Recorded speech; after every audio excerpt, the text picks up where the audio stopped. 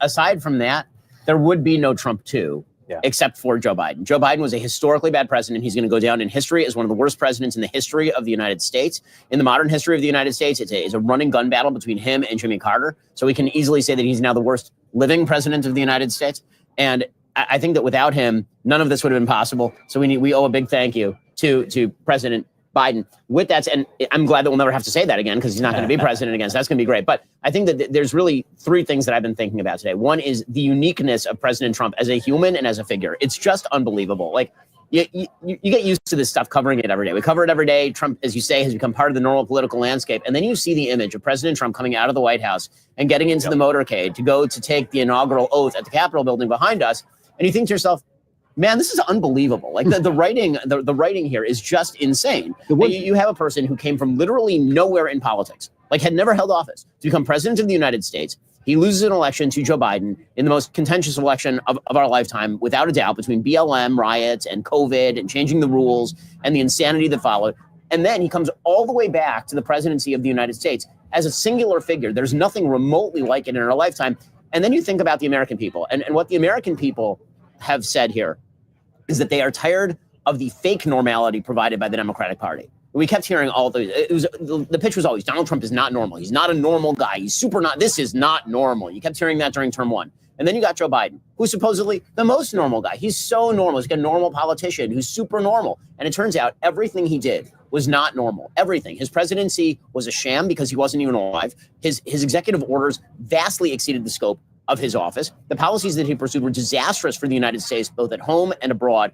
In his waning hours, he pardoned a bunch of people with blanket pardons that he couldn't. It's nothing like nothing we've ever seen. For crimes they are not accused of. He tried to add a constitutional amendment 72 hours ago by presidential fiat. And then they say that he's Captain Normalcy. The American people say, you know what? We're tired of the illusion of normal. We just want normal. So President Trump is supposed to, in his speech today, talk about the power of common sense. This is supposed to be the theme of his speech. It's going to be a common sense.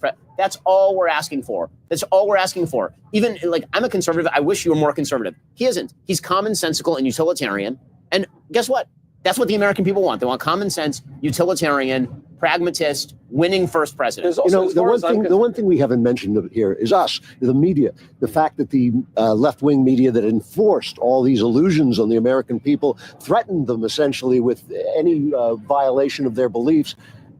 They've been particularized. They're going through the 7 stages of grief, which are whining, anger, denial, denial, denial, denial. They just absolutely cannot get around the fact that they don't matter anymore. And we do. And we do for a reason, not because we have the reporting power they have. We don't, not yet. But we do have the power to debunk the lies that they tell. And we've done it bit by bit, piece by piece, skirmish by skirmish. And we beat them. We beat them down to the ground. Yep. I wish you guys could see immediately behind us, the angle's a bit steep, but the presidential motorcade only just ending, a motorcade which began before we even went live. Certainly the longest motorcade I've ever seen, as President Trump is arriving at the Capitol. And I believe it's a little sunny out here. We can't see everything as clearly as we'd like in the confidence monitors, but I believe we also saw President Biden leaving the White House to make his journey over to the United States Capitol for the inauguration of Donald Trump. We're going to tell you more about that right after a quick word from our sponsor, Oracle. We'll be right back. Even if you think it's a bit overhyped, AI is suddenly everywhere, from self-driving cars to molecular medicine to business efficiency. If it's not in your industry yet, it's coming and fast. But AI needs a lot of speed and computing power. So how do you compete without costs spiraling out of control? Time to upgrade to the next generation of the cloud, Oracle Cloud Infrastructure, or OCI. OCI is a blazing fast and secure platform for your infrastructure, database, application development, plus all your AI and machine learning workloads. OCI costs 50% less for compute and 80% less for networking. So you are saving a pile of money. Thousands of businesses have already upgraded to OCI, including Vodafone, Thomson Reuters, and Suno AI. Right now, Oracle is offering to cut your current cloud bill in half if you move on over to OCI. For new U.S. customers with minimum financial commitment, offer ends March 31st. See if your company qualifies for this special offer at oracle.com/president. That's oracle.com/president. Again, oracle.com/president. And see what Oracle can do for you.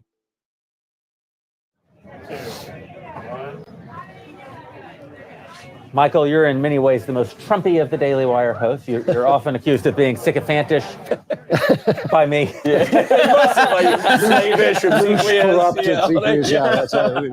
I do have to say, you've been the most bullish on President Trump's chances all the way back to 2020 that he would come back, that he would be elected president again. Yep. It's a vindicating moment for you, I'm sorry to say, but happy for the country. You make a great point. I do seem very right and handsome and lively and exuberant. I think there's a lot to what Ben just said. This is a point I have been hammering since before the election, and I'm glad to see after the election, which is, to me, the phrase of 2024 and the phrase of this administration has to be common sense. Ben, when you say you wish Trump were more conservative, you're speaking in a political, ideological way. Now, there is a kind of deep conservatism even to the notion of common sense, but there are a lot of people who voted for Trump who did not ever vote before, or who had voted for Democrats, who've never read Russell Kirk or Edmund Burke or Hayek or anybody, who just kind of have a gut sense that something was wrong and Trump was kind of going to make it right and paradoxically was going to be a normal president. And I think that's good, actually. I think it's to be encouraged. We also want to apply reason to our political intuitions, but I'm all for that. You know, I think back to the worst leftist revolutionaries ever. One guy in particular, Antonio Gramsci, who observed that a revolution can only succeed if it holds the common sense. And the left totally kissed that away. And if Trump can make his remarks today and the theme of his admin, that we're going to be normal. It's okay to be normal, guys. We're going to use common sense. We're going to defer to the wisdom of our ancestors and the things that have just kind of worked out before. If he can do that, he is going to hold not only the center right, he's going to hold the center left. I think he could even expand that new coalition. You saw the executive orders. I mean, he's supposed to issue some 200 executive orders today. Now, listen, as a fan of constitutional government, not a fan of that many executive orders, but that is a perfect response to what the Democrats have done in centralizing executive power since the Obama days. It was Barack Obama who, after he lost Congress, said he would rule by pen and phone. And then it was Donald Trump who tried to reverse many of those things. And then it was Joe Biden who expanded it radically. Yep. Joe Biden issued more executive orders while he was president than any president of our lifetime for his 4 years. And now Donald Trump has to reverse all that stuff.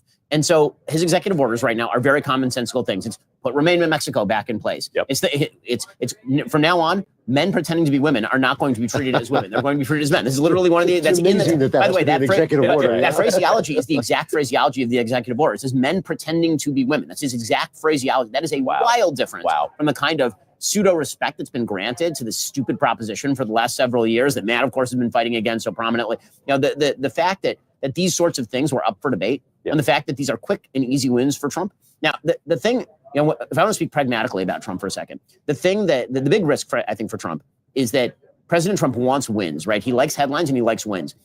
The one cautionary note is don't go for the quick and easy win over the long-lasting systemic change, because I think that there are going to be a lot of shiny objects where you can grab the win right in the moment. Yep. But the big thing that he was elected to do was, for example, clean out the deadwood of government. It's not just to issue an executive order and declare the thing over. I think that President Trump knows that. I think his cabinet knows that. But I think that's also going to require the support of the American people, understanding he also has a majority in both houses of Congress and ostensibly a majority on the Supreme Court. They should be able to come back behind these executive orders and codify a lot of them in actual law. And if they don't do that, I'm worried that Congress has actually become a vestigial organ that is incapable of passing legislation. He's also shown that he's learned something. I mean, he staffed his administration this time. He didn't staff it at all last time and essentially allowed the Republican Party to staff it with people who hated him. Yeah. Now he's got people who love him, and I think that that's an important thing. They keep saying he appoints loyalists. I think, what are you going to do? Appoint enemies? Of course.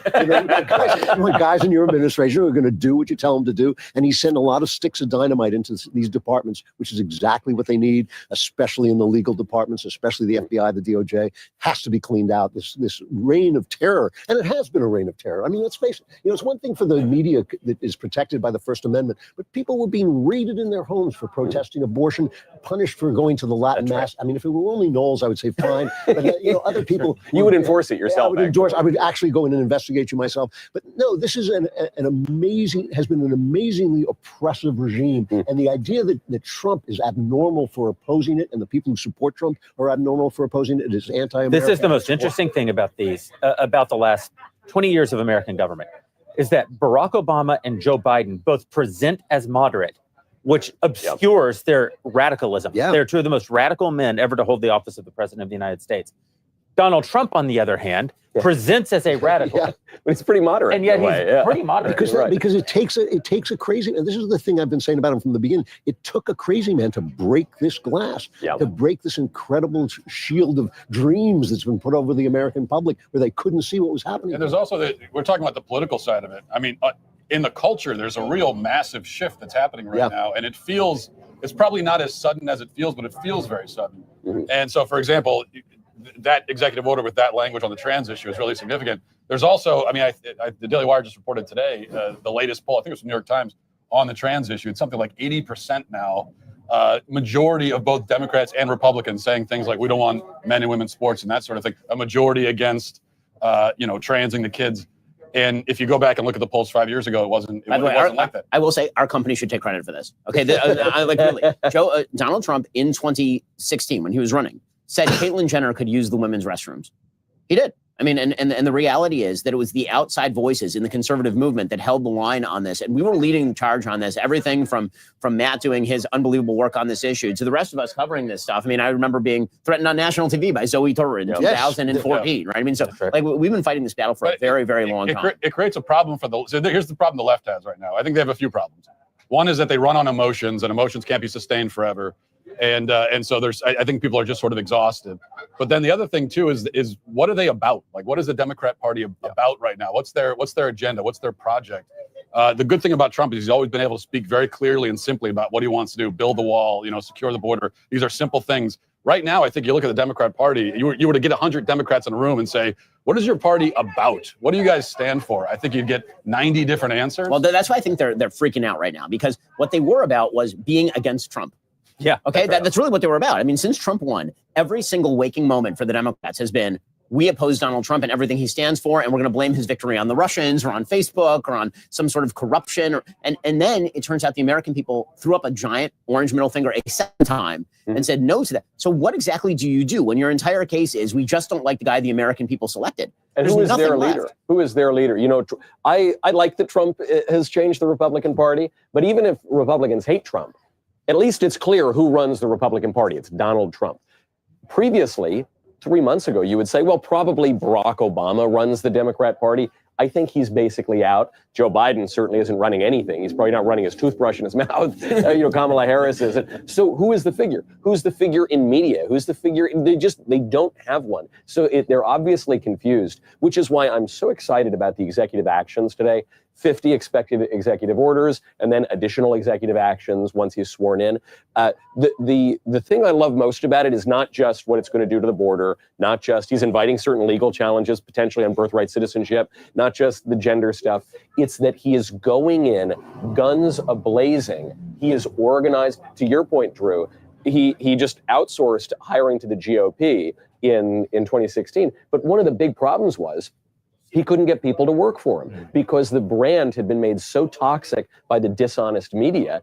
That's a huge shift now, too. The fact that Bill Gates is saying, wow, what a fascinating guy. Oh, how intriguing. We're going to work together. If Bill Gates is going to work, if Mark Zuckerberg is going to work for Trump, then everybody is going to work with him. And so he's going to be able to staff really, really good people. We're approximately 12 and a half minutes out from the beginning of the inaugural ceremony inside the Capitol Rotunda. You're starting to see a lot of familiar faces. I see Charlie Kirk in the room right now, several prominent lawmakers.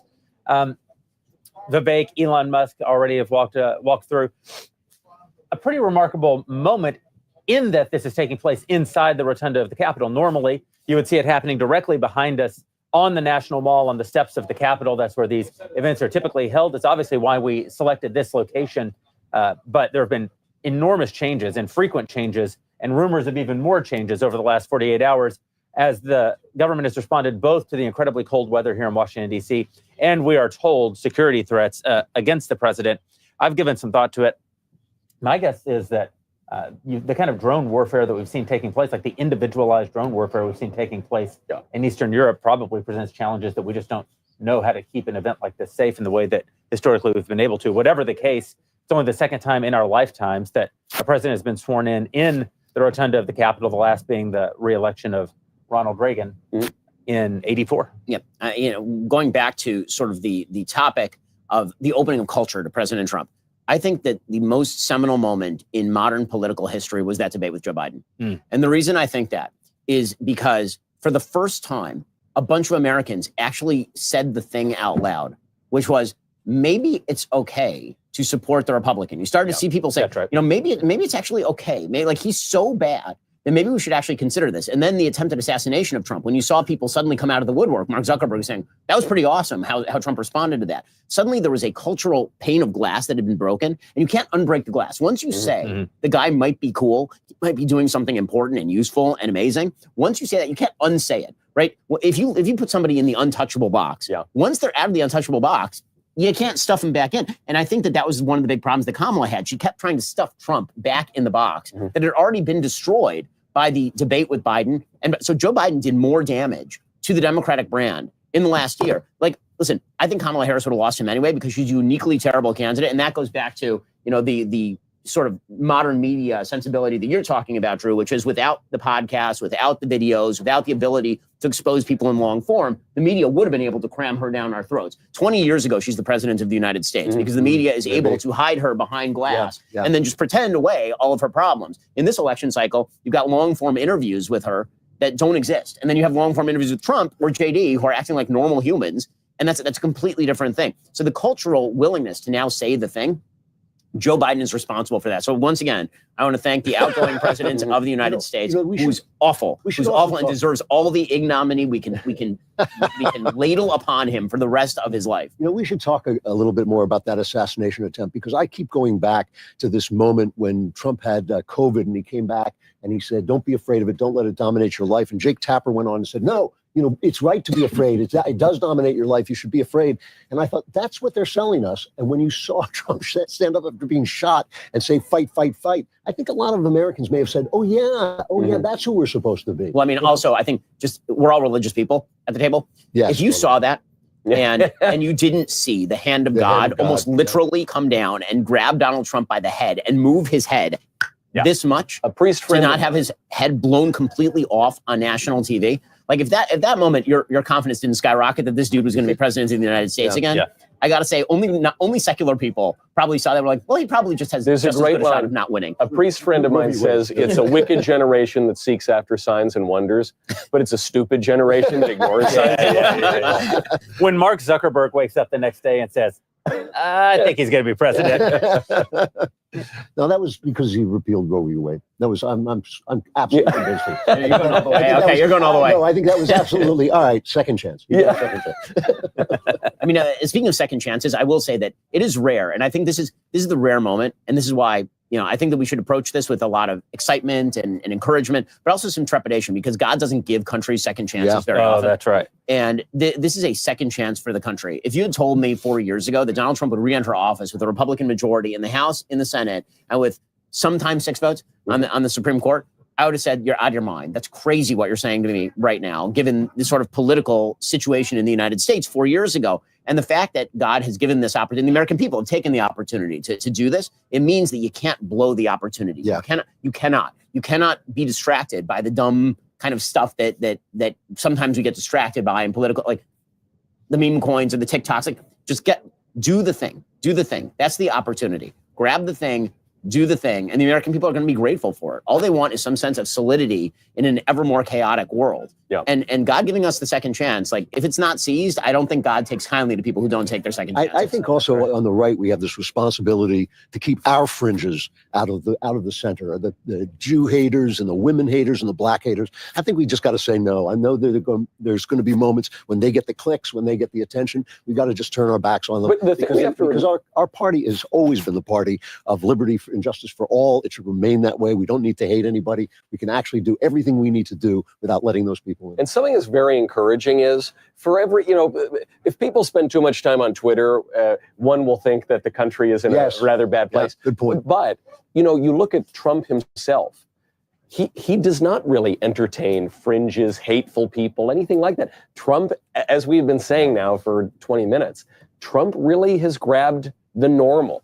Trump, he's kind of like the normie president. I actually think this is a terrible, the ascension of Donald Trump is a terrible defeat for the sort of pseudo-fascist voices on the far right, the anti-Semitic and racist voices on the far right. They've had a lot of prominence online in the last 4 years because opposition fuels things like that. And in fairness, when you see the left ascendant, it creates this reaction, and it creates support for a reaction. Especially when they're silencing people. That's right. Yeah. But it's very hard to have a far-right extremist protest against an ascendant and productive and effective right-wing government. Yeah.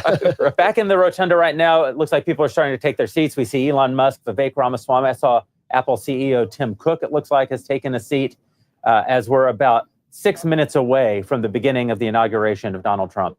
They'll run late. My prediction, this thing ain't starting in 6 minutes. Yeah, I mean, no they're way. gonna have people Listen, I spent good money on this countdown clock that's playing. Expect a timely inauguration. And I have to say, this green screen of the Capitol looks really It's realistic. beautiful. Oh, yeah. Amazing. And this green screen is also freezing cold. Yeah. It's amazing. Wow.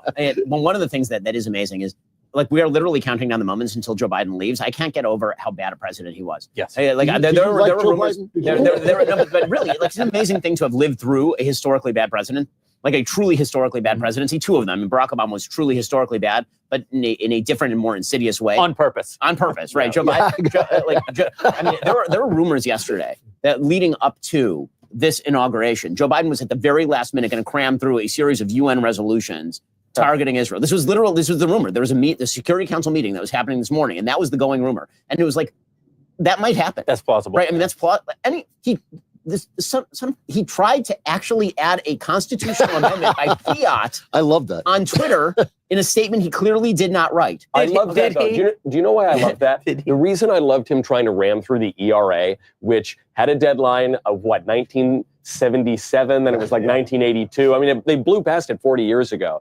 And so It was 1979. It was more recent than that. It was more recent, yeah. And they incredible. did extend it till 82, but they didn't extend it till 2022.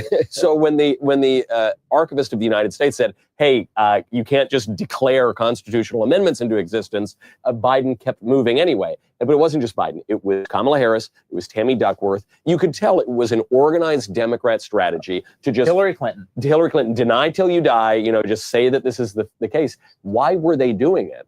Yeah. Because they had nothing else that actually happened to point to as an accomplishment. And they still That's think why. And they still think the media exists to cover it up for them. Well, I think they also they have to reanimate. Their going argument since 2012 has been the war on women, right? I mean, that was the animating argument in 2012 against Romney. And it was an idiotic argument in the first place. But this has been their animating argument. They tried it with the trans issue. They tried to pretend that somehow the trans issue was a war on women, when in fact it was a defense of women. And then after the repeal of Roe versus Wade, they decided that that was going to be like the big winner issue for them. And it turns out the American people kind of normalized on that, meaning that if you're in California, you realized California made your abortion policy. And if you're in Florida, then you realize Florida made your abortion policy. And I think Trump, again, this is one of those areas where being a conservative is different than being a pragmatic politician. I wish that you were more pro-life on a federal level. And also, if you're a pragmatic politician, what he did by taking that off the table as an issue in the campaign was actually quite important. So it's easy to forget to that point that it was, 8 months ago, you had the kind of the idea, the popular wisdom was that because of Roe v. Wade, that in fact conservatives would be in the position that the left is in right now. Exactly. Total disarray, relegated to irrelevance. And that was an argument not just among liberals, but there are many people on the right who were panicking over the fact that Roe v. Wade had been passed and saw it as a net negative. So the and problem, look how that turned out. I agree. And so I think that because of that, because they blew through the trans issue, that's gone. The abortion issue is normalizing. So they have, but the only constituency that Democrats do really, really well with now is young single women. That is the only constituency that they have. But don't forget, so Trump try the won, ERA. Why the hell not, right? I mean, like, Donald Trump won 40% of women under the age of 30, according to the Associated Press. So even the most pro-Democrat group. but I said young single women, right? Okay, so the reality is a percentage of people under 30 are married. That's true. Even in our day and age, there are still a number of married people. That's true. That's a good point. So yeah, I think that as Democrats double down on that, the big question for them is what's going to be the next consolidating issue, and we haven't seen it yet. This is why, again, one of my fears is, and I think the most important thing is continued economic boom. That is the most important thing, because the only thing Democrats can consolidate around is some sort of economic downturn. They can't consolidate around social policy, they lose. They can't consolidate around foreign policy because their foreign policy is a complete mess and they don't even know what they believe. Yeah. So the only thing that they can consolidate around is if there were to be some sort of economic downturn. We're seeing the arrival of vice presidents into the rotunda. Vice President Pence walking in right now. It may have been Dan Quayle. It was Dan Quayle. Yeah. Vice President Dan Quayle walked in right before him. So Ben's prediction that this would not begin promptly So far, there's still a chance. A minute 37? Yeah, we have a minute. They've only got to get a handful. I mean, Carter. They're not going to wheel out Carter anymore. they are going to wheel out Biden though. So We finally can not do any wrong. There we go. Wow. Oh no! There we go, Bubba. And there's the least happy person in all of America, Hillary Rodham Clinton. The one President Clinton, the one and only President Clinton. President and her husband. Can you imagine just how terrible it is to be Hillary Rodham Clinton? Like you're the person who ushered Donald Trump into power, and then you lost to him, and then Joe Biden, who you really don't like, won in 2020, and then he lost to him, and you this entire time have gotten to just be whiny. Like that's been your entire career has just been whining. By the way, do you know that amazing? If Joe Biden had remained on the ticket, Barack Obama would still have a lot more political power than he does. Yeah. I also he played such an enormous card only to be defeated. I agree with Biden that he would have done better than Kamala, even after the debate, even with the dementia. I think so. I do too. You do? I don't think he would have won, but I agree. I think he would have done better than Kamala. It's hard to do worse than she did. Yeah, there's that. You know, I think that it's hard for me to say that he would have done better. I think because he was so senile, he was so gone. President and Laura Bush walking into the rotunda now. President Bush, who had the best line of the first Donald Trump inauguration, which, if you'll recall, as soon as Donald Trump began reading Steve Bannon's speech, God opened the heavens and poured down tears from the sky, at which point, apparently, George W. Bush leaned over to whomever was sitting next to him and said, "That was some pretty weird shit." My favorite George W. Bush moment recently was at the funeral of Jimmy Carter, where he came out and slapped Obama in the stomach. I miss that guy. I'm sorry. I mean, I have to say that Republican presidents tend to be normies. W was a normie. He was a normie. And the thing about Trump is that he's weird on social media, but we all know Donald He's Trump. the guy at the end of the bar. Correct. We all know him. No one has ever met. Drink. No one has ever met Kamala Harris because she's animatronic. What's his name? And there's Barack, and Michelle is not there. Wow, Michelle did not show. President Obama without Michelle. Wow. That is so weird. Or Jennifer Aniston. There have been those rumors. Notably. I wasn't going to say it.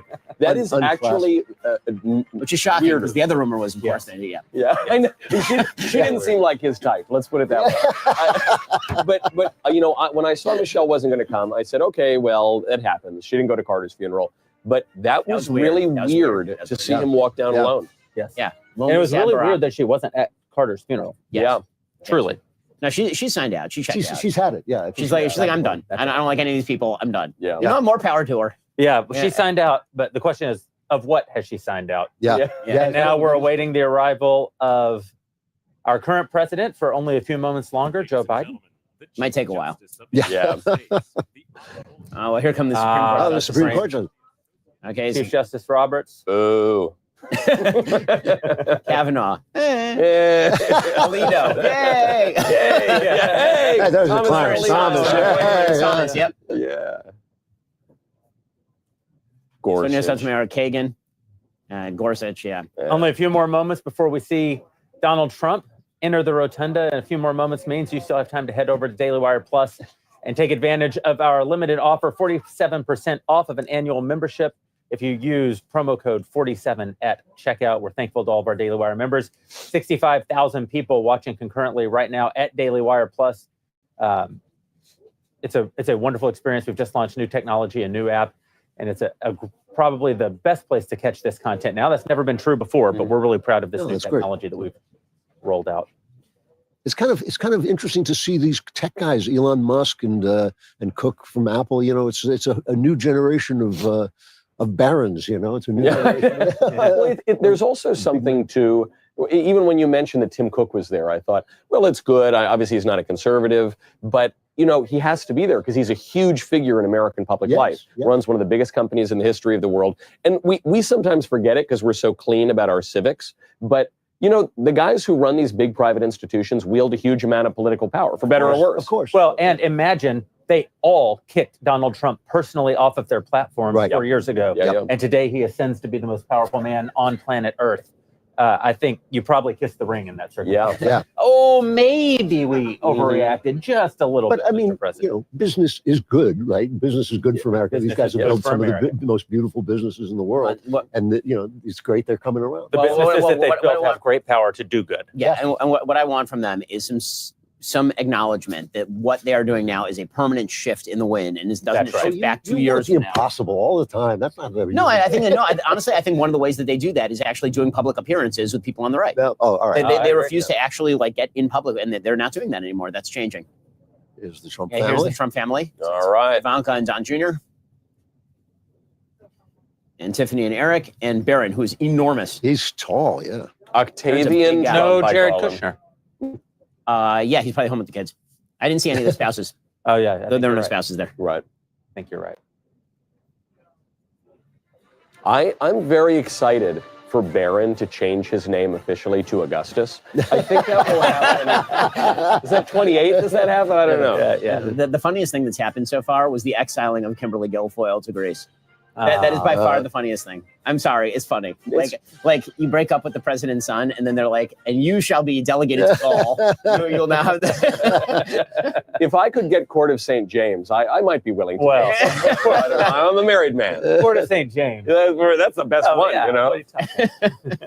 It used to be when England was England. That's right. I'm not sure you want to go. Like Mega, make Europe great again. Just start by making England great again. That could really happen. This right-wing movement across the West is so encouraging. Our colleague, Dr. Jordan Peterson, plans to devote much of the next 4 years to that particular fight. Really? Yes. I he thinks there's a real opportunity in Europe. I spent some of last night. I saw Liz Truss was in town, former UK Prime Minister. Nigel Farage is in town. I haven't seen him yet, but he's been going around to some of the parties. So you do have Giorgia Meloni is in town. You have Javier Milei was here. Milei showed up. That's good. A boy. Yeah. Love me some Milei. He's doing great. He's doing fantastic. It's unbelievable what he's doing. What really. He's doing is insane. He actually has them in the black. Now, what I want to know is, did my favorite Latin American strongman make it? Nayib Bukele? I believe he is coming. All right, there we go. I think Bukele is coming. And my personal favorite Latin American strongman, Justin Trudeau.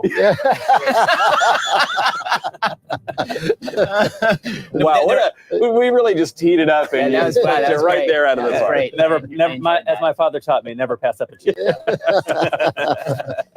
I actually was going to say, when he announced he was leaving politics, this would be the first time since 1959 that a Castro didn't run a Western nation. That's not true. The president of Honduras is Xiomara Castro. Oh, there you go. So we have one more to take down. There is something unique happening across the world, and you do see this kind of thing happen where very akin leaders across the world tend to get elected at kind of the same time. Yeah. And I think that's going to bode well for Europe. I mean, the right-wing movements in France, in Spain, with the Vox Party, in France with the National Rally, in Germany with both AfD in the center and the Center Democratic Union. There is something happening, and it is a revolt of the people against the elitist nonsense that said you can open up your borders endlessly and hand out cash like it's candy while becoming weaker and weaker in the world. That was Germany's third try. They finally destroyed Europe. You know, 2 shots, and they figured this one out. But I give them Franco-Prussian. I think they beat us 4 times. Even thinking, that the Brexit preceded the Trump election so closely, and Orban and Meloni. But this goes back much further. You think of Thatcher and Reagan coming up at the same time. This is and why is that? Because we are one civilization, and America is the global hegemon. So that's obviously going to lead trends, and I think that bodes very well for Europe. I would like to see the phrase "far right" banned from the newspapers. Well, I like the word "far right" if you're actually referring to the far right. It really bothers me when you're just like. What describe you or me? Like any of us? We're all far right. We're like the dead center of the mainstream. I remember when you were the alt-right. That was one of my favorite. I was reading about the Alternative for Deutschland, the AfD party, and the lesbian libertarian leader who thinks that Hitler was a communist. She is a far right leader. Who knew? First Lady Jill Biden walking into Dr. Jill Biden. Oh man, I thought I'd seen the last of Doug Emhoff, and he's still there. I apologize, Dr. Jill. Dr. Doug Emhoff. There he is. There he is. The worst Jew in America, Doug Emhoff. Wait, he's Jewish? Stand that guy. I cannot stand I'm sorry to hear he's a Jew. I didn't realize you. Yeah, exactly. He's kept it a secret. Big secret. I mean, it was secret until like the last 5 minutes when they needed him to be. But, you know, Yeah. oh, God. They are running a fairly, I have to say, they started punctually. Yeah. Yeah. Are you going to try and take credit for that clock? That's it. I'm just like saying. 5 The clock is minutes running, past, is saying. running the government. Well, no, but it began right on time. Oh, now you're just shifting the definition. No. These are like announced entries. There's a guy with a staff, and he says, "Hear ye, the Right Honorable Dr. Jill Biden." Speaking of Look how Doug pissed off she Emhoff, looks, by the way. Look how pissed off Jill Biden is. Look how happy Imhoff is. He's like, I'm out. I was wondering if he were sad today, like when President Trump starts speaking, what do you think the odds are that he becomes so enraged that he just starts smacking all the women all around? Remember that time the entire media just ignored that story? Yeah. That's an amazing thing. That was an amazing Will moment. the Yes. Imhoff-Harris nuptials last her defeat? Will they survive the defeat? I mean, as long as they find each other mutually useful, seems to be the rule in Democratic In Democrat circles. circles, Right? that's exactly right. Sometimes in Republican circles too, but mainly in political circles just generally. Like the utility seems to outweigh the morality. I think Jill legitimately likes Joe, and I think she voted for Trump because she likes Joe and hates me. Kamala. Yes. Hates Kamala. Will Kamala go looks run for happy, something else? Yeah. Yes, governor of California. No. Yes. Think so? That's Yeah. And she'll stand a reasonable chance because, Government- because California what used doesn't to be learn California, anything from yeah. it. California The is ashes of psychotic, California. which is why we all left California. Literally all of us. The greatest state in the country, and they have literally turned it Yes. into a dumpster fire. Yes, because So the weather that is a drug. You People think are happy Kamala with still it. has a chance in the wake of No. Yeah. what's happening in California? Well, You don't yes. think maybe there's a little bit of an awakening there? Well, I'm hopeful that there could be an awakening. If California can't wake up after the greatest man-made disaster in living memory, then nothing will wake them up. The problem is the Republicans tend to give up. They've given up on New York and they give up on California. Republicans could win back California after this. Screw it. Yeah. I sure like it in Tennessee. Yeah, exactly. I'm not going back. You going back? No. Because I haven't missed it for 10 minutes. Stop sermonizing. These darn Republicans who give up on California. All right, see you guys. No, the big problem is that for the Republican Party to actually win there, they'd actually have to run on the issues that matter, like running the state well and crime. And they never did that. They always went on like education. Right. You're always going to outbid on education. That's a giant fail. Kamala Harris will run there, and I think that she stands a pretty good shot of winning because, right now it's a high watermark for kind of love for Trump. There always is this honeymoon period. Trump's actually getting one. He didn't get one last time. This time he gets one. That's right. But 6 months from now, the left will have reconstituted in some form or fashion, and Kamala, as running for governor of California, now that Newsom has completely blown it, could be the person who says, listen, I ran against him. I only lost because Joe Biden, and give me the shot again. And the intersectionality, we all think DEI is dead. DEI is dead for reasonable people. For California, it's still very much alive. Oh, sure. Yeah. And so, And Donald Trump should endorse her if she runs for governor. It's so funny. It's so funny. You deserve it. You deserve it. What happened to your clock? They're trying to find Biden. He's wandered off. They were doing so well. It is kind of disappointing. I like to think that if we could hear maybe somebody saying a prayer or something and be like, oh, yeah, well, that makes sense. But I don't think so. They're all talking to each other. yeah, it's probably just all falling apart on me. All my plans end this way. Barron is like Nikola Jokic. Yeah. He's dominating everybody. Oh my It's God! amazing. Last night I love it. was talking to Gorka and I'm sorry. Gorka's a giant too. Calvin Robinson. I felt like a munchkin. I didn't even see Calvin. Yes, he shaved off that afro. I talked to him for 20 minutes. It was when he walked away. I went, "Oh, that's Calvin Robinson." Our friends from the Blaze were at the parties last night. We were at the TPUSA gala last night. All five of us, I believe, and Dr. Peterson, and our buddies Glenn Beck and Tyler Carden and Gaston Mooney, who are like giants. Yeah, they're all giants. I know. We need to carry around apple boxes when we're around these Nordic, Speak for yourself, guys. Right. and around Walsh. The problem is that Matt's actually a small forward, but in our lineup, he's the center. We're a very undersized team, right? Yeah. That's just what it is. It's a Jewish basketball team. You guys do make me feel very tall. Thank you. You're welcome. You're welcome. I did get home in time to watch your team get humiliated in the what was essentially the Super Bowl because nobody can beat either of those teams. We were at our fancy ball last night. And I was watching the game on the phone. Yeah, and I was watching Matt get sadder and sadder as the night went on. Last moment was pretty. I was watching Matt and watching his heart break, and we were in the loudest room in maybe the history of humanity. Everyone's celebrating. And it's just Matt dying inside. Yeah. I was like, this is the closing moment of his movie, right? The camera stands out, and it's Matt lonely in a crowd, all sad on the inside. And I was like, at that moment, I realized that Matt had out miserabled me, which I didn't think was possible because I hate giant parties. Oh my God, like, giant parties! Passion, man. You like giant. You know, I get a kick out of them a lot, and I like seeing people, who you don't ordinarily see. Yeah. So I've been to about 1 billion political soirees. Right. What is really interesting about this spate of them, we've gone to however many, and half a dozen or a dozen, is the group of people is unlike anything you've ever seen in Republican politics. Yeah. So you're walking in, there is Conor McGregor. Yes. You turn over, here's some like rapper. You turn over here, is Kid Rock smoking a cigar. Kid Rock inside. smoking a cigar in the On the way out, too. where we were. Yeah. Yeah. I will say I talked to a lot of people at the party last night. I have no idea what Anybody said, yeah. So, You just kind of nod. There was You I smile. told Matt I this agreed last to a lot of things. I had no idea. Yeah. Okay. I said this to you last night, Matt, but this attractive woman was speaking to me at one point, and she was much taller than me, again, because Jewish basketball team. And she had leaned down and she was saying something to me. You were standing with me, and I was trying for all my might to listen. And we got to the point where she stopped talking, and it became clear that she had asked me a question, and I had not heard one No, you couldn't hear syllable, anything. not a single syllable. I believe you said, I really wish I could have heard a single word you just said. But sorry, Nothing. But even that, these events are so schmoozy. That's just what these inaugurations are. And but here there's just this. There's the slippery kind of slick DC event, and then there's the just exuberant DC event, and this is the latter. It's very fully in the latter. So I think this was always part of the charm of Trump. Yeah, on the way here, so we had to walk for 1,000 miles through a blizzard. Uphill both ways. Uphill both ways Barefoot. to get here. And, I was just taking a look at kind of the aesthetics of MAGAville, because DC is now MAGAville. Yes. And this is MAGA country. So Jussie Smollett should have made his case this weekend, right? He got it wrong. Polar vortex. Yes. This is MAGA country.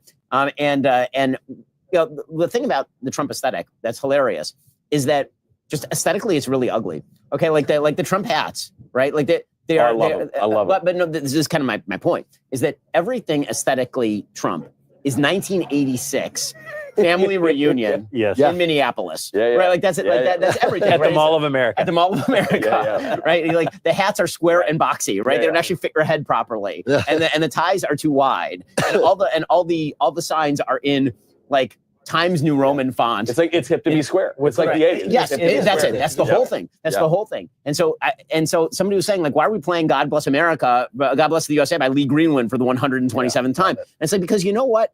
Most Americans actually like this kind of stuff. They like it. They kind of like this kind of stuff. It turns out that the aesthetic of the 1980s, we kind of like it. It turns out that Huey Newton, Huey Lewis was not wrong. We like remembering. Yeah, I don't know about Huey Newton. But Huey Lewis was right. We like remembering back to a time when our nation was still powerful and ascendant and confident.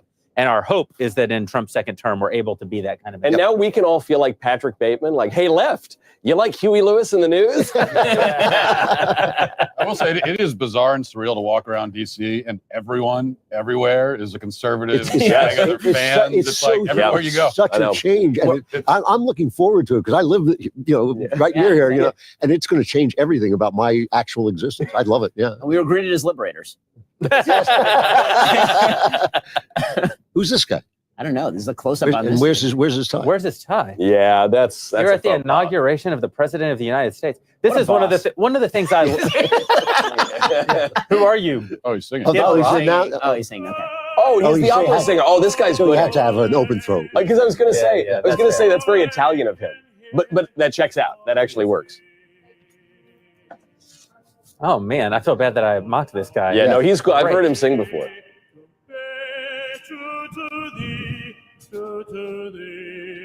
Imagine being in the rotunda of the Capitol with those vast acoustic space, listening to this. Can I get somebody to turn up my ear a little bit? I'm having a hard time hearing.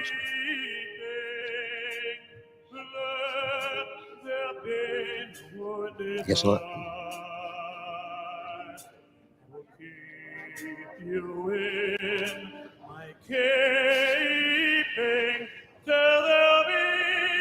What's he singing? He's not the Star Spangled Banner. No. But at the Trump rallies, he'll sing opera. Actually, like pretty beautiful arias. I mean, that's normal. That's very Trump, right? It's like Memories from Cats. Yeah. He's such a normie. Like everyone knows Trump, right? Like his tastes are absolutely mid. Yeah, right? They're love it. absolutely mid-brow, Love it. right? It's like he likes Memories from Cats, and he likes Nessun Dorma, right? And he and he likes My Way by Sinatra. Like everything that he does. Yep, that's is absolutely like, true. Yeah. He represents the people. Yeah, Yep. he is the avatar of the American spirit of the last 50 years. There's no question about it. At least. Even in his garishness, And he always was. This is the thing that, when those of us who underestimate it. So I went from estimating him properly to underestimating him to, I think, estimating him properly. Meaning in 2012, I wrote a column suggesting he should run for president of the United States. That's right. That was when he was running. I think he was thinking about running against Romney. And I wrote a column in 2012 saying he's the most likely person to win. Yeah. And then in 2015, 2016, it was like, okay, maybe he's past his prime and he's too wild. And then he won, of course. And the thing about Trump, that dude's been internationally famous. Yes. Oh, yeah. For literally 50 years. Yep. For 50 years. I mean, he was in rap videos. Yep. Right? I mean, this guy was in McDonald's commercials. He was in Home Alone. This idea that Home Alone, the idea that he came out of nowhere. He came out of nowhere politically, but he certainly didn't come out of nowhere culturally. Yeah. He was always a representative of a giant chunk of the public, because you cannot be that famous for that long without being a representative of something in the public spirit that people actually like. Yeah, he's what we said instead of Rockefeller. In the old days, you would have said Rockefeller. Yeah. Now you said Trump. All through the 80s. Especially as a New Yorker, there has not been a day of my life that I have been conscious and not aware of Donald Trump. Yeah. That's not an exaggeration. No. So when people said he's this radical fringe guy, what are you talking about? He's still Trump from the block. He's still Trump from the block. Yeah. I was watching some movie. I can't remember what it was. It's like a 1993 movie, and just randomly they started talking about like, well, maybe Trump will be president. Like people would drop that routinely. Yeah. In like the 80s. So should we be that shocked? Maybe, maybe not. Right. Maybe, maybe there was maybe there was such a cultural disconnect that happened in the post-Bush era. Yeah. That and Hollywood turned so far left and culture turned so far left that we actually just forgot about the people who were really, really, really famous for a very, very long time in the United States. It also exposed a lot of this lawfare when they went after him with all these investigations. I thought they've been investigating this guy since I was a child. Yeah. They're not going to find anything. If he were dirty, they'd have got him by now. He's just not that. He's just not. Okay, so I'm glad that we can just talk over this entire beautiful performance. Yeah. He wasn't wearing a tie. No respect. See, the right doesn't care about the arts. That's what I keep saying. Maybe the people are going, who was that guy? It's like, how did he get in here? Well, I mean, it's better than the lesbian dance troupe that was planned for Kamala's. Oh, God. Somebody else is coming. Who is this? I don't know. It's like a mystery curtain. No, I'm enjoying the mystery curtain. The curtain of mystery. It's the Undertaker. Hey, brother. Starts pulling his shirt off. Who are these people? I don't know who any of these people are. Yeah, I actually don't know. We're doing a great job of narrating this. Yeah. We're supposed to be telling the people at home. Guys, so great job, support staff, for letting us know all these people who are walking. I'm going to blame it on you. Blame it on the So a bunch of random people that we don't know just walk. If you're listening, I'm going to explain in detail what just happened. A curtain opened, some random people we don't know walk through. But the men They're had probably ties important. on, so that was good. Yeah. Right. Random people who were invited to the inauguration of the President of the United States inside the rotunda. Mrs. Vance and Here's our First Lady, Melania Trump, entering into the rotunda. Very nice hat. very fat. Like that hat. She has excellent taste. Do you think we could put her on the covers of some magazines now? I mean, Oh, it's coming. I guarantee If you. Michelle Obama won't appear on them anymore, I guess there's room for the supermodel first lady. that was the pettiest thing about that. Yeah, ridiculous. She got like Aubrey Hepburn taste. No, she's Yes. really got good taste.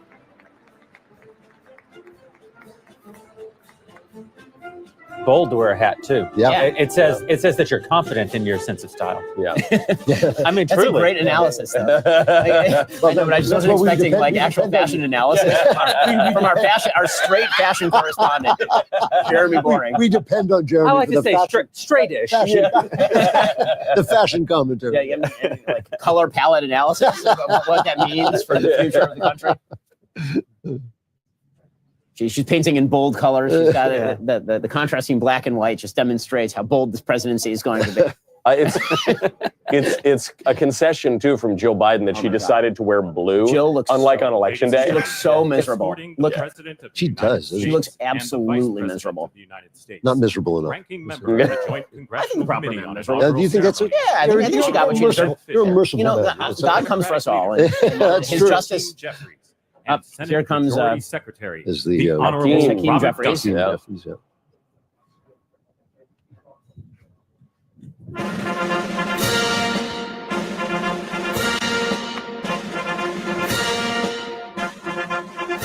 want you to play that when I come into a room from now. Yeah. I'm hoping for a Charles II. Trump comes Ladies out. He and says, gentlemen, "Gentlemen, go the President of the home." United States, the Honorable Joseph There R. he is. Biden Jr. It's his and Vice exit. President It's of his the exit United show. States, the Honorable Kamala Devi Harris. She is so unhappy. Wow.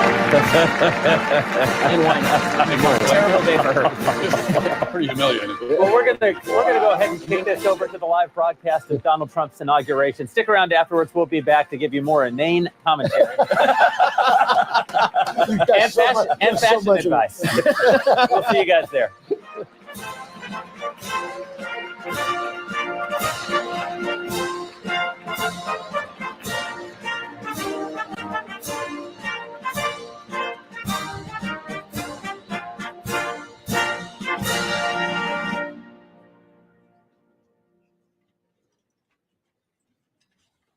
Ladies and gentlemen, escorting the Vice President-elect, the Executive Director for the Joint Congressional Committee on Inaugural Ceremonies, Mr. Michael Wagner, Senate Deputy Sergeant-at-Arms and Doorkeeper, Jason Bell, and House Deputy Sergeant-at-Arms, Mr. Sean Keating.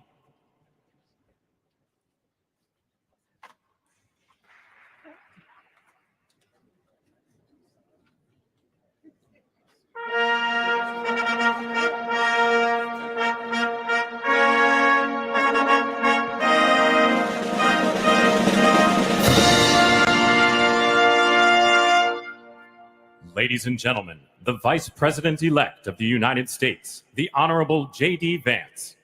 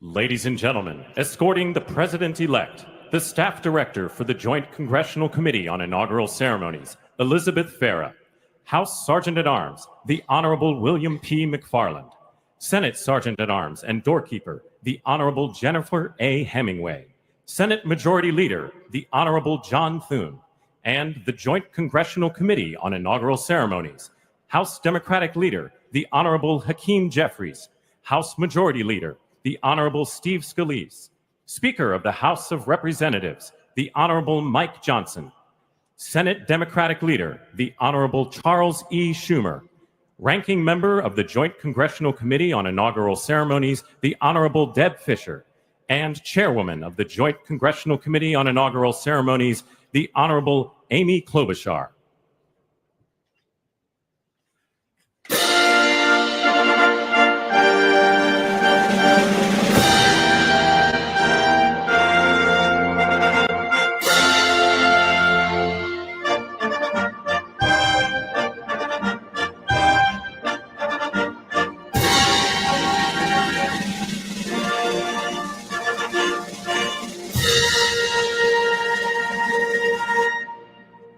Ladies and gentlemen, the President-elect of the United States, the Honorable Donald John Trump.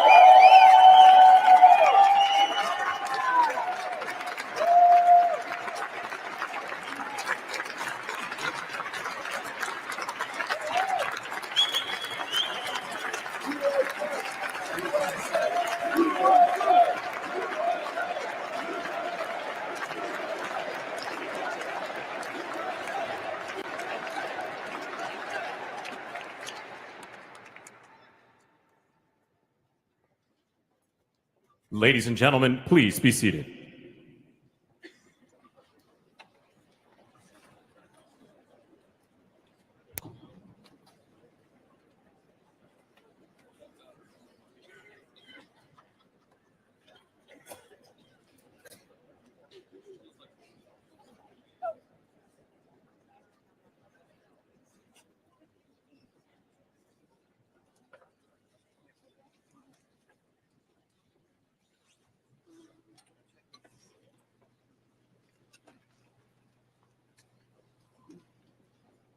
Please welcome the chairwoman of the Joint Congressional Committee on Inaugural Ceremonies, the Honorable Amy Klobuchar.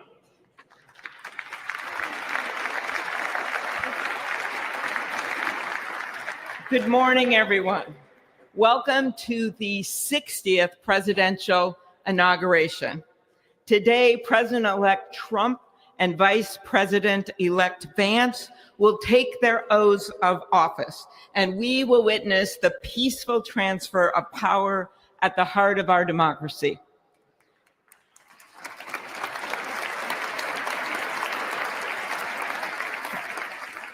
For the past year, I've chaired the inaugural ceremony committee, which includes the leadership of Congress from both parties. We thank the committee and Capitol staff and law enforcement who worked so hard over the last year, and especially the last 3 days. You've done a beautiful job, and you have shown grace under pressure.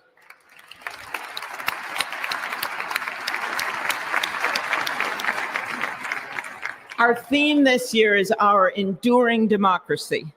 The presence of so many presidents and vice presidents here today is truly a testament to that endurance. We welcome President Biden and Dr. Biden. We welcome Vice President Harris and Doug Emhoff, President Obama, President Clinton and Secretary Clinton, President Bush and Laura Bush, Vice President Pence, Vice President Quayle and Marilyn Quayle. The justices of the United States Supreme Court are with us, all 9 of them I counted, and of course, the Trump and Vance families. This ceremony marks what will soon be 250 years of our democracy. It is the moment when leaders elevated by the will of the people promise to be faithful to our Constitution, to cherish and defend it. It is the moment when they become, as we all should be, the guardians of our country. Through war and peace, through adversity and prosperity, we hold this inauguration every 4 years. And today it falls on Martin Luther King Day, a further reminder that we must strive to uphold the values enshrined in our Constitution, the freedoms, the liberties, and as is inscribed on the entrance of the United States Supreme Court, equal justice under law.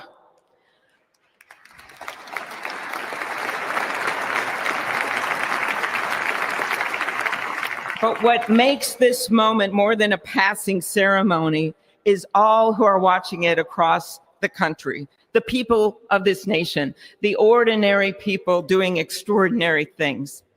President Kennedy, who at one point worked as a senator in this building and would often walk through this very rotunda, once said, "In a democracy, every citizen, regardless of interest in politics, holds office.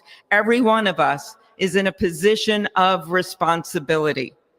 With that responsibility of citizenship comes an obligation not to seek out malice, as President Lincoln once reminded us, but to view others with the generosity of spirit, despite our differences.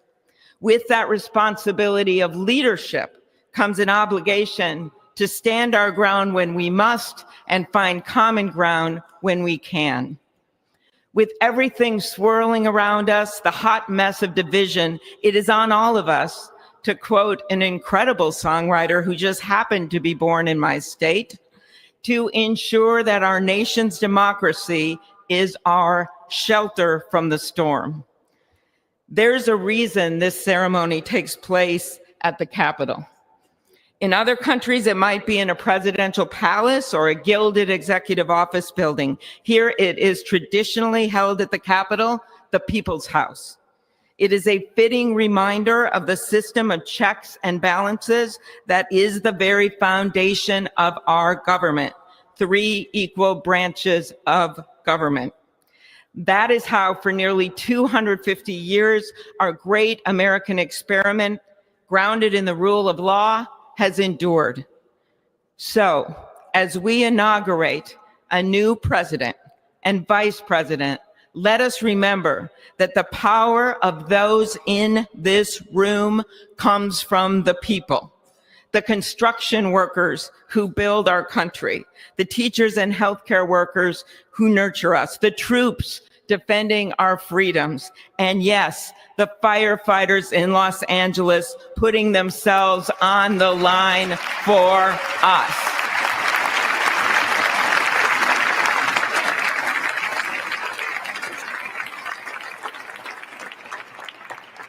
Our democracy's strength and grit must match theirs. May God bless our nation. Thank you.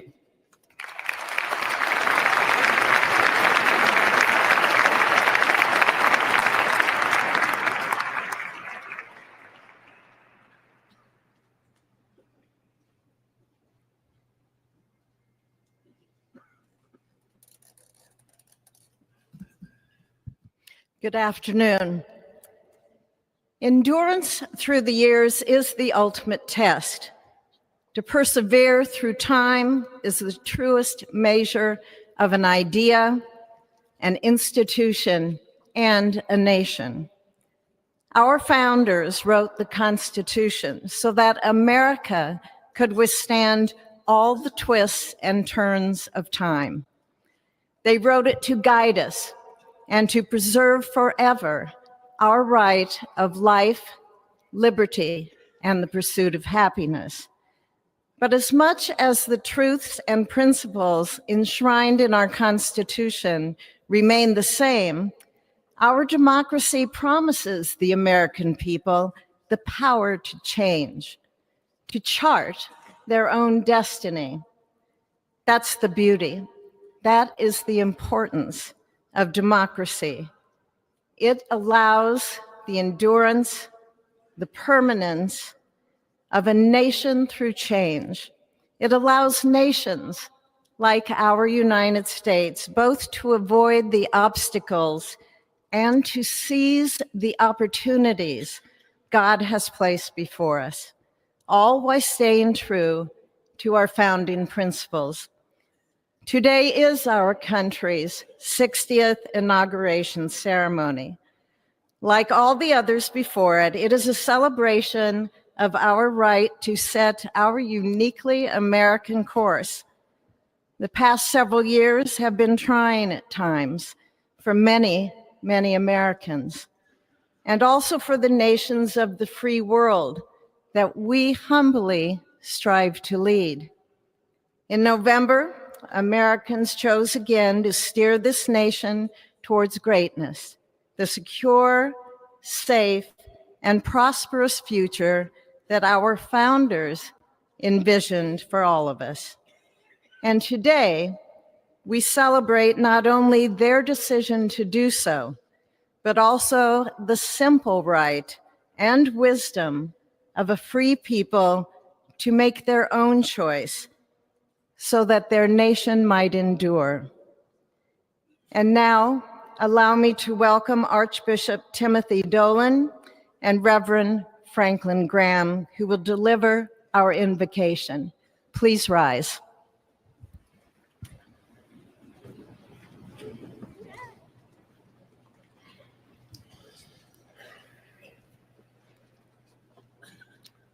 Be still and know that I am God, supreme among the nations, supreme on the earth. Let us pray. Remembering General George Washington on his knees at Valley Forge, recalling Abraham Lincoln at his second inaugural, with malice toward none, with charity for all, with firmness in the right as God gives us to see the right. remembering General George Patton's instructions to his soldiers as they began the Battle of the Bulge 8 decades ago. Pray. Pray when fighting. Pray alone. Pray with others. Pray by night. Pray by day. Observing the birthday of the Reverend Martin Luther King, who warned, without God, our efforts turn to ashes. We, blessed citizens of this one nation under God, humbled by our claim that in God we trust, gather indeed this inauguration day to pray for our President Donald J. Trump, his family, his advisors, his cabinet, his aspirations, his vice president, for the Lord's blessings upon Joseph Biden, for our men and women in uniform, for each other whose hopes are stoked this new year, this inauguration day. We cannot err in relying upon that prayer from the Bible, upon which our president will soon place his hand in oath, as we make our own the supplications of King Solomon for wisdom as he began his governance. God of our fathers, in your wisdom you set man to govern your creatures, to govern in holiness and justice, to render justice with integrity. Give our leader wisdom, for he is your servant, aware of his own weakness and brevity of life. If wisdom which comes not from you be not with him, he shall be held in no esteem. Send wisdom from heavens that she may be with him, that he may know your designs. Please, God, bless America. Please mend her every flaw. You are the God in whom we trust, who lives and reigns forever and ever. Amen.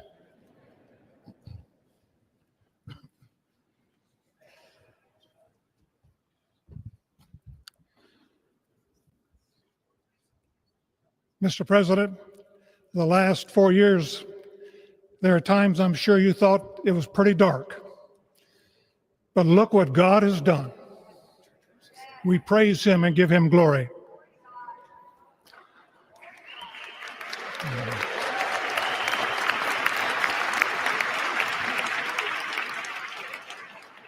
Let us pray.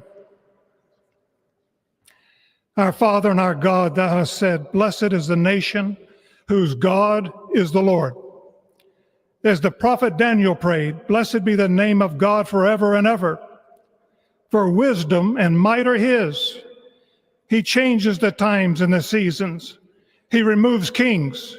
He raises up kings. He gives wisdom to the wise and knowledge to those who have understanding. Our Father, today, as President Donald J. Trump takes the oath of office once again, we come to say thank you, O Lord our God. Father, when Donald Trump's enemies thought he was down and out, you and you alone saved his life and raised him up with strength and power by your mighty hand. We pray for President Trump that you'll watch over, protect, guide, direct him. Give him your wisdom from your throne on high. We ask that you would bless him and that our nation would be blessed through him. We also ask that you would bless and protect Melania as First Lady. We thank you for the beauty, the warmth, and grace that she shows not only to this nation, but to the whole world. We thank you for Vice President-elect J.D. Vance and his wife Usha and their young family. May he be a strength to President Trump, to stand beside him, to hold up his arms like Aaron held up the arms of Moses in the midst of battle. The prophet Samuel reminded the people, it was you that brought them up from the land of Egypt. And he said, now stand still that I may reason with you before the Lord. So Father, we take this moment to stand still, to remember the great things that you have done for this nation. Thank you for the protection, the bounty, the freedoms that we so enjoy. We remember to keep our eyes fixed on you, and may our hearts be inclined to your voice. We know that America can never be great again if we turn our backs on you. We ask for your help, and we pray all of this in the name of the King of Kings, the Lord of Lords, your Son, my Savior, and our Redeemer, Jesus Christ. Amen. Ladies and gentlemen, please welcome Associate Justice Kavanaugh to administer the Vice Presidential Oath of Office.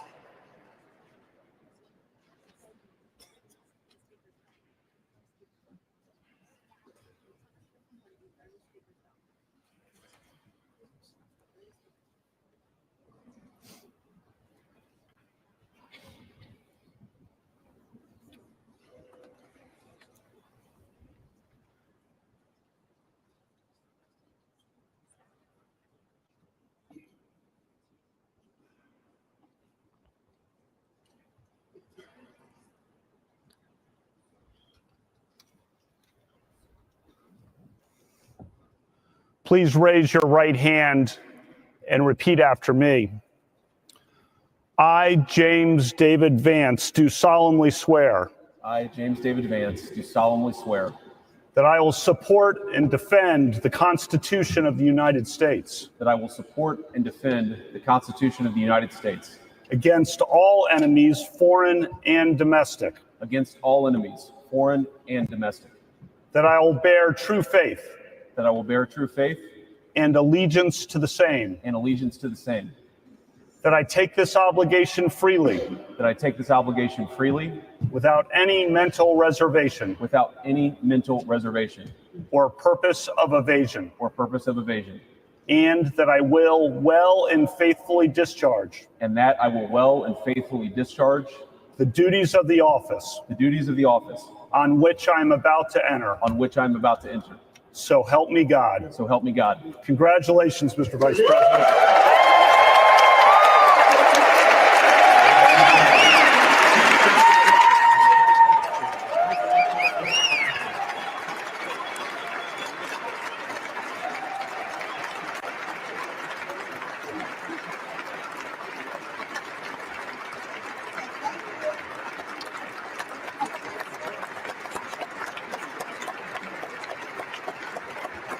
Ladies and gentlemen, please welcome Chief Justice Roberts to administer the Presidential Oath of Office.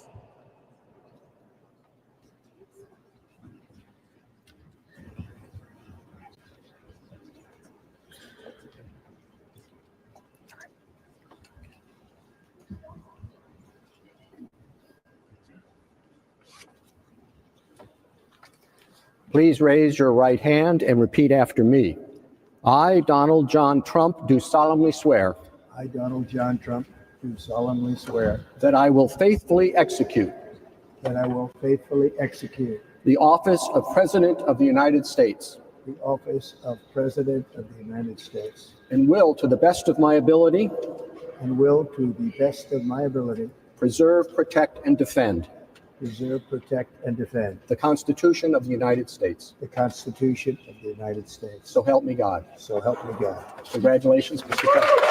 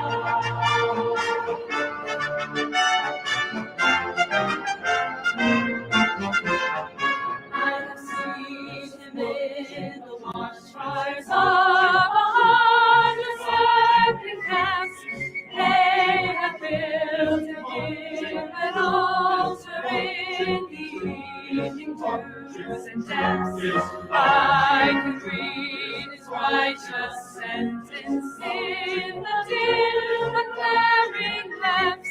His day is marching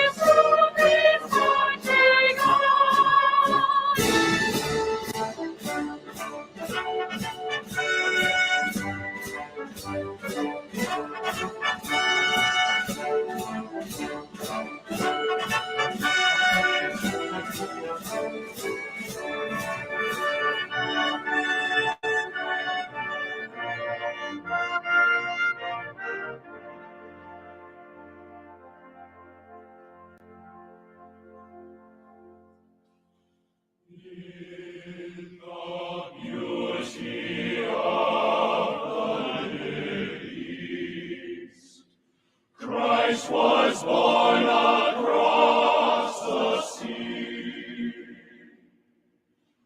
with a glory in his bosom that transfigures you and me.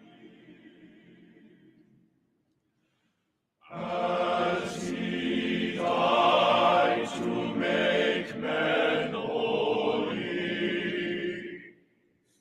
let us die to make men free, while God is marching on. Glory, glory, hallelujah.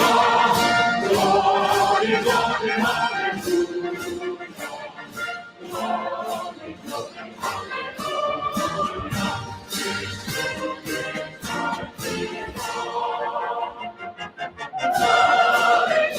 hallelujah.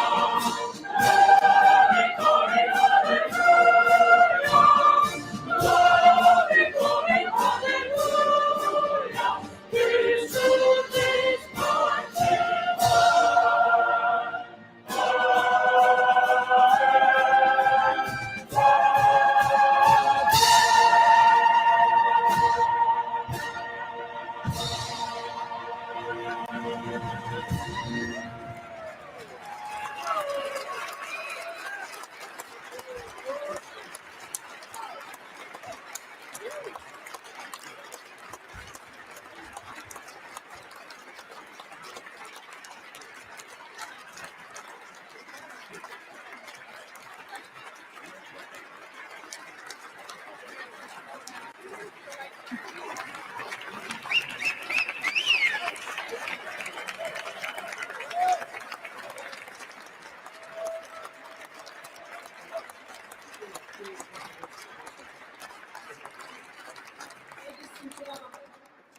It is my honor and pleasure to introduce to you the 45th and the 47th President of the United States of America, Donald J. Trump.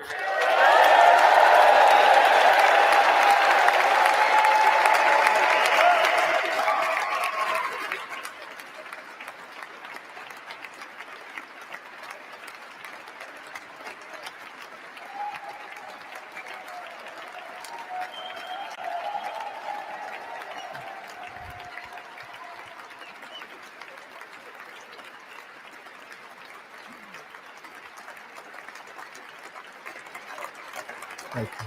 Thank you very much, everybody. Well, thank you very, very much.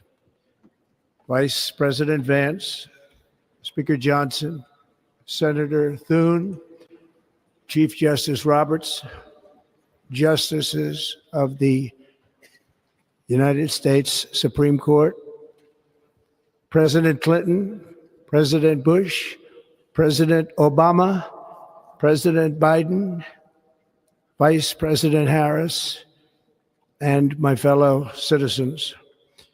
The golden age of America begins right now.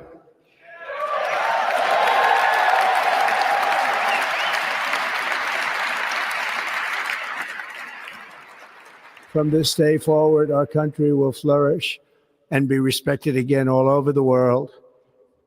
We will be the envy of every nation, and we will not allow ourselves to be taken advantage of any longer. During every single day of the Trump administration, I will very simply put America first.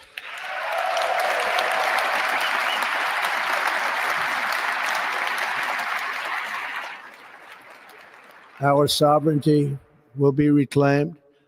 Our safety will be restored. The scales of justice will be rebalanced. The vicious, violent, and unfair weaponization of the Justice Department and our government will end.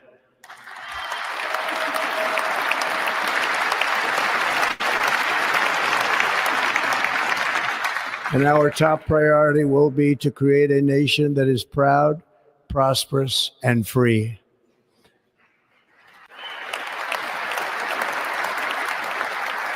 America will soon be greater, stronger, and far more exceptional than ever before.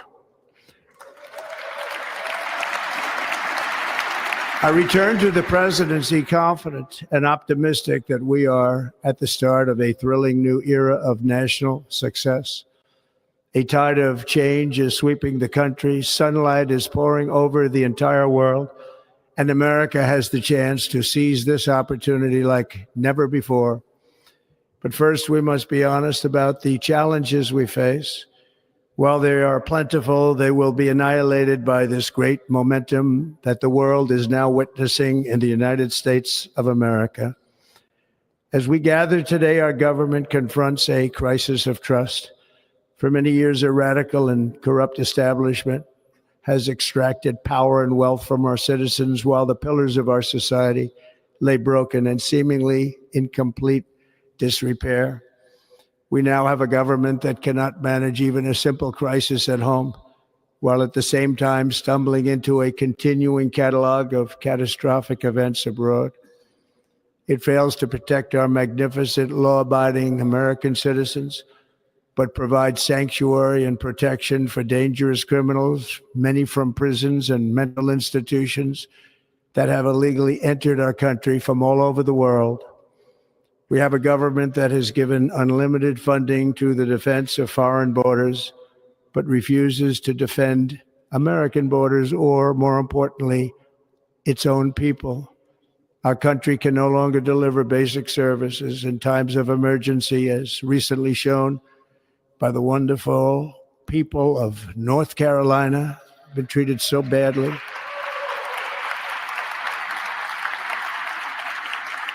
And other states who are still suffering from a hurricane that took place many months ago.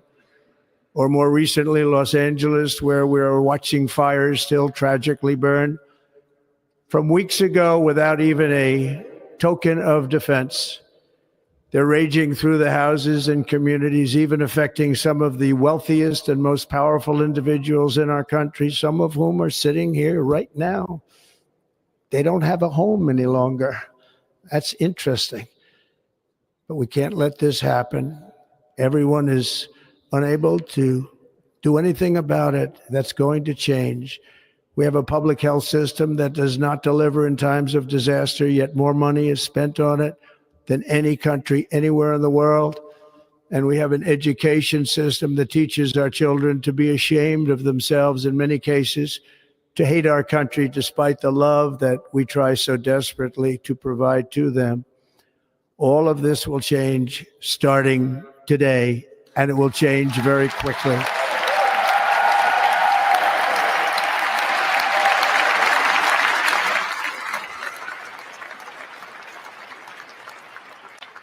My recent election is a mandate to completely and totally reverse a horrible betrayal and all of these many betrayals that have taken place, and to give the people back their faith, their wealth, their democracy, and indeed their freedom. From this moment on, America's decline is over.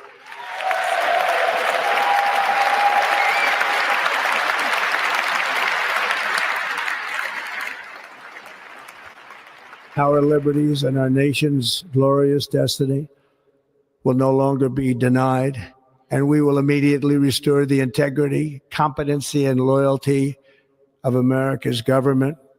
Over the past 8 years, I have been tested and challenged more than any president in our 250-year history, and I've learned a lot along the way. The journey to reclaim our republic has not been an easy one, that I can tell you. Those who wish to stop our cause have tried to take my freedom and indeed to take my life. Just a few months ago in a beautiful Pennsylvania field, an assassin's bullet ripped through my ear. But I felt then, and believe even more so now, that my life was saved for a reason. I was saved by God to make America great again.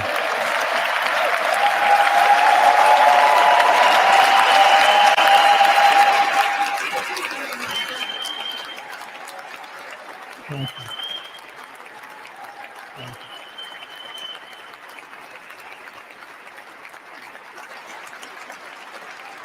Thank you very much.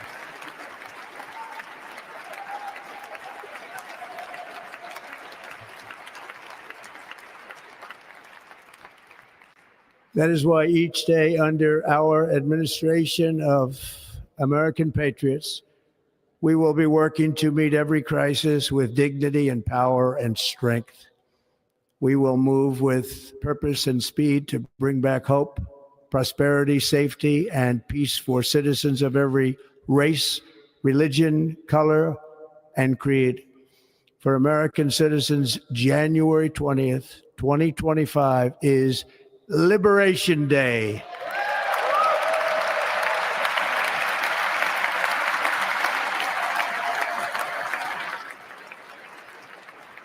It is my hope that our recent presidential election will be remembered as the greatest and most consequential election in the history of our country.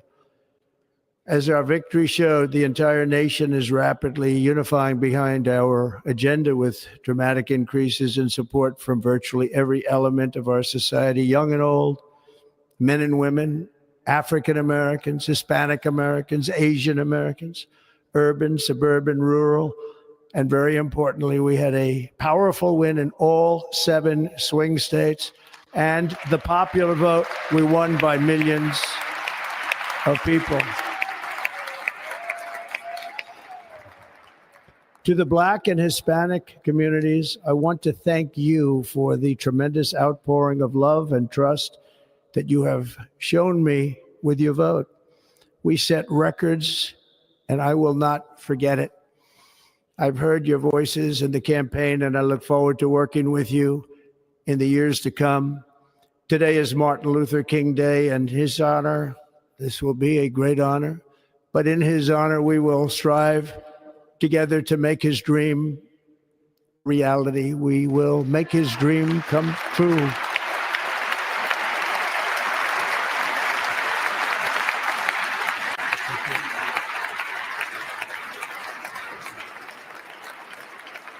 Thank you. Thank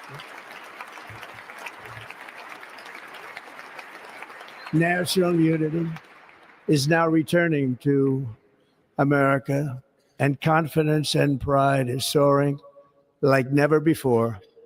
In everything we do, my administration will be inspired by a strong pursuit of excellence and unrelenting success. We will not forget our country, We will not forget our Constitution, and we will not forget our God. Can't do that.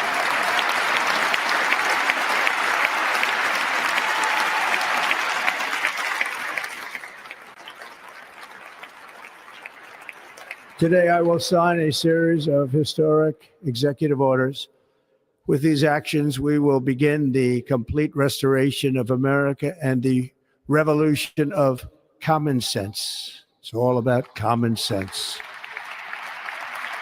First, I will declare a national emergency at our southern border.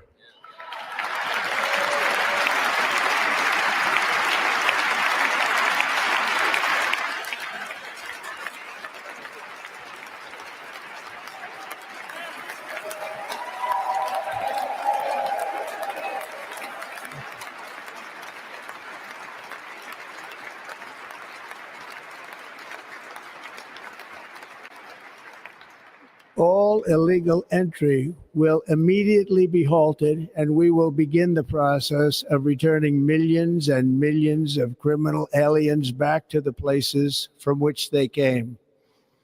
We will reinstate my Remain in Mexico policy.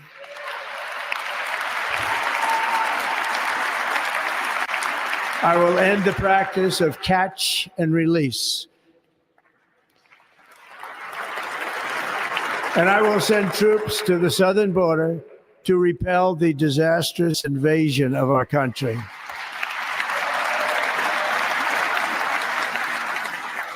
Under the orders I signed today, we will also be designating the cartels as foreign terrorist organizations.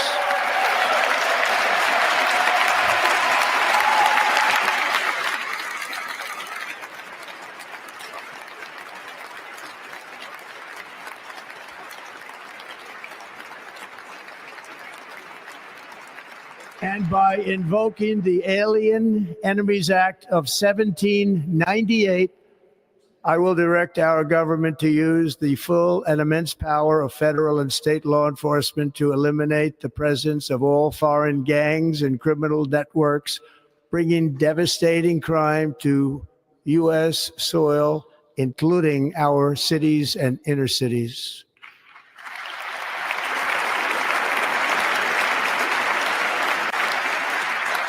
As Commander-in-Chief, I have no higher responsibility than to defend our country from threats and invasions, and that is exactly what I am going to do. We will do it at a level that nobody's ever seen before. Next, I will direct all members of my cabinet to marshal the vast powers at their disposal to defeat what was record inflation and rapidly bring down costs and prices.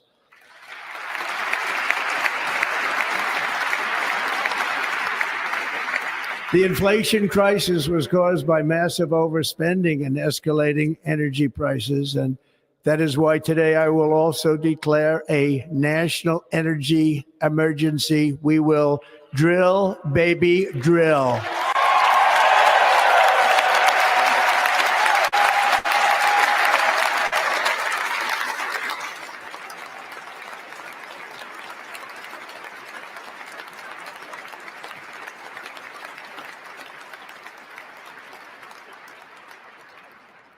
America will be a manufacturing nation once again, and we have something that no other manufacturing nation will ever have, the largest amount of oil and gas of any country on earth, and we are going to use it.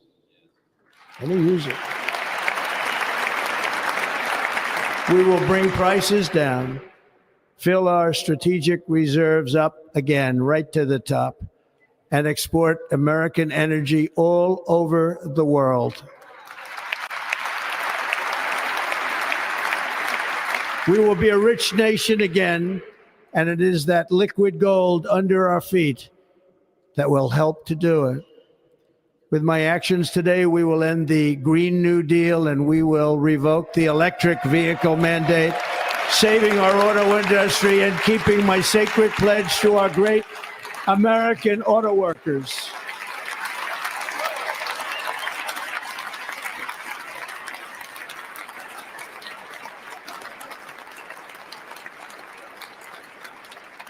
In other words, you'll be able to buy the car of your choice. We will build automobiles in America again at a rate that nobody could have dreamt possible just a few years ago. And thank you to the auto workers of our nation for your inspiring vote of confidence. We did tremendously with their vote. I will immediately begin the overhaul of our trade system to protect American workers and families. Instead of taxing our citizens to enrich other countries, we will tariff and tax foreign countries to enrich our citizens.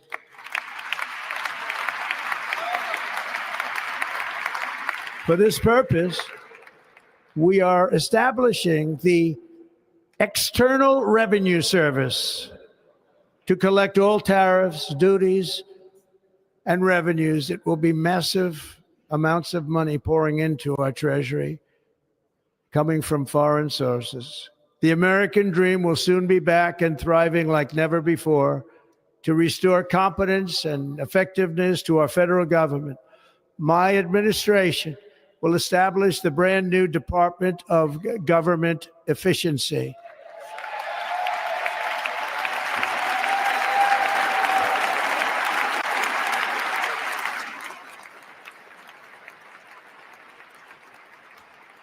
After years and years of illegal and unconstitutional federal efforts to restrict free expression, I will also sign an executive order to immediately stop all government censorship and bring back free speech to America.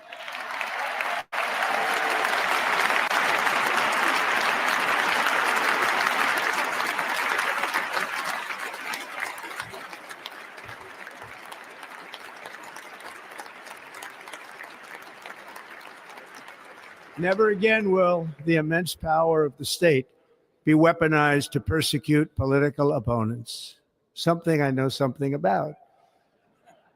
We will not allow that to happen. It will not happen again. Under my leadership, we will restore fair, equal, and impartial justice under the constitutional rule of law.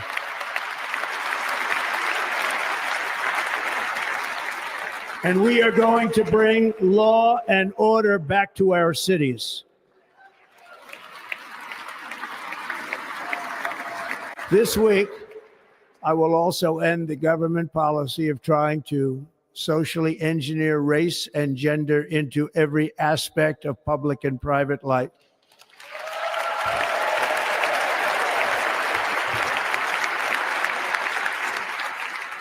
We will forge a society that is colorblind and merit-based.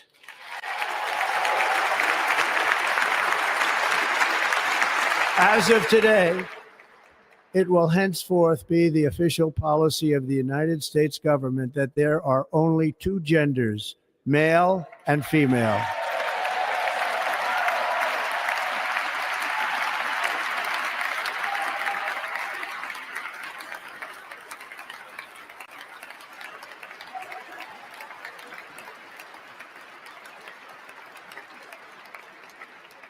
This week, I will reinstate any service members who were unjustly expelled from our military for objecting to the COVID vaccine mandate with full back pay.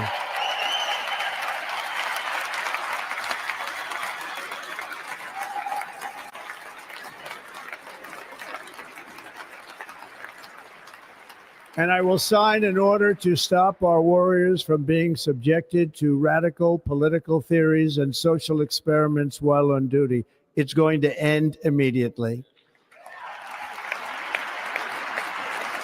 Our armed forces will be freed to focus on their sole mission, defeating America's enemies.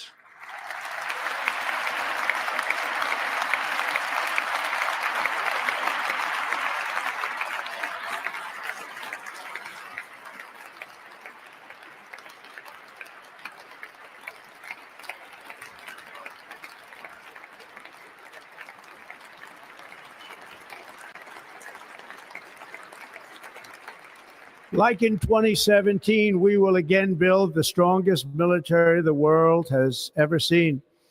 We will measure our success not only by the battles we win, but also by the wars that we end, and perhaps most importantly, the wars we never get into.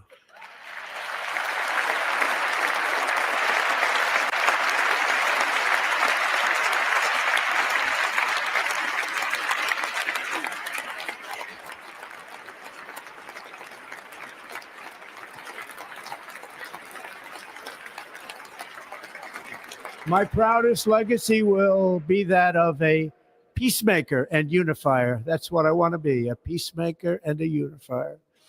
I'm pleased to say that as of yesterday, one day before I assumed office, the hostages in the Middle East are coming back home to their families.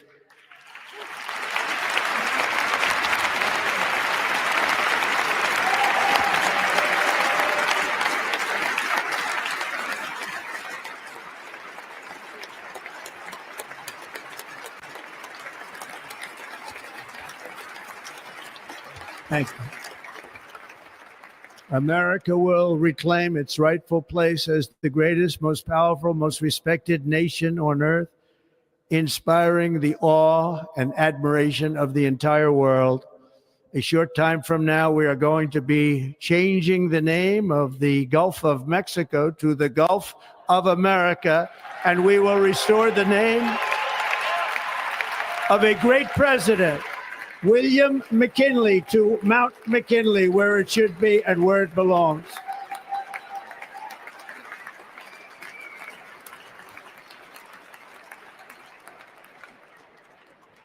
President McKinley made our country very rich through tariffs and through talent. He was a natural businessman and gave Teddy Roosevelt the money for many of the great things he did, including the Panama Canal, which has foolishly been given to the country of Panama after the United States. The United States, I mean, think of this, spent more money than ever spent on a project before and lost 38,000 lives in the building of the Panama Canal. We have been treated very badly from this foolish gift that should have never been made, and Panama's promise to us has been broken. The purpose of our deal and the spirit of our treaty has been totally violated. American ships are being severely overcharged and not treated fairly in any way, shape, or form, and that includes the United States Navy. And above all, China is operating the Panama Canal, and we didn't give it to China, we gave it to Panama, and we're taking it back.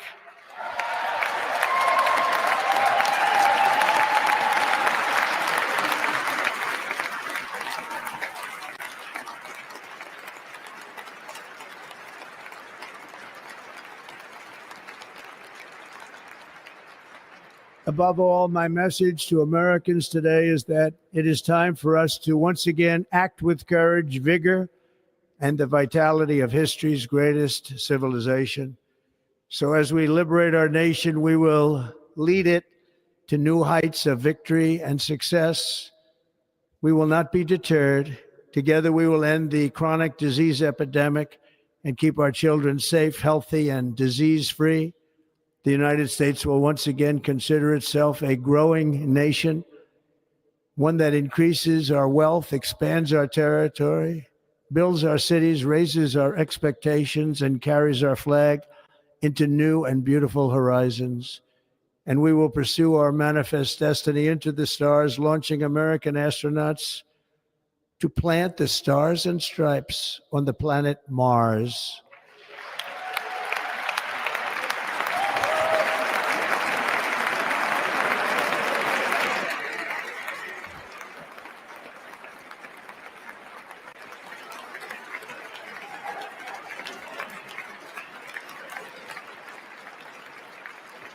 Ambition is the lifeblood of a great nation.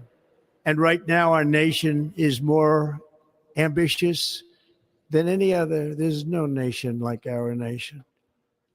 Americans are explorers, builders, innovators, entrepreneurs, and pioneers. The spirit of the frontier is written into our hearts. The call of the next great adventure resounds from within our souls. Our American ancestors turned a small group of colonies on the edge of a vast continent into a mighty republic of the most extraordinary citizens on earth. No one comes close. Americans pushed thousands of miles through a rugged land of untamed wilderness. They crossed deserts, scaled mountains, braved untold dangers, won the Wild West, ended slavery, rescued millions from tyranny, lifted billions from poverty, harnessed electricity, split the atom, launched mankind into the heavens, and put the universe of human knowledge into the palm of the human hand. If we work together, there is nothing we cannot do and no dream we cannot achieve. Many people thought it was impossible for me to stage such a historic political comeback. But as you see today, here I am. The American people have spoken.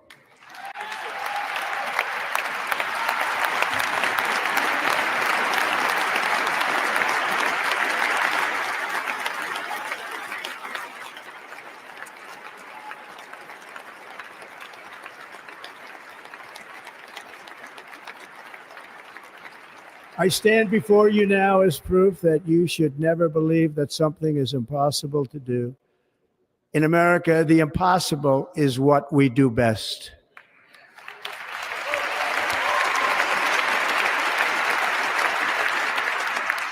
From New York to Los Angeles, from Philadelphia to Phoenix, from Chicago to Miami, from Houston to right here in Washington, D.C., our country was forged and built by the generations of patriots who gave everything they had for our rights and for our freedom.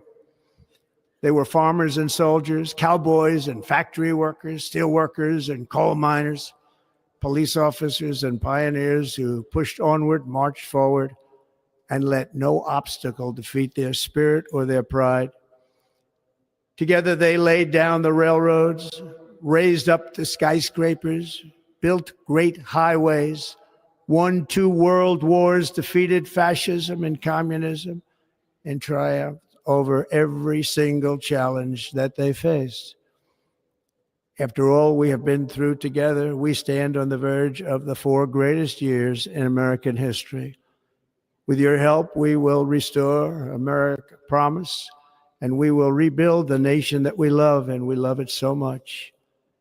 We are one people, one family, and one glorious nation under God. So to every parent who dreams for their child and every child who dreams for their future, I am with you, I will fight for you, and I will win for you. We are going to win like never before.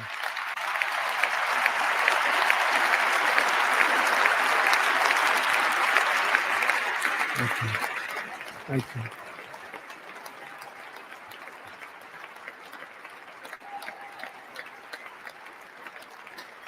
Thank you. Thank you. In recent years, our nation has suffered greatly, but we are going to bring it back and make it great again, greater than ever before. We will be a nation like no other, full of compassion, courage, and exceptionalism. Our power will stop all wars and bring a new spirit of unity to a world that has been angry, violent, and totally unpredictable. America will be respected again and admired again, including by people of religion, faith, and goodwill. We will be prosperous. We will be proud. We will be strong, and we will win like never before. We will not be conquered. We will not be intimidated. We will not be broken, and we will not fail. From this day on, the United States of America will be a free, sovereign, and independent nation. We will stand bravely. We will live proudly. We will dream boldly, and nothing will stand in our way because we are Americans. The future is ours, and our golden age has just begun. Thank you. God bless America. Thank you all. Thank you. Thank you very much. Thank you very much. Thank you.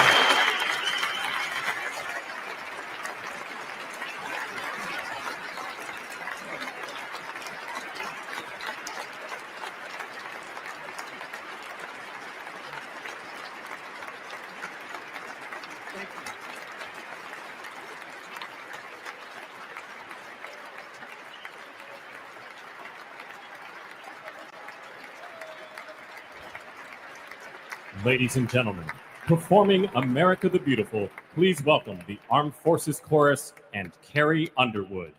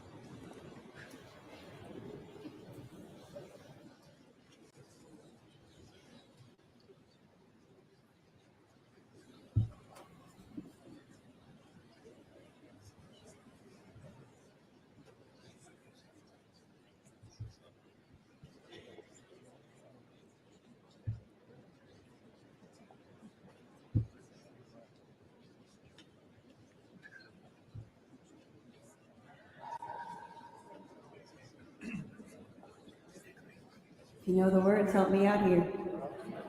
Oh, beautiful for spacious skies, for amber waves of grain, for purple mountain majesties above the fruited plain. America, America, God shed his grace on thee and crown thy good with brotherhood from sea to shining sea.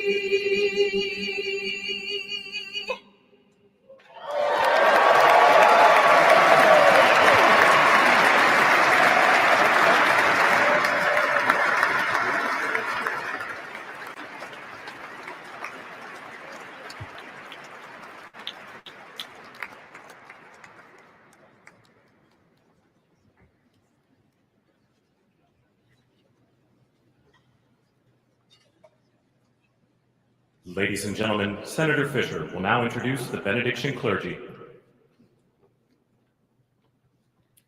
I now call on Rabbi Ari Berman, Pastor Lorenzo Sewell, and Reverend Frank Munn to provide prayers of benediction.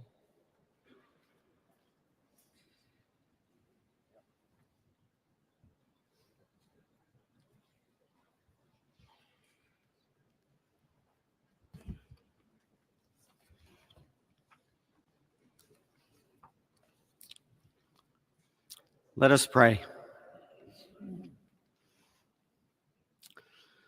Almighty God, your prophet Jeremiah walked the streets of Jerusalem and blessed its inhabitants with the Hebrew words, Baruch HaGever Asher Yiftach BaHashem. Blessed is the one who trusts in God. Thousands of years later, this great nation, which adopted these words as its motto, "In God we trust," stands at a moment of historic opportunity. Americans are searching for meaning.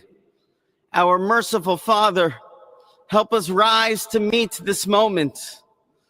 Bless President Donald J. Trump and Vice President J.D. Vance with the strength and courage to choose the right and the good.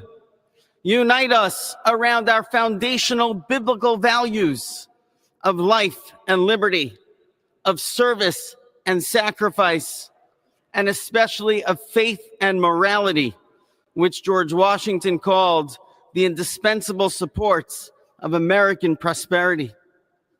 Guide our schools and college campuses, which have been experiencing such unrest, to inspire the next generation, to pair progress with purpose, knowledge with wisdom, and truth with virtue. Hear the cry of the hostages, both American and Israeli, whose pain our president so acutely feels. We are so thankful for the 3 young women who yesterday returned home, and pray that the next 4 years brings peace to Israel and throughout the Middle East. Almighty God, grant all Americans the opportunity to realize our shared dream of a life filled with peace and plenty, health and happiness, compassion and contribution. Stir within us the confidence to rise to this moment. For while we trust in God, God's trust is in us, the American people. America is called to greatness, to be a beacon of light and a mover of history. May our nation merit the fulfillment of Jeremiah's blessing. The like a tree planted by water, we shall not cease to bear fruit. May all of humanity experience your love and your blessing. May it be thy will, and let us say, Amen. Let us pray for our 47th president. Heavenly Father, we're so grateful that you gave our 45th and now our 47th president a millimeter miracle. We are grateful that you are the one that have called him for such a time as this, that America would begin to dream again. We pray that we would fulfill the true meaning of our creed, that we hold these truths to be self-evident, that all men are created equal. We pray that you use our president, that we will live in a nation where we will not be judged by the color of our skin, but by the content of our character.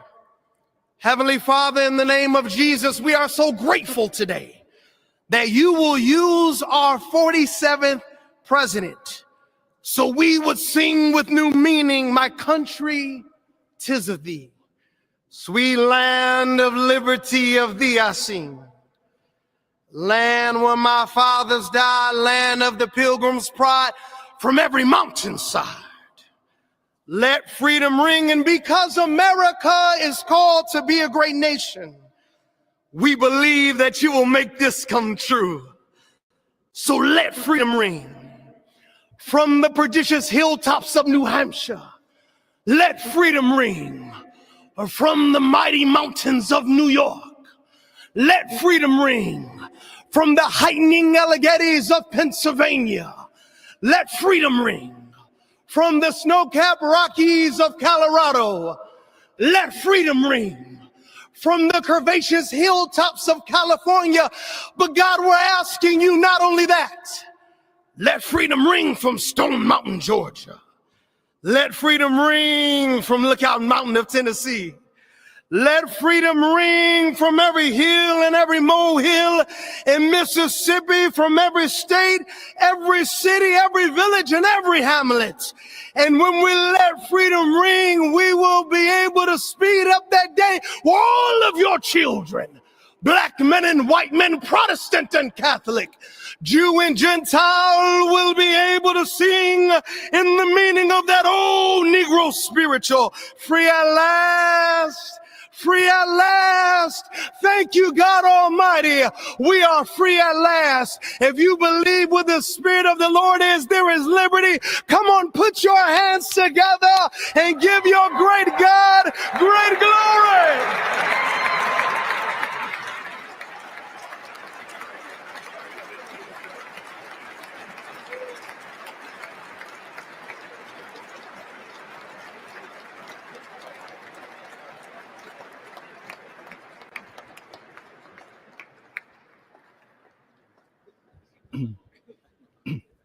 Almighty and eternal God, we gather here today in reverence, joined in our shared hopes and dreams for our beloved nation. In this sacred moment of the inauguration of President Donald J. Trump and Vice President J.D. Vance, we turn our hearts to you, seeking your divine assistance and abundant blessings upon this pivotal moment in history. We come before you with profound gratitude for the many gifts you have bestowed upon our land. Thank you for the freedoms we cherish, for the strength of our communities, and for the resilience of our spirit. As our President and Vice President embrace their newly appointed roles, we humbly implore that your everlasting love and wisdom will envelop them. Grant them the clarity of mind to navigate the challenges that lie ahead and the compassion to serve all citizens with fairness and integrity. May their hearts be filled with a giving spirit and sincere understanding for those whom they represent. May they be beacons of hope in times of uncertainty and prophetic voices in defending the dignity of all created life. We pray for a spirit of collaboration to flourish in our government and across our nation, fostering an environment where dialogue and heartfelt listening will prevail over division or discord. May each decision made by our President and Vice President reflect the values of justice and peace. As we embark on this new chapter, we also seek your comfort, O God, for those who feel lost or disheartened. In this time of transition, may your light shine upon them, reaffirming their belief in a brighter tomorrow. May we all strive to lift one another, supporting our fellow citizens with kindness and empathy, recognizing that together we can overcome any adversity. Grant us the strength to endure, the courage to face our fears, and the clarity to see the light that remains, even when clouds of uncertainty may gather. Inspire our new leaders to be champions for the vulnerable and advocates for those whose voices are often silenced. May they pursue policies that promote the well-being of all, seeking to build bridges that will foster unity and belonging. As we stand witness to this inauguration, we hold fast to our faith in the goodness of each of us and the possibility of change. We trust that with your guidance, O God, our nation can move forward to a future filled with promise, prosperity, and understanding. And finally, we lift our hearts in gratitude for the beloved parents of President Trump. Without Mary and Fred Trump, this day would never be the miracle that has just begun. From their place in heaven, may they shield their son from all harm by their loving protection and give him the strength to guide our nation along the path that will make America great again. Let us go forth now with these words of President Trump's emblazoned on our hearts. As long as we have pride in our beliefs, courage in our convictions, and faith in our God, then we will not fail. We stand tall, we stand proud, because we are Americans, and Americans kneel to God, and to God alone. Amen. Ladies and gentlemen, please remain standing for our national anthem.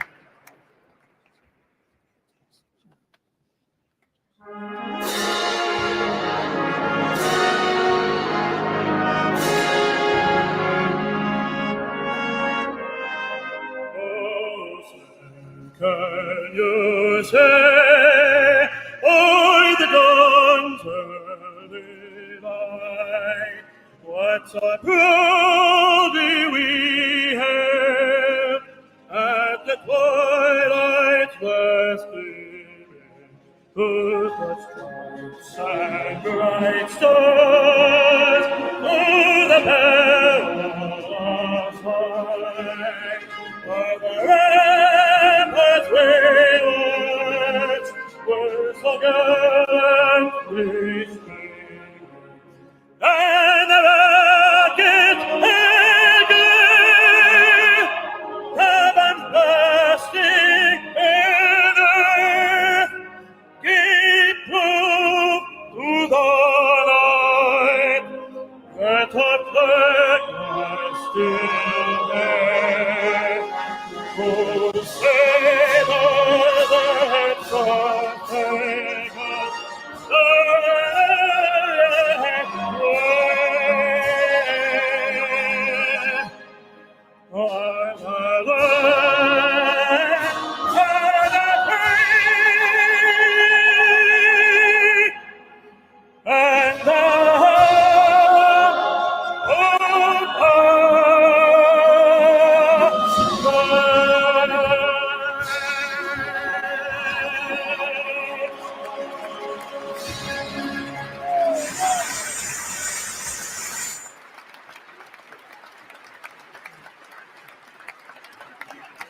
Ladies and gentlemen, please be seated.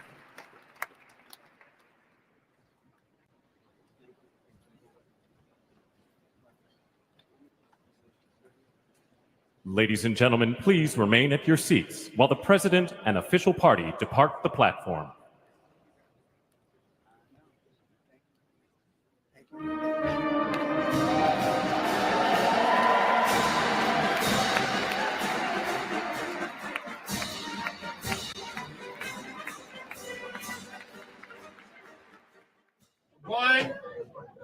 Well, there you have it. America has a new president, 47 himself, Donald Trump, just inaugurated in the Capitol Rotunda right behind us in a unique and celebratory for the most part, ceremony. And I think that the theme of it could best be encapsulated in a quote from Donald Trump during his 29-minute address.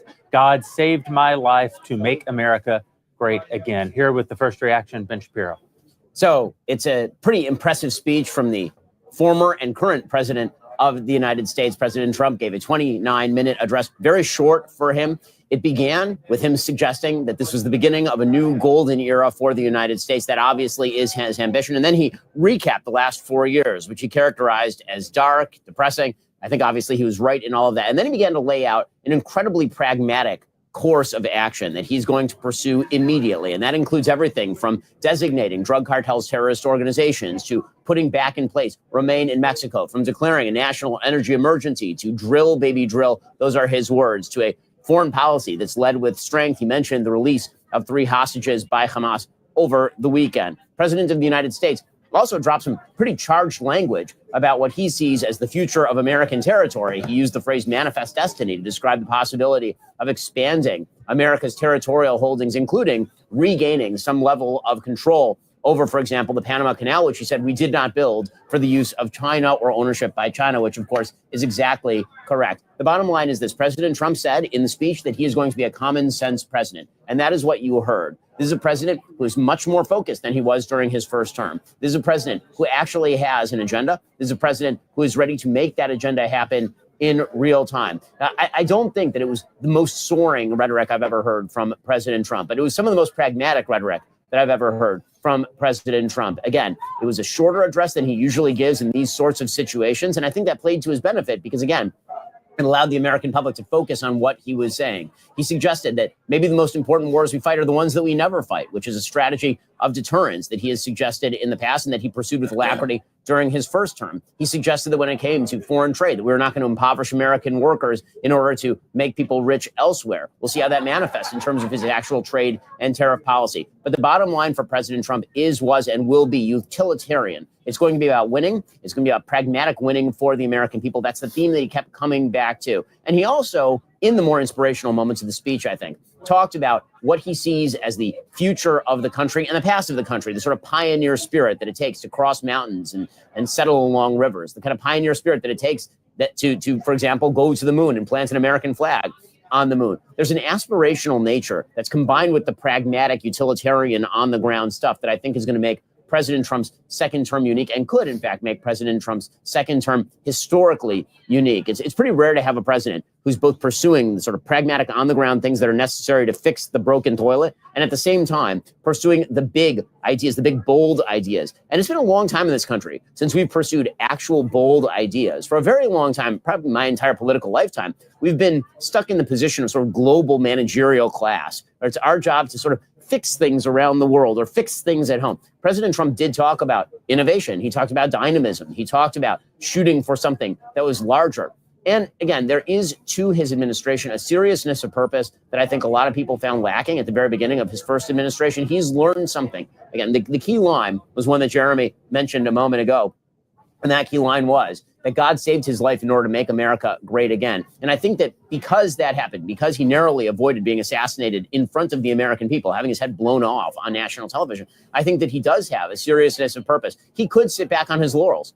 He could right now say, listen, I won. I did the thing that I set out to do. I won one term, I lost, and now I came back and I won a second term in historic fashion. He's not doing that. He actually has an agenda. And you can see that agenda unfolding in real time. We're noticing as this speech was unfolding, the White House site had already shifted over to a picture of President Trump with the label America is back. And it's worth mentioning right here that on his way out the door, this broke pretty much as President Trump got up to speak, that Joe Biden actually pardoned all the members of his own immediate family in preparation for the idea that Republicans were going to go after them. That's not true. The reality is, again, that President Trump, I think, is not going to be focused, and I hope he's not going to be focused, and I think his speech suggests this. This is not a revenge-minded administration. This is a forward-looking administration that is looking to solve the problems of the American people, that is going to put American interests first on foreign and domestic policy, and then again, is going to be measured by its success. That was the word he used many times during the speech, success. And that's always been President Trump's metric of what matters, is success and winning. I don't think any of that is going to change in the second administration, but I do think the approach will change, much more practical. He actually knows how Washington works now. He's appointing people who are going to break the things that need to be broken. I'm not sure I've ever been more optimistic about the country in my lifetime, which is, I think, a far cry from where all of us were 4 years ago.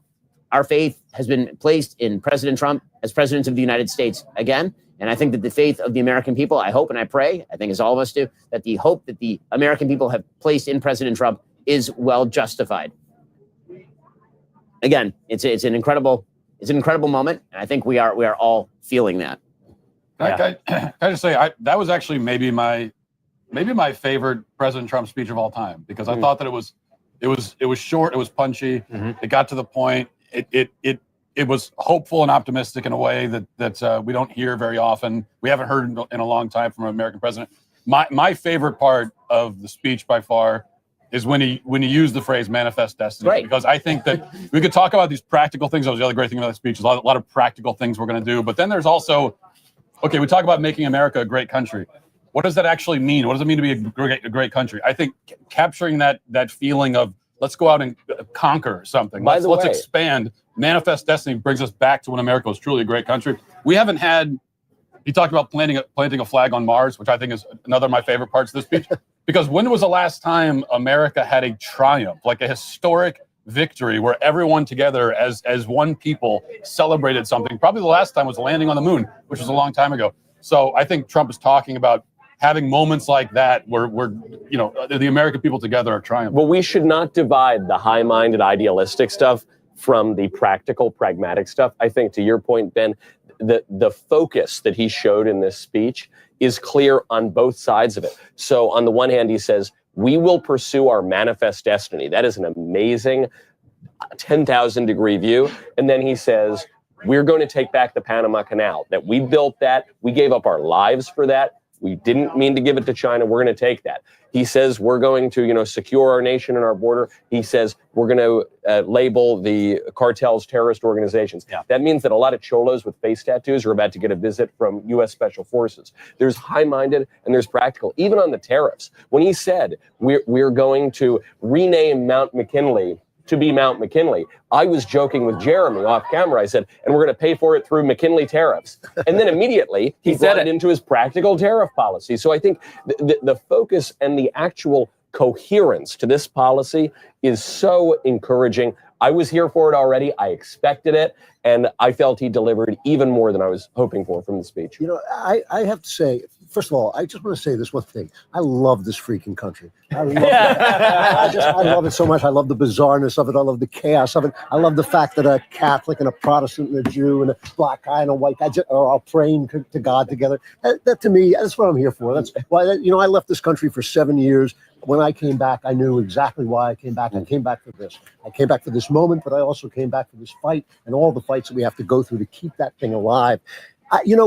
This wasn't Lincoln's second inaugural. It wasn't like this beautiful let's come together thing. But even though I believe this is a country for all kinds of people, it's not a country for every idea. It's not a country for the idea that you can cut children to pieces for some sexual, craziness that happens to pass through the university system. And there are ideas, just in the same way it's not a country for bigotry. It's also not a country to just let anything happen and enforce it by, bullying people into silence. So in a way, even though it was not a uniting speech, it was a speech saying we just came through 4 years of garbage. Yeah. It was a speech redefining the borders, not just on our southern border, not just on our northern border, but also on our border of ideas.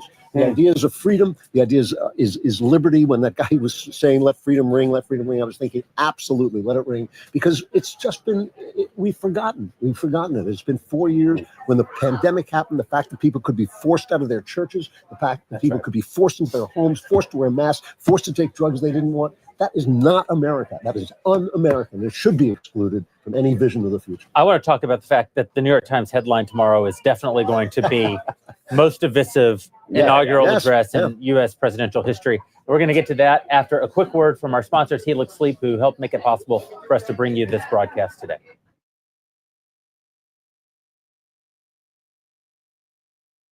Even if you think it's a bit overhyped, AI is suddenly everywhere, from self-driving cars to molecular medicine to business efficiency. If it's not in your industry yet, it's coming and fast. But AI needs a lot of speed and computing power. So how do you compete without costs spiraling out of control? Time to upgrade to the next generation of the cloud, Oracle Cloud Infrastructure, or OCI.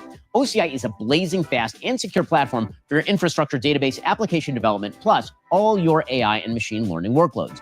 OCI costs 50% less for compute and 80% less for networking. So you are saving a pile of money.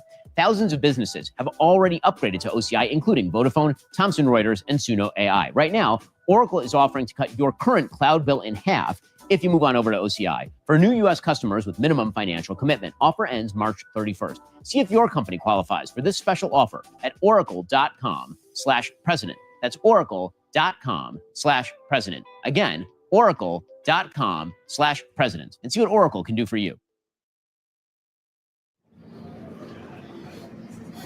President Trump and President Biden, along with their wives and their vice presidents, exiting the Capitol here, posing for some photographs as they wait for their vehicles, which presumably at this point will take them to, I think typically what happens is the president goes and has a luncheon with legislators, but things are a little bit upside down this week. I'm not sure if that's exactly what's going to happen or if they're going to take him straight to his live remarks at the auditorium here in Nashville. He might go back to the White House to sign some executive orders. He's doing the executive orders.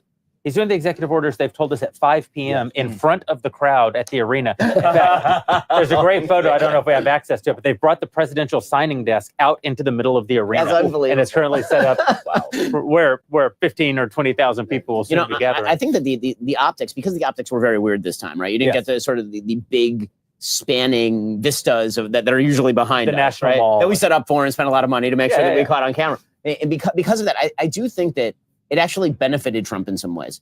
I think that because the speech was quite practical, and because it wasn't nearly as soaring as like a second inaugural by Lincoln or something, because of that, the intimacy of the surroundings, I think, played in his favor. He wasn't booming out about remain in Mexico over a crowd of 750,000 or a million people. Instead, he was saying it directly to the American people in pretty intimate fashion. And I think that may be something that is worthwhile and that really plays to his benefit, because the truth is, when you're speaking common sense to people, you don't need to thunder it, you just need to say it. And I think that what he did in that speech, and again, keeping it focused, like we had an over-under bet that was going to be perfectly transparent with the audience, and I went way over. I thought for sure it's his second inaugural, he's going to go for it, right? Whatever William Henry Harrison's record is, you got to put your name at the top of the record books, man. If you ain't number one, you're nothing. But instead, he actually went really, really short for him, and I think that benefited him. I think that I'm hoping that he's starting to understand that the power that he has is best used sometimes as pepper rather than as salt. You know, I think his sincerity came across too. Yeah. I saw Trump at MSG, which is probably one of the coolest speeches he's ever given. And when he walked on stage, I'd never really seen him do that live, oddly enough. And I had this thought, I said, oh, he's Elvis. That's why this works, is he's Elvis, and that doesn't totally come across on TV. Well, on TV, when he brought up God a lot in that speech, and I don't think it was cynical at all. I think it was sincere. I think that guy got religion in a field in Pennsylvania. In fact, I don't know how you couldn't get religion in that field in Pennsylvania. And even there, he tied the ideal to the practical when he said, God saved my life to make America great again. I think he believes that deep down in his heart. I certainly believe that deep down in my heart. And I think it really came across as truthful. By the way, I'm going to say that I think the Catholics won the invocation game today. Yes, absolutely. Cardinal Dolan's invocation was I think the best invocation. The best prayers I think I've heard in an inauguration. Yes. And very, I don't want to use the word aggressive, but sincere and definitive. There was not the kind of reticence that I've heard. The first two in particular were masculine. That's what stood out about them to me. You don't often get masculine prayers, particularly at events like this. And now we're saying goodbye to President Biden, who's about to enter the Marine One helicopter, which should take off not far behind us. I'm trying to hold myself back here. Don't let the door hit you where the good Lord is placed. It is. I don't know. It's a very heavy thing to consider, leaving the presidency. Of course, but not for us. He is being replaced by someone who knows how it feels. Also, does he understand that that's happening to him? I mean, I think that's the central question. He can run again. You only have one time. America's third non-consecutive. I don't know if you were watching his face when the singer was singing the national anthem. He looked like he was going to weep. He looked like he was going to weep, and not tears of joy. That's for sure. Yeah. And they were tough on him. Franklin Graham came out and he gave that. He said, this is a great. We've been saved. 4 years were very dark. I mean, Trump was tough on him. The first 10 minutes of the speech was Trump basically just curb stomping. It was like, here's all the things that are wrong with the country because of what's happened over the course of the last few years. Looking right behind it. Here we have President Trump and Vice President J.D. Vance seeing off President Biden, whose helicopter is about to take off. I think probably from our jib shot, we may even be able to catch. The image. Well, bye. Yeah. Bye. Catch you later. Yeah, now we're all looking for the helicopter. Is that the, no, that's the news helicopter covering it. Yeah. Well, I mean, it did warm up out here, so theoretically they could have done the inauguration out here. It got real nice. Certainly. The point you made about security. The point you made about it being a small, intimate area, it made him sound much more confident. Yes. He wasn't enforcing his will. He was saying, "I'm going to do this stuff," and I like that a lot. Even the little asides work better intimately. He says, "We're going to stop the persecution of political enemies." I know something about that. No, you're totally right. If he says it softly, it's different than if he's thundering that to a million people. Exactly right. I totally agree with that. And again, I think that he spelled out some very practical policies day one. And if you list those policies, those are 80-20 policies. Those are 80-20 policies. One of the things that President Trump, I think, is really doing here is the thing that you're supposed to do when you get in office, which is focus on the policies where the vast majority of Americans actually like the policy and get off on the right foot. So when he's talking about border enforcement or remain in Mexico, or we're going to go after criminal aliens, right? He specifically said criminal as opposed to like all illegal aliens because he can see the polling, which suggests that it's a little bit wishy-washy about like all illegal, like most recent. But criminals is like an 80-20 issue. Oh, that's right. He picked a bunch of 80-20 issues. And by the way, one of my favorite parts of the speech that we haven't mentioned yet was him talking about the death of diversity, equity, and inclusion, right? Yes, the end of DEI and the return of merit is a huge, huge thing, and maybe a defining feature of what I think the defining feature of what's made America exceptional in the first place. I also want to buy, I said, I do want to buy some stock in superlatives. If somebody has like an ETF in superlatives, I'm all in. Life savings. There can be a lot of use of superlatives over the course of the next 4 years. But once again, DEI is un-American. It's just racism. It's just actually institutionalized racism, and it should be just kicked out the door. The fact that we have to have an executive order to declare that people are male and female is like that almost made me sad. Yeah, when Trump said there are only two sexes. And from today forward, American government will recognize that 1 + 1 equals 2. That's where we've come as a country. And we sort of have to state that you have to. And now we get to the practical business of governing. And I think one of the things that Trump has a lot of latitude to do, and this is one place where he's unique, is because he has built such a broad coalition. When it comes to the actual policy making at the congressional level, right? There's a couple different levels of policy. His executive orders, I think, we're all going to be very, very happy with as a general rule. When it comes to legislative policy, it's going to get messy, and it's going to get messy real quick. Mike Johnson has basically no majority. He has a majority of one vote, one vote. And meanwhile, over in the Senate, there's a majority of 3, but 2 of those 3, but you also have Lisa Murkowski and Susan Collins. Pass small bills reinforcing the executive orders. Don't go for giant omnibus where there's going to be 3 years of negotiations. Every one of these executive orders turned into but here's the problem. The reason, so here's why that's not going to happen. Ideally, and this is where the battle is going to be, and I think that we need to be practical about it. Here's President Biden's helicopter taking off. If we go into our wide shot, we'll probably be able to see. Well, coming around. There it is. Wow. See ya. Catch you later, dude. Hey, buddy. Wow, the last time a helicopter took off from this kind of disaster was Vietnam. I'm going to take a selfie with Biden leaving. Pretty remarkable. Bye. Catch you later. Toodles. See you, pal. It couldn't come a moment too soon. All right. Woo! Hey! Yeah. Catch you later. Woo! Toodaloo. Wow. The crowd behind us equally happy to see President Biden heading back to Delaware. Where he'll enjoy some nice beach time with his newly pardoned family. I will say that some of the most he didn't pardon the grandkids though. He did not pardon. We can still go after the grandkids. Let's get them. I think one of the most enjoyable aspects of actually being here, obviously it was kind of a cold vantage, and we didn't get the beautiful view of the inauguration that we had expected to have. But we did get to feel the rudders as the former president left, and in the exact moment that President Trump finished saying the oath of office, a cannon salute broke out on the grounds of the Capitol. 21-gun salute. Terrifying our security forces. You wouldn't have been able to experience it unless you were just right here. So visceral. Well, to get back to the legislative policy question, I think that one of the reasons you're seeing Republicans say things like one giant bill is because when you're trying to cobble together coalitions that are this broad and this diverse, it is incredibly difficult to pass narrowly focused bills without losing 2 or 3 votes who can then hold up the entire work. So I think that the goal here from President Trump, and it is going to take the bully pulpit to do it, our hope as conservatives is going to be that conservatives do hold up the works enough to actually get some conservative policy in there. At the end of the day, in order for anything to get done, everything is going to be a crap sandwich. That's just the reality. And it's going to be especially a crap sandwich because they can only do this through reconciliation. There has never been, as far as I'm aware, in modern times, 2 reconciliation bills passed in the first year. It's usually 1. And so what they're going to try and do, if they can get away with it with the Office of Management and Budget and with CBO, is going to be whether they can get through border security and reinforcement of the Trump tax cuts. Everything else is going to be executive policy. And that's just an unfortunate way that the government has now come to operate. And that's going to have to be the next step for the American people, is going to be to elect a coalition of Republicans broad enough that you can actually go through a normal appropriations process when you're trying to pass a damn bill.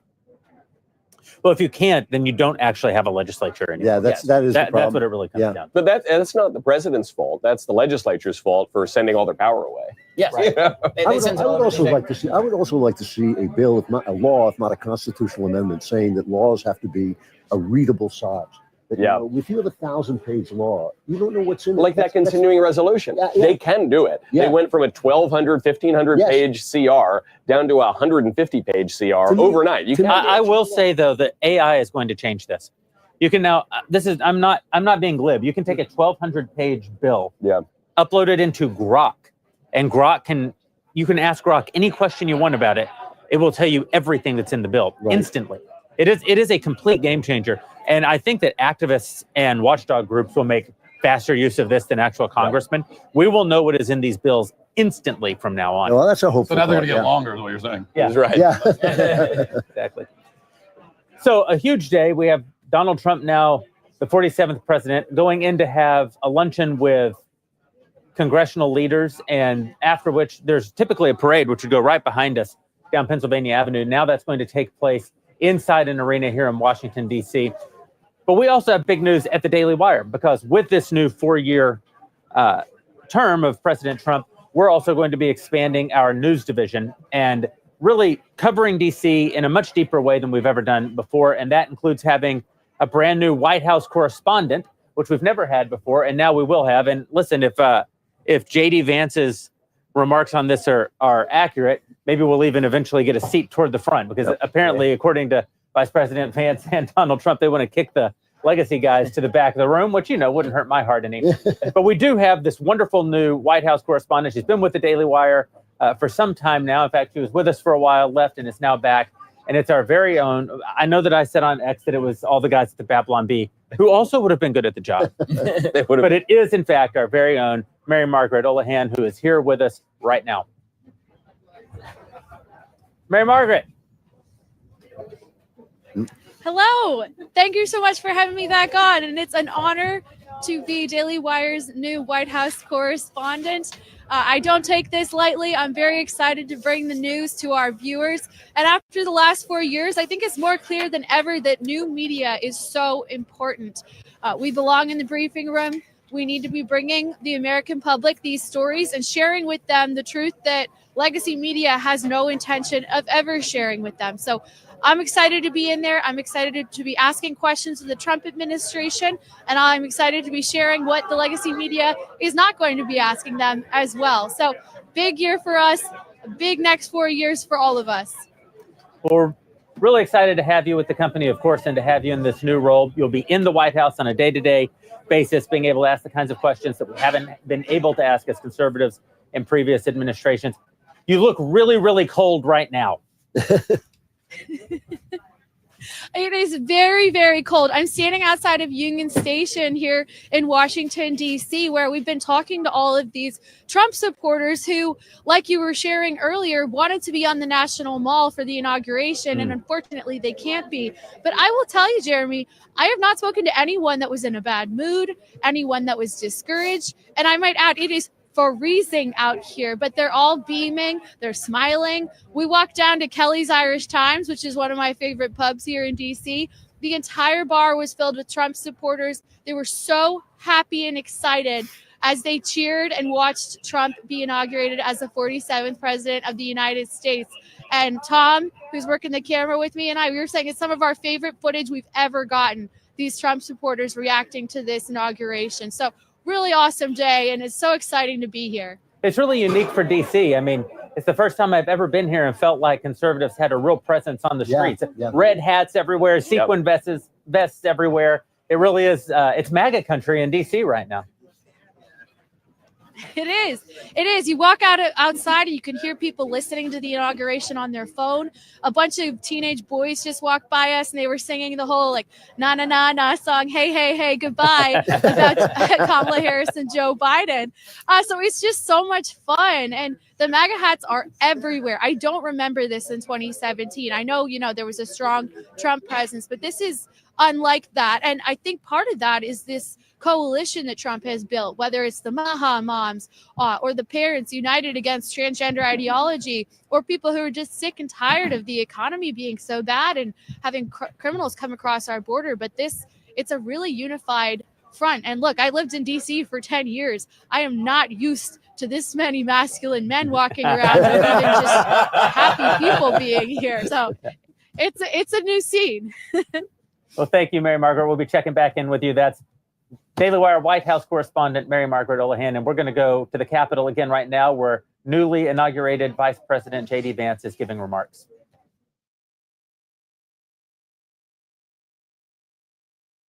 The President of the United States, Donald J. Trump.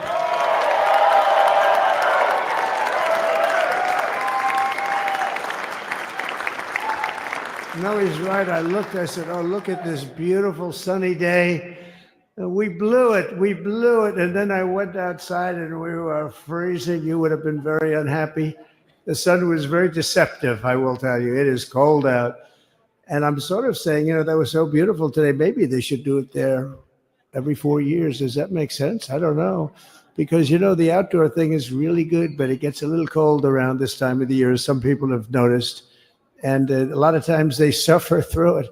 There was no suffering in that room. It was 72 degrees. It was perfect with the best acoustics I think I've ever heard in a room. This is not so bad either. But I just want to say, you're a younger, far more beautiful audience that I just spoke to. And I want to keep it off the record. I want to keep that off the record because I don't want to have all those big shots up there. I don't want to think you're more powerful than them. You look better than them, and I love you. Now, we just had a great time. We just had a great day. This was amazing. When you think we took a journey, I mentioned in the speech, a lot of people said that was not a journey that was possible, and it was indeed possible. I didn't really know too much about what they were saying when they said that, but a lot of people felt it. And we hooked up with JD very early. I watched JD over a period of time. I endorsed him in Ohio. He was a great senator and very, very smart. The only one smarter than him was his wife. I would have chosen her, but somehow the line of succession didn't work that way, right? But now she's great and he's great. This is a great, beautiful couple and unbelievable career. I just said to him, you are very upwardly mobile, because he hasn't been doing it that long, but he picked it up so quickly. Remember, the first week was a little bit like the fake news was hitting him really hard. And I said, ooh, this may be tough, but after that, it was smooth sailing for him. He took on everybody. He took on the meanest. I don't want to use the word corrupt because we're into a new system, so let's wait till the corruption begins, because it will. But he took on some pretty mean people, and he handled it well. I want to also congratulate Mike Johnson for the job that he's doing.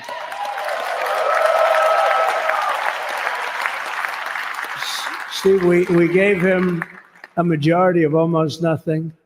And then I said, to make it tougher on him, let me take 2 or 3 of the people, right?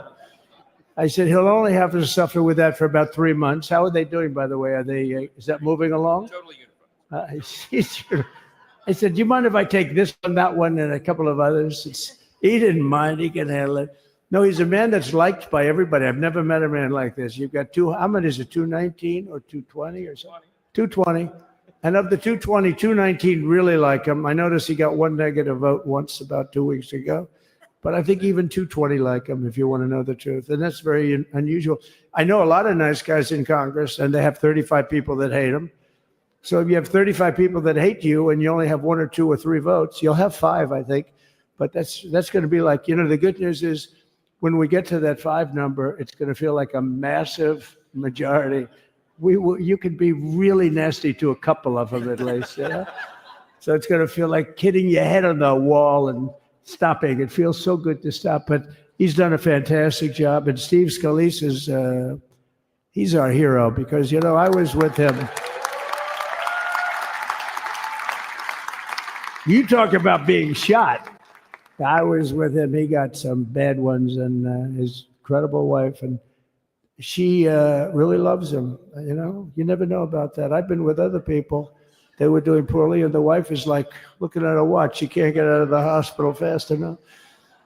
How's he doing? Oh, I don't know. He's all right. That woman was a mess. She was crying and crying. No, they're going to take him. They're going to take him.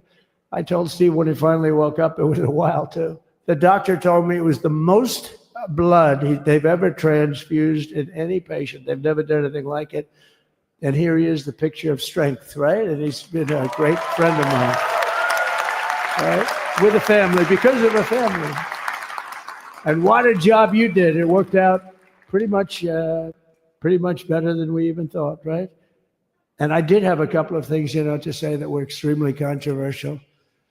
And between JD and Melania and anybody else that heard, please, sir, It's such a beautiful, unifying speech. Please, sir, don't say these things. I said, I'm telling you, it's going to play great. They say, you're right. For this group of people, it's going to play great. You're the only ones I hurt by not, but we had some beauties, didn't we, Melania? She said, sir, calls me sir when she's angry. No, I'm only kidding. I better say I'm only kidding, or the press is going to pick that one up loud and clear. No, but she said, no, I think it would be terrible. It's such a nice speech. I think it's, it all depends on your delivery. How was the delivery? Was it good? But she said it's such a beautiful speech. You can't put things in there that you were going to put in. And I was going to talk about the J6 hostages, but you'll be happy because, it's action, not words that count. And you're going to see a lot of action on the J6 hostages. See a lot of action.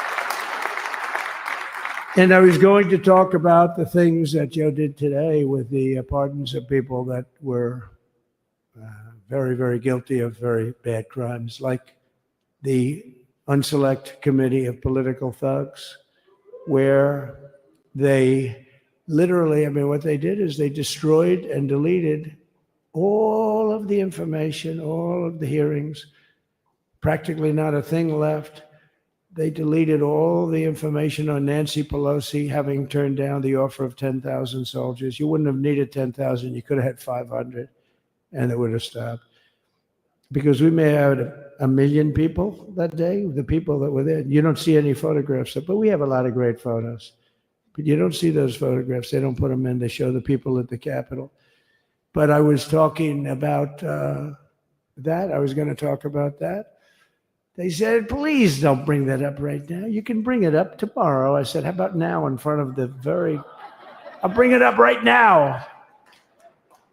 This little time delay is good because we're getting great reviews on the speech. Now watch. They'll take the speech and say, I didn't like it because he left there and he talked to people. But we're giving you a little more information than we gave upstairs. But no, they pardoned a lot of people. They pardoned, before we even get to today, they pardoned, 33 murderers, absolute murderers, the worst murderers. When you get the death sentence in the United States, you have to be bad because they don't give it much. And he pardoned almost everybody having a death sentence. And if you went through the crimes that were committed, you wouldn't even believe them, the level of violence, the people that were killed, the innocence of people that were killed and children killed by these people. And he pardoned them for whatever reason. He spared them, but they didn't spare the people that they killed. And, who knows what happens in the future. It's one of the worst because a lot of times they let them out early after that. They say you're going to be in for life, but then all of a sudden they get let out for good behavior, and then they go on a rampage. It's one of those little things, right? But I was going to talk about that. But I was really going to talk about the level of, what's going on. Why are we doing this? Why are we trying to help a guy like Milley? Why are we doing Milley? He was pardoned. What he said, terrible what he said. Why are we helping some of the people? Why are we helping Liz Cheney? Liz Cheney is a disaster. She's a crying lunatic and crying Adam Kinzinger. He's a super crying. I never saw the guy not crying. He's always crying. I looked at him. I remember years ago, he was actually on my side. And then one day, when you don't want to kill people in wars, they turn against you. Liz Cheney hated the concept of not going to war with everybody. Let's kill everybody. Let's spend a lot of money on military equipment. Where her father works, right? And but what she did was incredible. Think of it. They destroyed and deleted all of that information that went on for almost 2 years against Trump. And the reason they did, because it was all false. Like the person that said, I tried to strangle a Secret Service agent. That's one of the toughest human beings I think I've ever seen. I actually had a friend saying, please don't change that, sir. You are the coolest sucker in history. Remember, she said, I put my hands around his neck because he wouldn't go to the Capitol. Made up fiction. And I was rebuffed. And the guy on the right is a massive weightlifter. Probably stronger than me. Do you think he's stronger than me, honey? You know who I'm talking. Possibly stronger than me. Slightly younger than me. Like, I won't say how many years because I don't want to talk about that, but a lot of years. But I had a friend that said, why are you disputing that story? That's the coolest story I've ever heard. That I would attack a karate champion, get slightly rebuffed, and then throw my arms around a guy with a neck about this big. Even though there are bars, there are bars, you can't really do that anyway. So I wanted to talk about that. But all of that stuff got deleted. And the reason it got deleted is they were all caught in lies. Secret Service testified, and they said it didn't happen. Actually, the two guys were very embarrassed. They're suffering because their friends are saying, did Trump really do that to you? But they gained a whole new respect for me. But it was just make-believe stuff. And there were a lot of make-believe stories made up. So rather than suffer the wrath, like the story with Nancy Pelosi, I offered her 10,000 soldiers.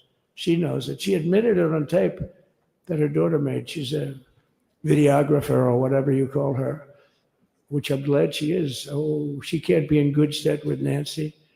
But Nancy said it was my responsibility as she's leaving the Capitol. She said it was, and it was. She's in charge of security at the Capitol. But I offered them up to 10,000 soldiers, even more. One time I said more, as many as you need. But you needed 400 or 500. If 4 or 5, you 10,000, that would be more than the number of people there by lot. But we offered her 10,000. Think of it, 10,000 soldiers. In other words, J6 wouldn't be J6. There would have been no J6. But she rebuffed them. She didn't like it. No, she didn't like it. Maybe she wanted that to happen. But she's guilty as hell. And now we would have to go through the process because they destroyed all evidence. They deleted everything. There's virtually nothing left. The other fake story and so many other fake stories. And many people came out on our side.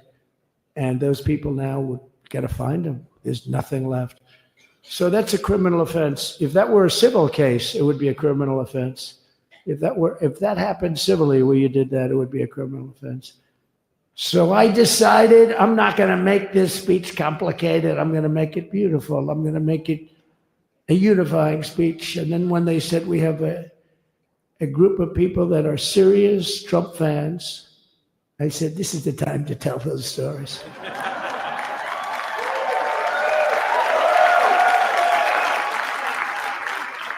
He knows. So I do that. But seriously, I'd like to, I think it was a tremendous success. I think we're very lucky we put it inside because it is really cold. We just went to the helicopter out of respect to something that's taken place for a long time. I guess it's as old as helicopters. You used to get into a stagecoach, now you get into a helicopter. Times change. But it's pretty old custom. And it's a beautiful custom, actually. It's a beautiful custom. I wish we could have had a better relationship. I wish we could have had a better relationship between Republicans and Democrats. I was with Senator Schumer. I said, Chuck, I think it's time we all start getting along a little bit because it doesn't make sense. I mean, we literally never get a Democrat vote. They never get a Republican vote, almost. And although there is a bill coming up very shortly that we have a lot of Democrat votes, right? It's going to be a very beautiful bill. We're going to have a deciding, I would say, within a week or so, I think. And it's going to be a very good bill. You all know what I'm talking about. So I just want to thank you all for being here. You have been our fans from day one. All these people all over. You've been our fans. This has been there's never been anything like it. There's never been anything like it. This has been a movement like no movement ever in history for probably any country, let alone this country. You know, if somebody's running for president, and if they go out and they announce they're going to Arizona, they're going to Nevada, they're going to someplace, if you have 200 or 300 people, that would be standard. Ronald Reagan would go out.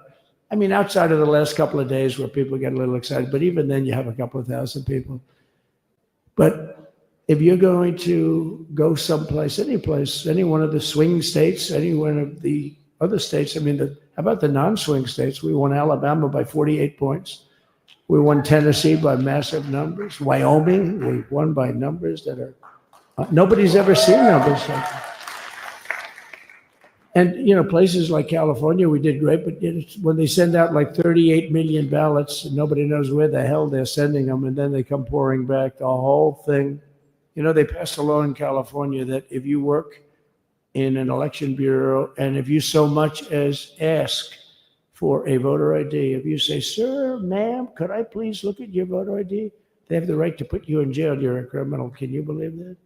There's only one reason that happens. They want to cheat. So they had it where voter ID wasn't accepted. But now if you even ask for it, this is seriously a bill that was just signed. It passed in their legislature, and it was signed. And I think when we get things cleaned up and we get back to a little bit of normalcy, I'm going to ask the speaker to really get involved, because I think we would have won the state of California, because, you know, if you look at my numbers with Hispanic, we're at 56%. And we were winning. We won the Texas border that had never been won. As the governor said, he's doing a good job, the governor, by the way, of Texas. But as the governor said, it hasn't. Oh, did I get lucky? Did I get lucky? Supposing I said, you know, he's not here, but the governor of Texas has done a terrible job. Wow, look at you. You mean we couldn't get you up in the front row? I'll tell you. Supposing I said, JD, the governor of Texas, is not doing his job. You heard what I said. See, I didn't know you were there. I said he's doing a great job. He's doing a phenomenal job. But now you're going to have a partner that's going to work with you, because you didn't have, not only didn't he have a partner, he had people selling the wall, right? We have a fence structure that we worked on, the governor worked on with me. And I didn't love it, to be honest with you. I wanted a nice precast concrete, you know, 40, 50 feet high, like a beautiful, could have been a T-shape, Y-shape. I love construction. I wanted that sucker to go up maybe 50, 60 feet. It would have looked beautiful, a nice Y shape. And they said, the problem is, sir, they climbed that like a rabbit. I said, what do you mean? No way. And they brought some of these guys out. They climbed it like... And the other thing is you hit it with acid and the thing will disintegrate. You know, they have things for concrete. So they needed very hardened steel, very special steel. And then they needed 7,000-pound concrete inside that steel, inside that steel. And then they have a rebar that's the toughest steel made. Very hard to cut. So this is why very little is cut. I mean, it's right. And then they put a anti-climb panel on top. I hated it. I said, it's so unattractive. And I said, why would that work? I don't believe it works. And I went to watch the Border Patrol, gave a display. We had actually two sets of climbers. The guys that climb up walls with drugs on their back, I mean, they got like 60, 70 pounds of drug, and they go as fast as you can walk. They go bip, bip, bip. Or we have Mount Everest type climbers.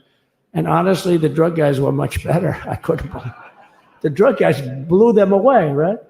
But it's true, the anti-climb panel, they couldn't get around it. They just couldn't. You didn't have it. So sometimes you sacrifice beauty for efficiency.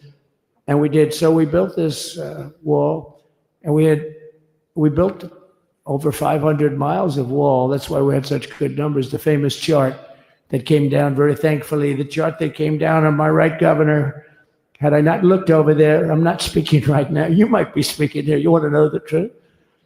You, JD, and we've got a lot of great people in this party, but I got very lucky, but we had the best numbers we've ever had. But I bought, you know, what happens is when you fill it up, it's like water. You fill it up. Now we have 571 miles of wall. And they would always say, you know, when we renovated a wall, so there'd be like a piece of plywood sitting there for 60 years, or a 2x4 sitting for 60 years on the ground and rotting. Because, you know, and they'll say, you didn't build a new wall. Here we're building 50 feet up in the air, 30 feet sections, 50-foot sections, all steel, all concrete, all everything. And all, by the way, they don't even want me to say this, but what the hell, doesn't take that long time. They were all wired for all of the equipment. We put wires in everything so they can easily wire for all the different types of equipment. And if there's a doubt, we have to wire. whenever we just look, you just find the wires all over the place up top, so we could just hook it up.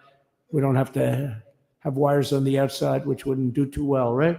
So anyway, so we built an extra 200 miles of wall, and the governor wanted to buy it. He tried to buy it, and they wouldn't sell it to him. He wanted to put it up himself. Could have been done in 3 to 4 weeks, 200 more miles, because when you do it now, they just keep going further out, getting around. So we did an extra 200 miles, and it was all bought.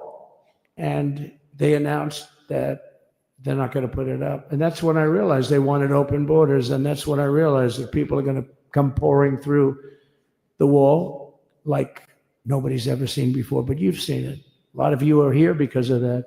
I made it my number one issue. They all said inflation was the number one issue. I said, I disagree. I think people coming into our country from prisons and from mental institutions is a bigger issue for the people that I know. And I made it my number one. I talked about inflation too, but you know, how many times can you say that an apple has doubled in cost? I'd say it and I'd hit it hard, but then I go back to the fact that we don't want criminals coming into our country. We don't want the jails of every country in the world virtually being deposited into the United States. And that man had to suffer with it.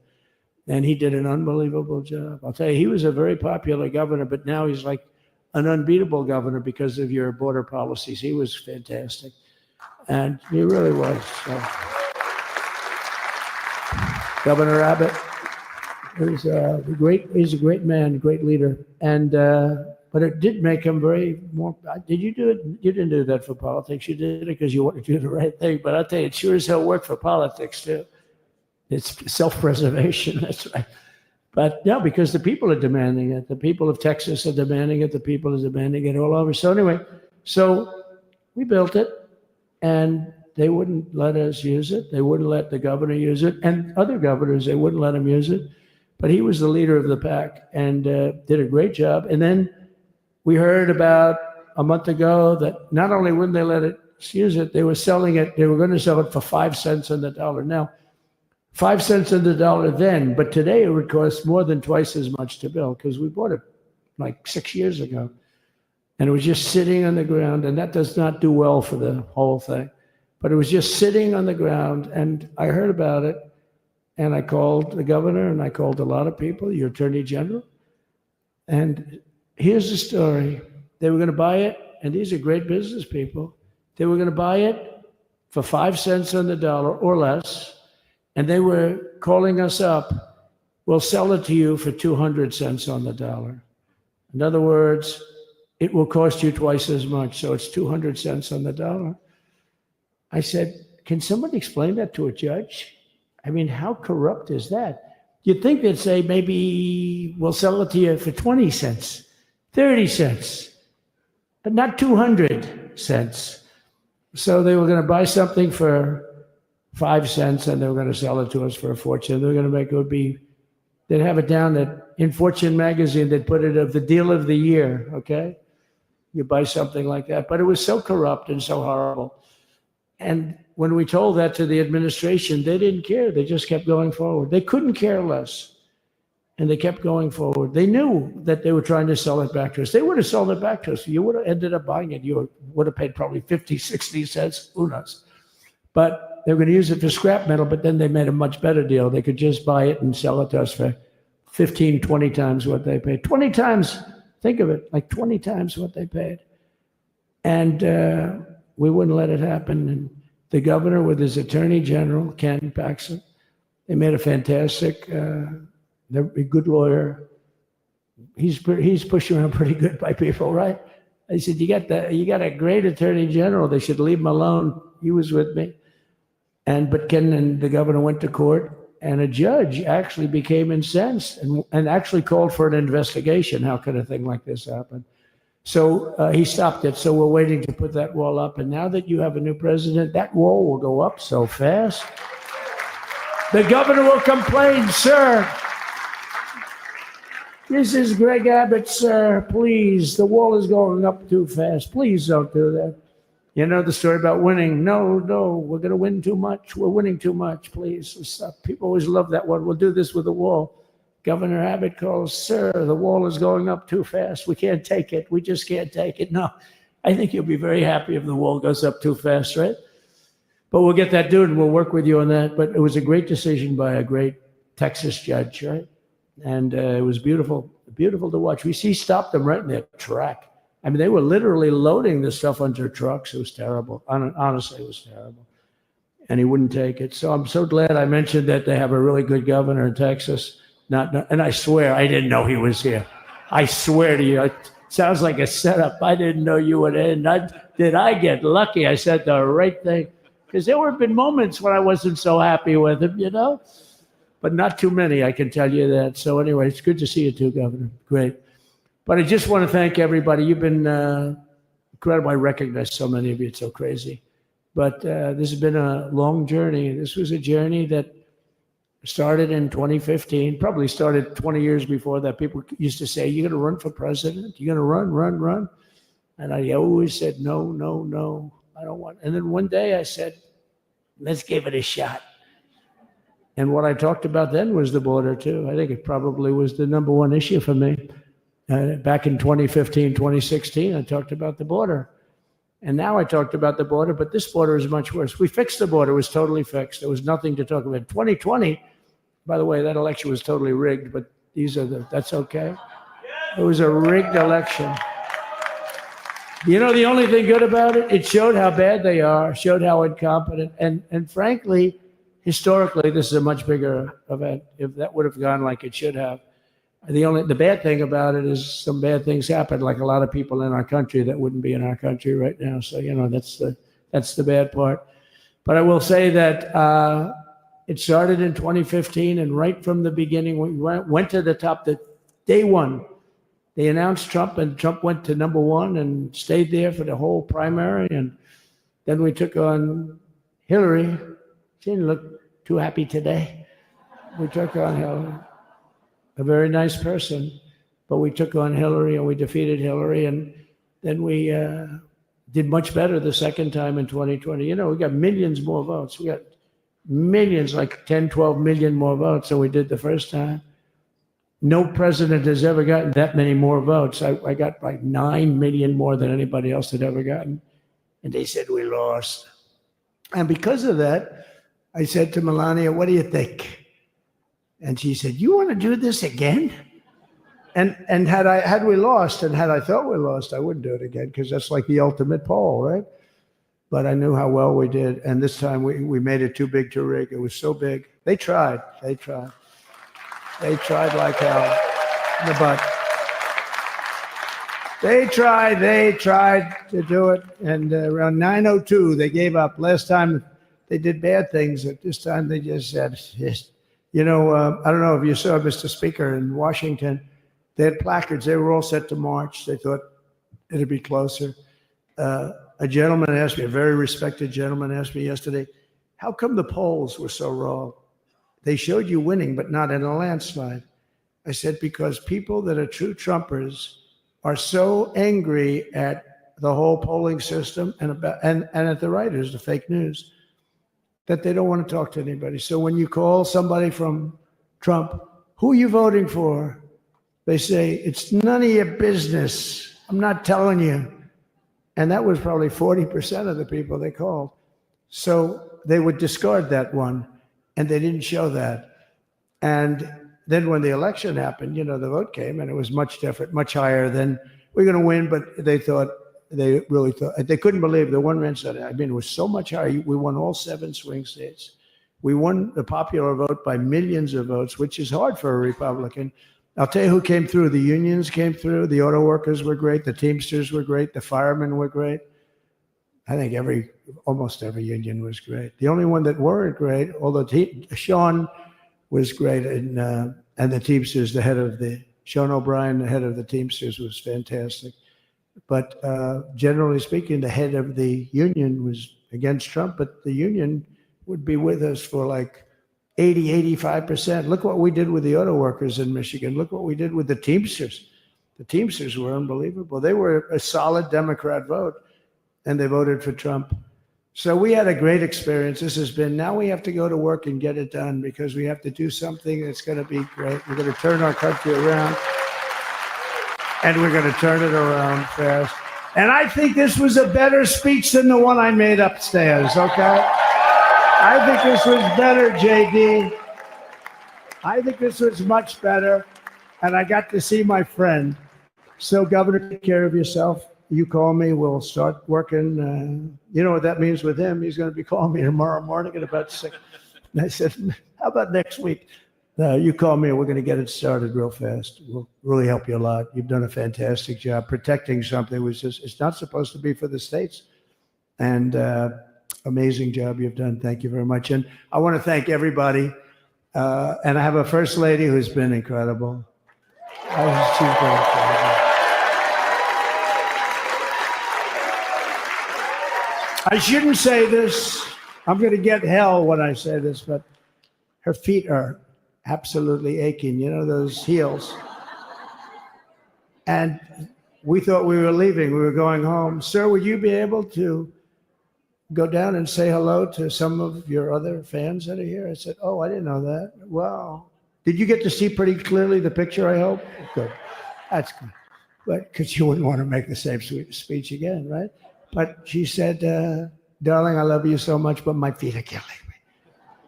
I said, honey, let me just see how far it is. I asked the person. Oh, not that long, maybe 400 or 500 yards. That's 5 football fields. I said, can you make it? She said, we're going to make it no matter what. We're going to make it because we have to go. Right? Right? And then we went out to the helicopter, though, just prior to this and said goodbye. And it's a custom. And the wind is blowing like crazy. And with the hat that she's wearing, she almost blew away. We almost lost her. She was being elevated off the ground. She almost blew away. No. So we all appreciate it because you've been a great first lady. A beautiful and a great first lady. And they love our first lady. You know, JD, whenever I make a speech, I see hundreds of times, we love our first lady. We love, and they do, and they should. She's great. So I just want to thank you. Thank you very much. I just want to thank everybody. And I felt that I said to JD, should we give him the A treatment, the B treatment, the C, the D, or the F? You know what the F is? Hello, everybody. Thank you for being here. Bye-bye. I gave you the A+ treatment. Thank you. Thank you all. Thank you, Governor. Thank you all very much. Appreciate it.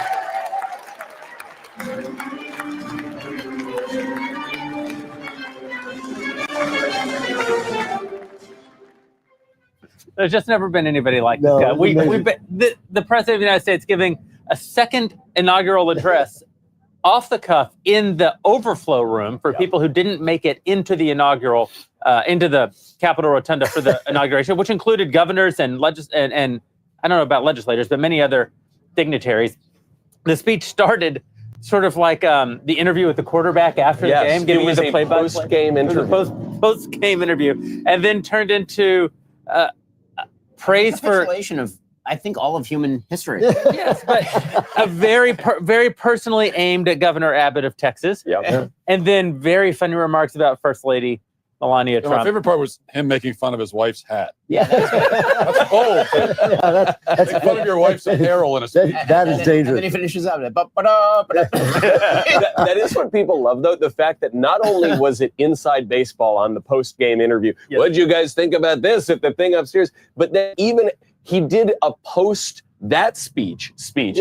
And this speech, I didn't know what I was going to give you, okay? A, B, C, D, F. You know what? I gave you all the A+ treatment. Bye.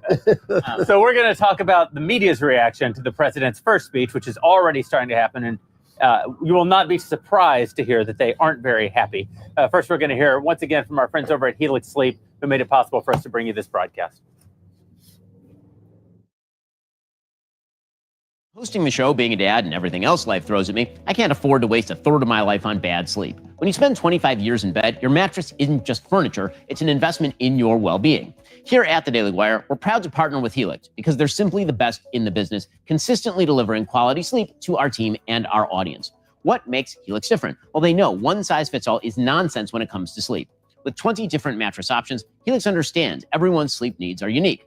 I took their quiz about a decade ago and matched me with a firm, breathable mattress that's perfect for my needs. No more tossing, no more turning, no more back pain, just consistent quality rest. I wouldn't recommend something I don't believe in myself. My wife loves it. I love it. We put one in our guest room. Now our guests are asking where we got our mattress. If that doesn't sell you, you should also know Helix gives you 100 nights to try it out risk-free. They'll even pick it up if you don't love it. But trust me, you're going to love it. Right now, Helix is running a huge MLK flash sale. Helix is offering 27% off everything site-wide, plus 2 free dream pillows with your mattress purchase. Just head on over to helixsleep.com/dailywire. That's helixsleep.com/dailywire for 27% off site-wide and 2 free dream pillows. Again, helixsleep.com/dailywire. Thank you, Helix, for sponsoring this coverage.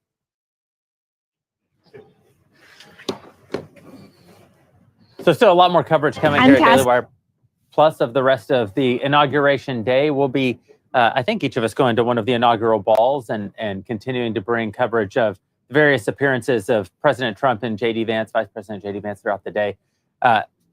Truly a unique inauguration. Yep. And it was, in a way, I mean, as the media is saying, it was a divisive speech. And it was somewhat divisive for an inaugural address. I mean, one interesting thing about having a non-consecutive second term is that you have a president who does have a grievance. He's coming into his second term, not fresh off of his first, but having been, he believes, unjustly defeated in the election. I think we all agree, unjustly persecuted and even prosecuted by the government since the time of his presidency. And so he threw some jabs. Yeah, I think that, you know, not to steal Michael's shtick of citing annoying philosophers, but you know, the Hegelian synthesis never takes place here, right? So normally you say there's thesis, antithesis, synthesis, right? You have like one thing and then it's opposite, and then they come together in the third thing. Well, what if it just went thesis, antithesis, thesis? Right? Because that's what we just did with the presidency, and I think that's the thing that President Trump is saying. I think what he's saying is, listen, you know, my idea is one. Yeah, my idea is one, right? You tried my ideas, and then you tried the opposite ideas, and then my idea is one. And so why would I stand up here and pretend that there's some sort of coming together around the ideas that lost to me? You tried it. You tried it. You got to see both sides, and then you guys decided with all the bad things on the table. It wasn't as though anything was hidden in this election cycle. We had everything, right? We had a full laundry. We had a full airing of grievances about January 6th, and we had a full airing of grievances about COVID, now about BLM, and about trans, and all that stuff. And you chose me. And because you chose me, now I get to say the thing, which is I won. This is not an experiment. That's right. Yeah. I won. Yeah. So here's what I'm going to do now that I won. And all the things that were bad, that you hated, and I think that there was a tacit acknowledgement by President Trump that one of the reasons he's back is because Joe Biden. Yeah. Right? It is because Joe Biden. I mean, my heart soared a couple of times today. One was when President Trump actually took the oath of office and Joe Biden was no longer president. And the other was when we all personally saw the helicopter take off. When the helicopter took off, a load was lightened from my heart. And suddenly, like really, because every day you woke up in Joe Biden's America and it was like, what bad thing is this terrible person going to do to the country today? Literally 15 minutes before he ceased to be the president, he pardoned his entire immediate family, which is one of the most corrupt and now precedent-setting events that we've witnessed in our lifetime. In 2020, he literally said, you should not do this. He said because there was talk that Trump was going to do this on his way out of office. And Biden was like, you can't do that. That's terrible and norms defying. And now he uses Trump as an excuse to pardon his entire family. Well, I mean, here's the thing. Once you do that, then you have now, you've basically excused all criminality by all first families for the rest of time. This will now be de rigueur. This goes back to the divisiveness of the speech. You know, Barack Obama, the great deceiver, once deceived Americans by saying mostly we fight over the 50-yard line. That was true until Barack Obama. And the thing is, it's not like he's taking over from somebody who increased the welfare state a little bit or, you know, had some programs that we didn't like or something like that. He's talking about people who are actually not just corrupt, but oppressive, anti-American. We're teaching our children anti-Americanism. There's no reason to include them. And the fact, you know, we were sitting around saying, oh, the New York Times just said, what a dark picture he painted of America. And I'm thinking, nobody cares what you say. Yeah. Nobody cares what you say. Right. Dark for you, I guess. Not represent the people. And the thing about the pardons, too, is that the precedent that it sets for such a frivolous reason, because it's not even as though, and we all know this, and Biden knows this, Trump was not going to go after any of these people. He wasn't going to go after the Biden family. It was not going to happen in a million years. The only reason Biden's doing it is just as a last little political stunt to try to make it seem as though Trump is this vengeful dictator who is going to try to put his whole family in prison. I'm not sure about that. I think he did it because he had to do it because he had pardoned Hunter. I think he pardoned Hunter, and then all of his other kids were like, well, now they're going to come after me. There is this weakness that... But Liz Cheney, Fauci, I mean... Mark Milley, chairman of the Joint Chiefs. Yeah. No, that's a valid... I do think that he has built up. He had to have some sort of world-shaking excuse for why he wanted to run again.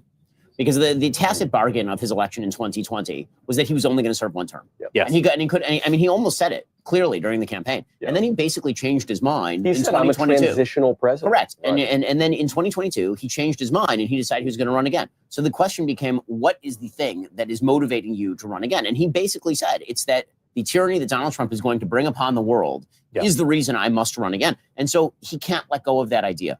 He can't let go of it, because the minute he lets go of it, then it really defies why he supposedly ran in second place, right? And so he has to keep maintaining that myth. I think people can't handle cognitive dissonance, and Biden is no exception to this. And so he had to just keep maintaining the facade that if he had not pardoned everyone in a 300-mile radius, then Donald Trump was going to go after everyone. By the way, Anthony Fauci actively used the power of government to suppress actually good information being put out by the very guy who's going to end up leading the NIH, Jay Bhattacharya.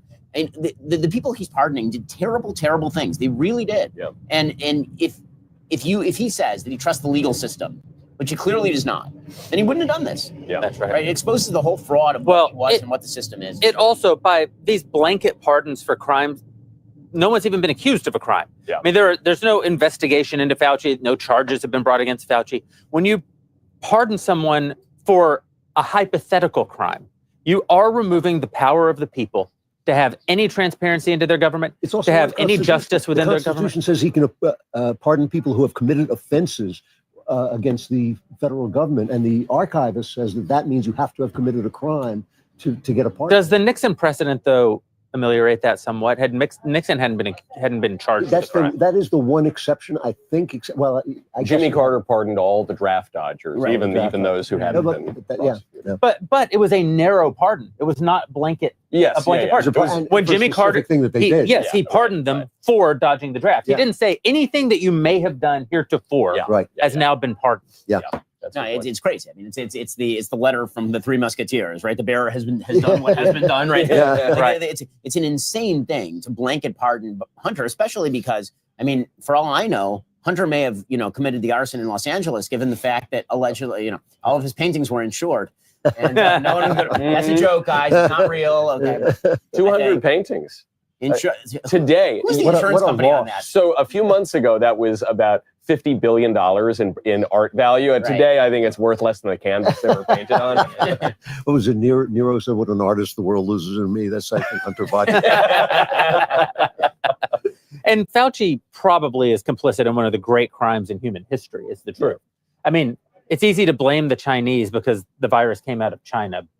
Fauci was almost certainly financing that, and helping to finance. He was demonstrably financing the type of research that was involved in the release of COVID. I mean, honestly, even if you put that stuff aside, the thing that Fauci did to shut down any possible dissemination of information or alternative points of view with regard to shutting down the entirety of the country, that's the part that to me is if not borderline criminal, actually criminal. I mean, that is a wild thing that happened, and you can kind of feel the stain of the last 4 years washing away. It's going to be. It will be fascinating to kind of think what the legacy of Joe Biden will be 10 years from now, or even I think we all forgot he was. For example, it's my next blank book. We forgot he was president the day that the election was over. That's right. The entire world treated Donald Trump like he was president. Joe Biden was an afterthought. I mean, there were deals happening in the Middle East, and Joe Biden just wasn't even a part of it. I think it goes beyond that. People stopped treating Joe Biden as the president the moment Kamala Harris announced for the presidency. He disappeared off the stage of history. Well, you heard Mike Johnson's story about the fact that he didn't even know what executive order he'd signed. It's a truly terrifying. It's a terrifying account. Yeah. And from a very credible source. And nobody none of the press corps has bothered to try to find out who's running the country. But, and Biden did an interview, I forget what publication, maybe a month ago, where he was asked in the interview, well, could you have even served another 4 years? And his answer in that interview was, Well, who knows? No one knows the future. So finally he admits that, long after the fact. And one of the things I think that we should do, and this is here I'm gonna tout a Jeremy Boring original idea. This is an idea that I have touted to congressional leadership as well. What Democrats have demonstrated over the course of the last 4 years, if you didn't already know it under Barack Obama, is they do not care about the institutions, laws, and rules of the United States. Right. They do not care about them at all. And so what Jeremy has posed, and I think it's quite a good idea, is that one of the key institutions that's upholding the capacity of the United States to function is the filibuster in the Senate. And we know for a fact that the Democrats were going to nuke that filibuster if they got a hold of the Senate, the presidency. They were going to do it. And so what Jeremy has proposed, and if you want to lay it out, you can, but I'm going to do it faster. So in any case, the basic idea that Jeremy proposed, which is a good one, is that the Republicans in the Senate should propose a constitutional amendment to enshrine the Senate filibuster in the Constitution. And if it's not cleared in 18 months, they should nuke it. Meaning that either we're all on board or we're not on board. Yeah, that's a good idea. Do we want to preserve our norms? Then let's do it. If not, we're not just going to wait for you to be the one. Because guaranteed, the next time the Democrats have power, they're going to kill it. By saying that if we don't do it, the Republicans will, which is exactly the shtick. Always, this is the shtick. But nature is beginning to heal. The sun is out, the sun is shining, the birds are tweeting. It's like the end of a Disney movie. Right? It's like, it truly is the old Disney movie. It is actually true that in the moment that President Trump gave his acceptance speech in 2016, it began to rain. And as soon as he started giving his speech today, the sun came out. God's writing is like God's writing is on the nose. It is a great day for the country. And one of the things that's important to me is that people remember you're not going to get everything you want. Every president is a mixed bag. Donald Trump will be a mixed bag. You're going to get things that you want. You're going to get things that you don't want. There's going to be disappointments. There's going to be failures. There's going to be unforeseen challenges. But you know who would not have been a mixed bag? Kamala Harris. She just would have been the bag. And just in winning, Donald Trump has changed the course of our nation's history.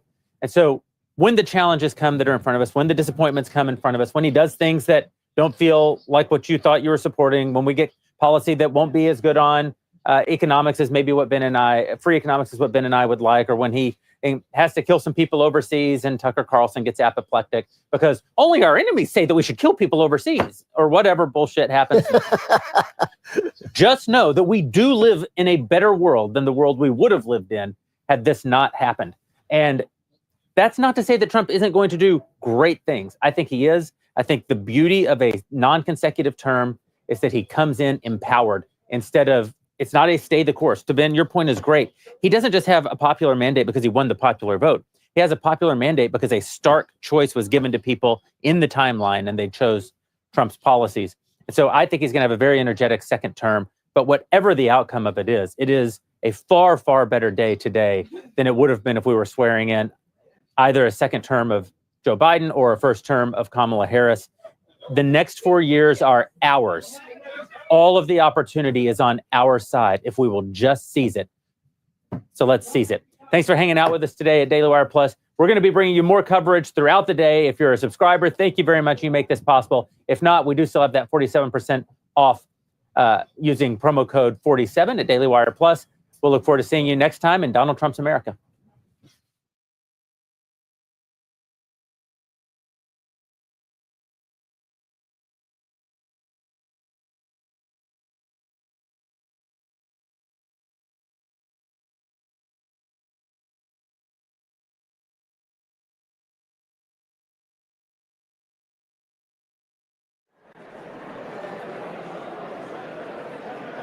Ladies and gentlemen, please be seated.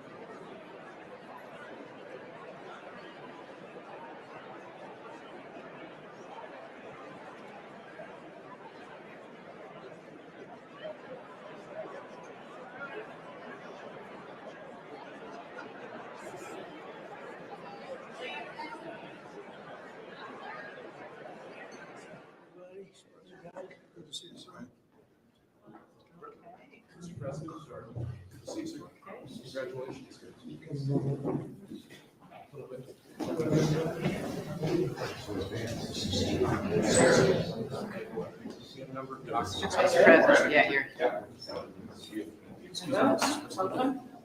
It's a great event. We went to the helicopter. It was freezing. The sun was a little deceptive. Yes, it is. So what would you like us to do? Sign your orders. Official documents. Okay, I assume they're gonna be happy with these documents? Yeah, they're we might not be here. It's the next step. It's a tradition. Sir, the first is 22 cabinet and cabinet level appointments for your signature. Okay.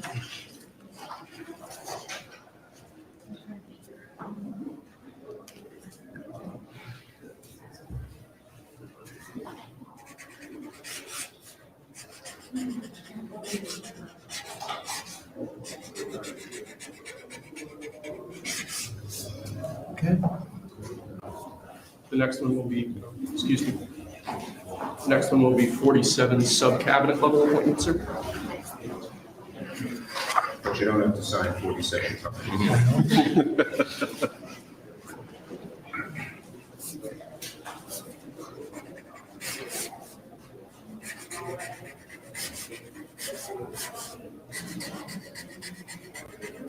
Okay. Thank you, sir. Now 31 acting designations and appointments to effectively take control of the government. Let's do that. Yeah, that's important. That's important, isn't it?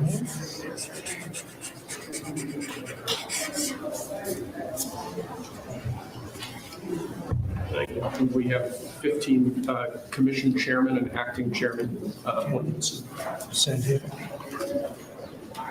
Commission chairman and acting chairman.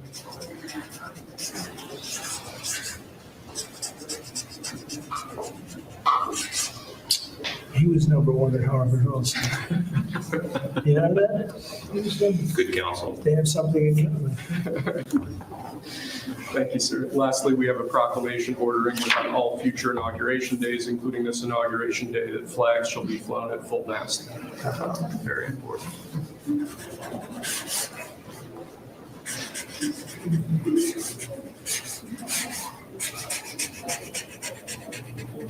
That was a beautiful place to have an inauguration tonight. The sound was so good.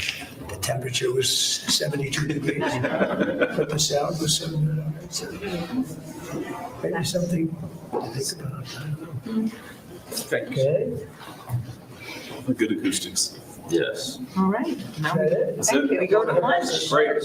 Very Nice to good. meet you. Thank you very much. There we go. Take that. Good. All right. See you. Thank you, Thank you, sir. Did you have a good meeting with former President Biden? Very nice. Very nice. It's a beautiful custom. Mr. President. It goes back as long as helicopters. Before that, it was a stagecoach. But it was, I thought it was beautiful. Thank you. Great job. Great job. Thank you. Check. Mr. President, do you have any reactions to the pardons President Biden did at the last minute? Well, I'm not going to discuss it now. I think it was unfortunate that he did that. We won't discuss it now. There's plenty of time to discuss it. Thank you very much, guys. Should we go to lunch? Okay, Yeah. very much. Okay. Okay. Head to lunch. Ready for lunch? Okay. Thank you. All right. Okay.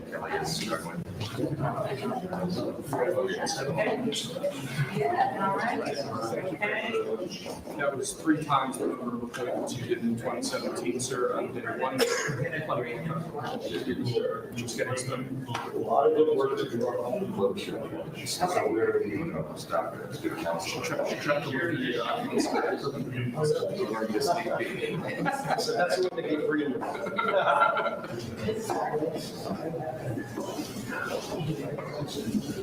Thank you. That was great. That was great. That was great. Standing ovation. I liked it.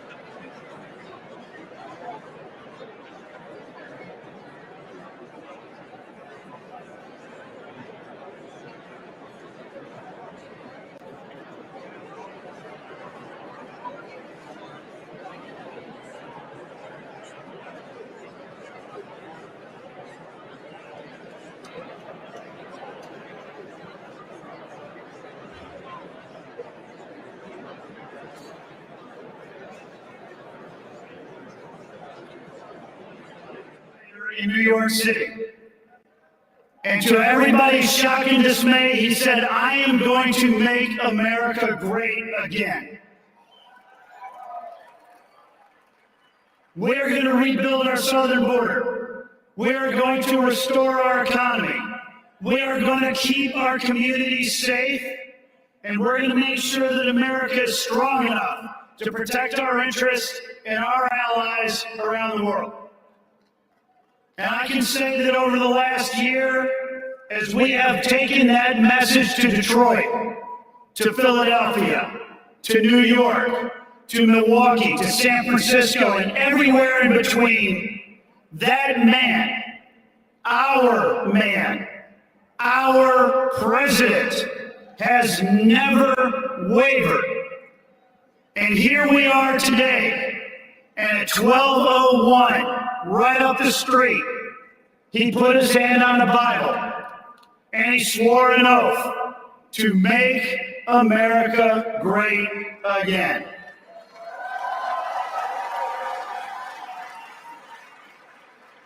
So let me ask you, and let me ask all of America, are you ready for America to be wealthy again? Are you ready for America to be safe again? Are you ready for America to be strong again? Are you ready for America to be great again? Are you ready for Donald J. Trump and J.D. Vance to be the president and the vice president of the United States of America?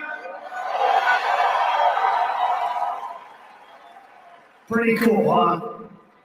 Thank you, America, and thank you for everything that you did to make today a reality.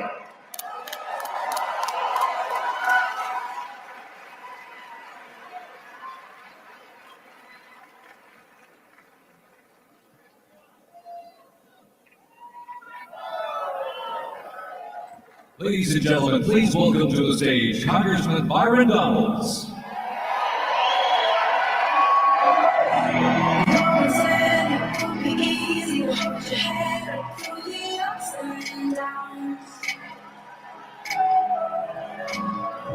If you want it, you believe it, you can find a way to turn it around. I'm feeling in my bones.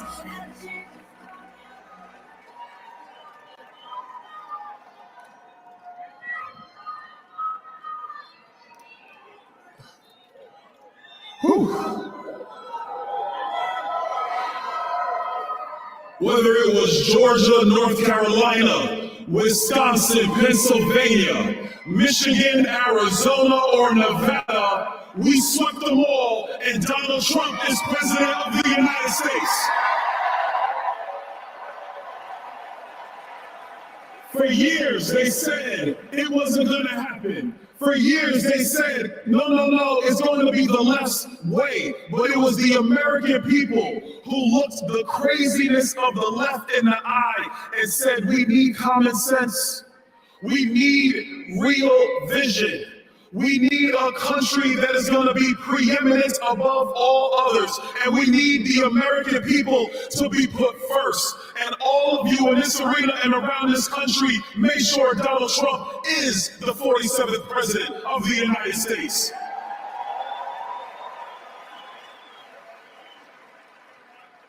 Being here in Washington on January 20th is special for me. This is the day we commemorate the birthday of Dr. King.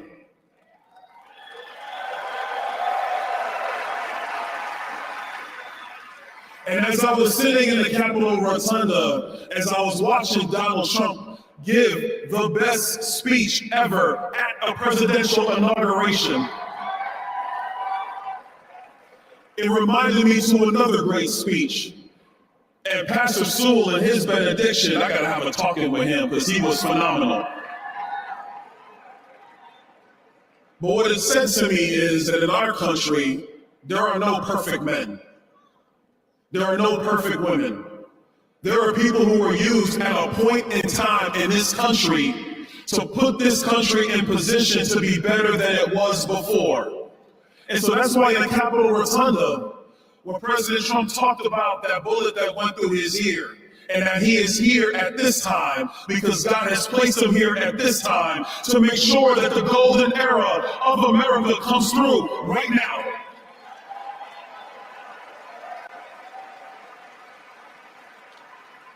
So yes, we are going to make sure that we get your prices under control and we have a great economy.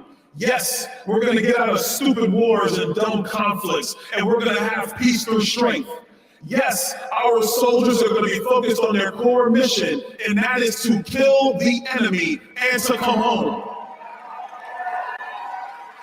Yes, we're going to have the largest repatriation force of illegal immigrants in the history of this country, because the only way you come to America is legally, following the law.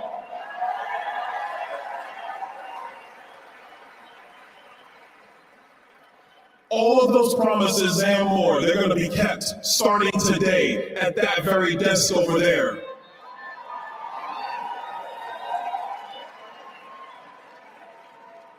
And I got a special message, and this is for states like California and New York and Illinois. If you want to continue to have a dumpster fire form of government, if you want to continue to mislead your people thinking that your radical policies are the way forward, people like myself in the great state of Florida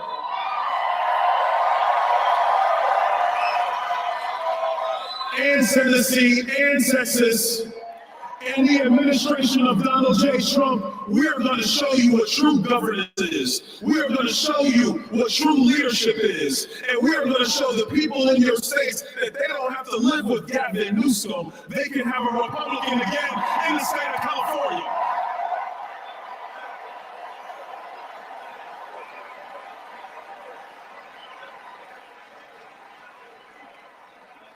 And the last thing, because I don't want this to be about red states versus blue states. We are Americans. And the thing that will unify us is the success of our nation. When a young kid can grow up in the inner city and make something of himself, that is success. When a mom can dream about her children and they achieve something wonderful in America, that is success. When an immigrant from another country comes through the right way, and they actually build something and they add to what America truly is, that is success. When we unify our efforts and we can disagree, but still keep the most perfect union ever known going, that is success. Those are the common sense ideals of America. That is the leadership that Donald Trump is going to bring. And I don't care if you're in California or Florida, that is going to be the guiding principles of the United States of America. So buckle up, everybody, because we're going to be unified. We're going to get the job done. And I don't know about you, I'm kind of sick of speeches. On Capitol Hill, a few blocks from here, we are going to get the job done, or people will be moved out of the way. God bless you guys. God bless America. God bless Donald Trump and J.D. Vance and their families. God bless you.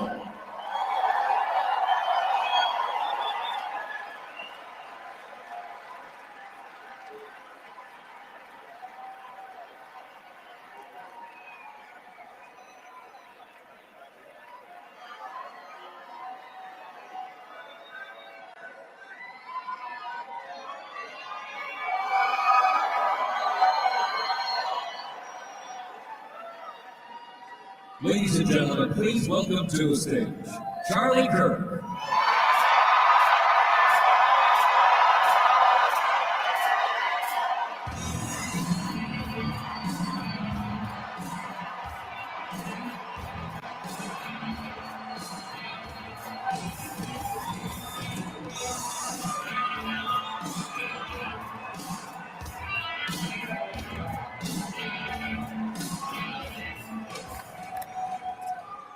We did it, everybody. It is hard to believe, almost surreal. For those of you that have always had the president's back throughout these last couple of years, when we were at our darkest moment 4 years ago, this is your victory. For those of you that refuse to waver, when they tried to throw our amazing patriots in federal prison, when they tried to silence this movement, for those of you that never wavered, this is your victory.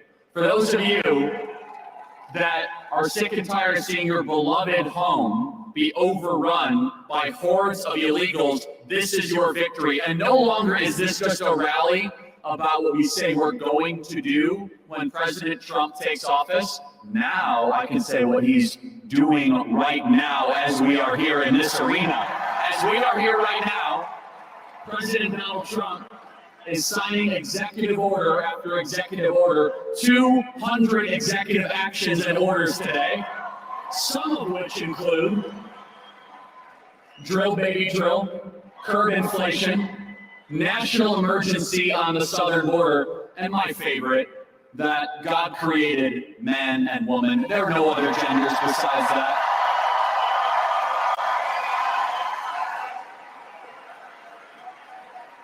No more critical race theory or diversity, equity, inclusion in our military. Our taxpayer dollars will no longer fund our kids to hate our country. It is over as of today, thanks to President Trump.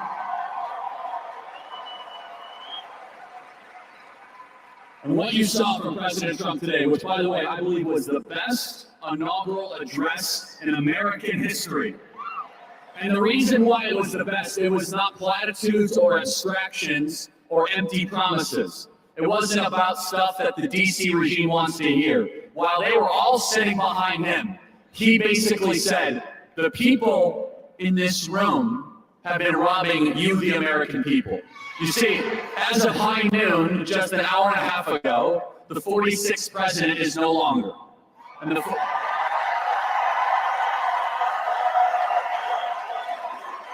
And you might think it was Joe Biden, but it really was a bunch of White House staffers that you've never heard of before. Their term is over. It will go 45 Trump, a bunch of White House staffers, 47 Trump. That is how the succession will go. And what we have seen these last couple of years was the intentional destruction and obliteration of our homeland. And in just one day, we're going to understand a very simple truth, that decline is a choice. That when your country is failing, it's because our leaders have decided to allow it to fail. And President Trump, I really believe, is on a mission from the Almighty to save this country in that millimeter miracle where he very well could have been not just shot, but unspeakable things could have happened in Butler, Pennsylvania. And the reason that they wanted to take out Donald Trump so bad, 700 years in federal prison, every possible way imaginable, is because he brings you guys into the room. It's because he brings you into the negotiation. You see, this was supposed to be a managed decline of the United States of America. And just understand what you are living through. You're living through a new American renaissance. And honestly, there were a lot of people that said there's no way they'll allow Donald Trump to be president again. They're going to steal it. They're going to use the machines. And I understand all that. They're going to try to take him out. But never underestimate the will of the American people and the sovereignty of God towards righteous and good purposes. Donald Trump is evidence that God is not done with the United States of America, that our best days are ahead of us.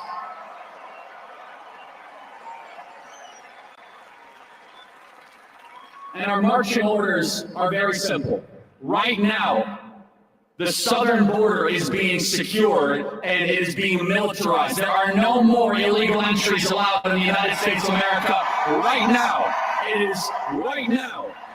Right now, the invasion is over. It is over.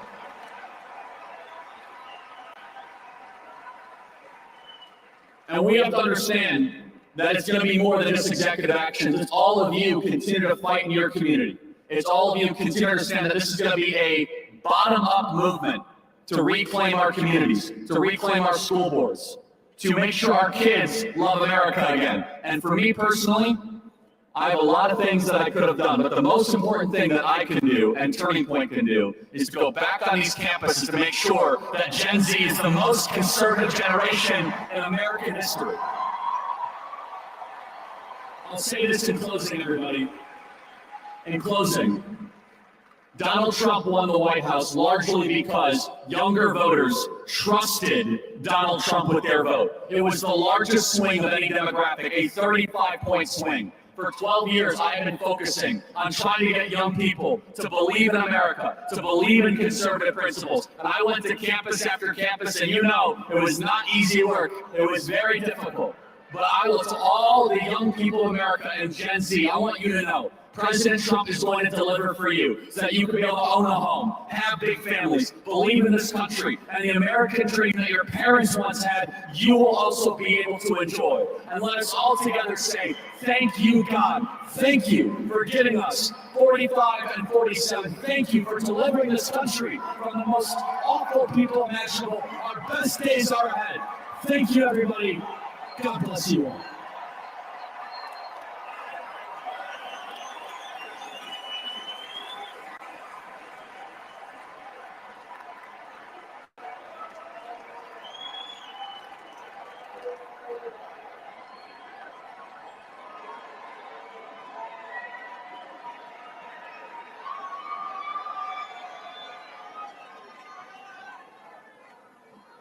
Ladies and gentlemen, please welcome to the stage the next Secretary of Commerce, Howard Lutnick.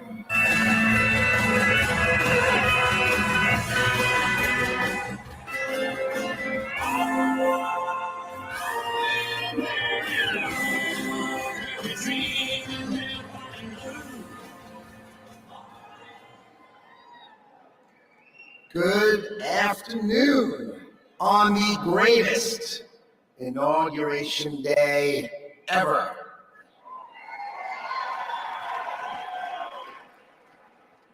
Today is one of the most important days in American history because Donald J. Trump is right now heading back to the White House.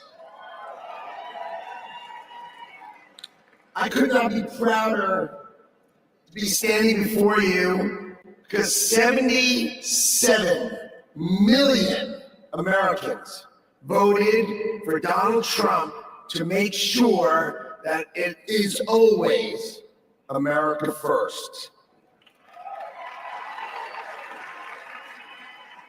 So I wanted to tell you some stories because no president, Donald Trump is now the oldest president to take office, but no president has ever had his work ethic, his energy, or his intuition. So when the president sees a problem, he calls it out. You know it, right? He's the one who said fake news. He's the one who said the swamp. He's the one who said the deep state. We've all heard him say it, and now we all know it's true. And his intuition is always right, so he starts talking about bad trade deals. That's what he thinks. So let me tell you a story about the last day on the campaign trail. So I went to meet the president in North Carolina, okay? He gets up in the morning at 8 o'clock. We get in the motorcade, gives a speech. He goes to 3 states, 4 rallies, an hour and a half each rally, finishes midnight. We start 8 a.m. He finishes midnight. Gets on the stage midnight in Grand Rapids, Michigan. Speaks for 2 hours. 2 hours. Never takes a nap. And when he's on the stage, he's never taken a sip of water. The man is power. He is power.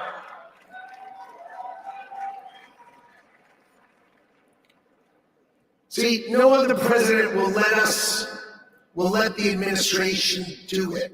He's going to help us fix America. So I've never been in politics before. I spent my life working and building companies, and I worked hard to build a life that really it's only possible in America. But on September 11th, when we saw our darkest day, it changed my life forever. See, my company was located on the 101st and 105th floors of the World Trade Center. We lost 658 of our 960 New York-based employees. My younger brother Gary got killed. He was 36. My best friend Doug, 39. 658 of my friends in college got killed. So 9/11 could have broken us, but we Americans, we're strong. We don't break. So we all, my employees and I, we dedicated ourselves to rebuilding the company so we could take care of the 658 families that we lost.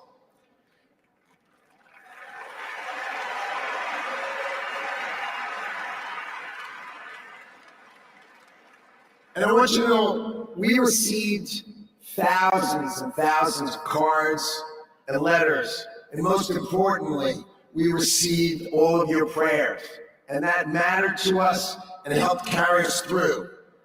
So the events of September 11th, they instilled in me a sense of community and dedication for the country.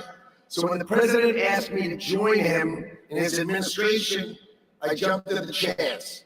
So I was the co-chair of the transition team, which helped pick for the president, helped sort of set him up so he could pick all the nominees. And then I'm really proud to tell you that he was nominated, President Trump has nominated me to be the next Secretary of Commerce for the United States to serve all of you.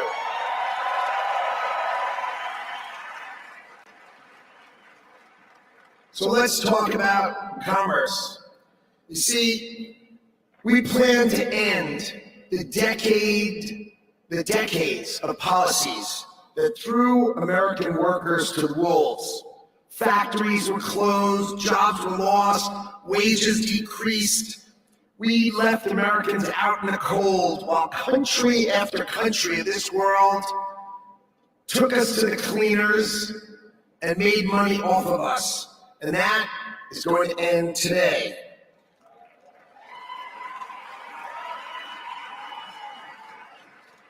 At the start of the 20th century, America was the richest country on earth, and we defended our workers from unfair trade policies with tariffs, and we only made money. We had no income tax. All we did is charge other countries and foreign companies, if they wanted to sell to America, you had to pay for entry. Okay, so imagine this. The US government had no income tax. Americans got to keep all their hard-earned money, and foreigners paid the price. So now, what's happened? We have the Internal Revenue Service. That means charge us internally. Now imagine politicians who can't even balance their own checkbook, taking our money, and what do they do every year? Let's just take more, let's just take more, let's just take more. So this is how Donald Trump is going to end it and fix it. Last week, he announced that we're going to return America to greatness by creating, and today is his birthday, the External Revenue Service. So if you're always wondering, is some bureaucrat going to cut your benefits? Not under Donald Trump. Not under Donald Trump. It means foreign companies are going to pay if they want to come and sell products to the wealthiest country on earth. And if they want to compete with American workers, then let's just not tax our American workers. It means creating level playing fields, and it means that America will be great by reducing the taxes that we pay and driving the ones that they pay.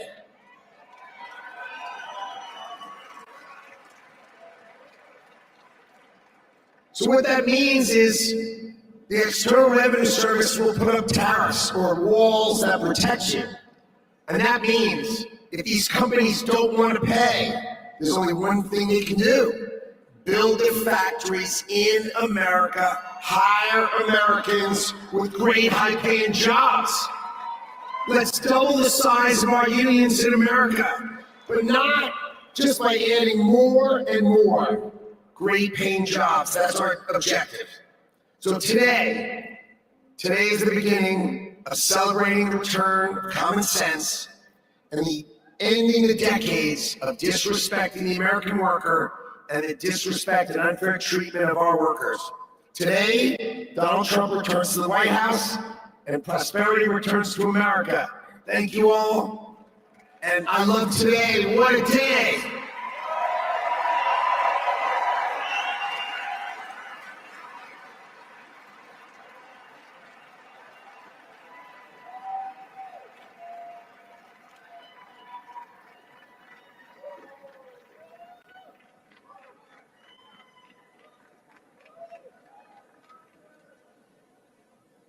Ladies and gentlemen, please welcome to the stage Governor Glenn Youngkin.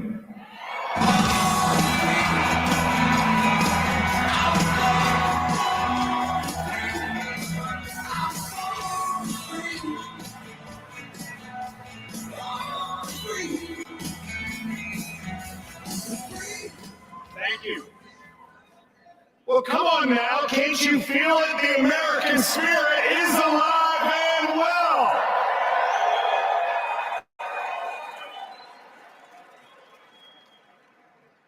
This is the dawn of the golden age of America because we inaugurated the 47th President of the United States of America, Donald J. Trump.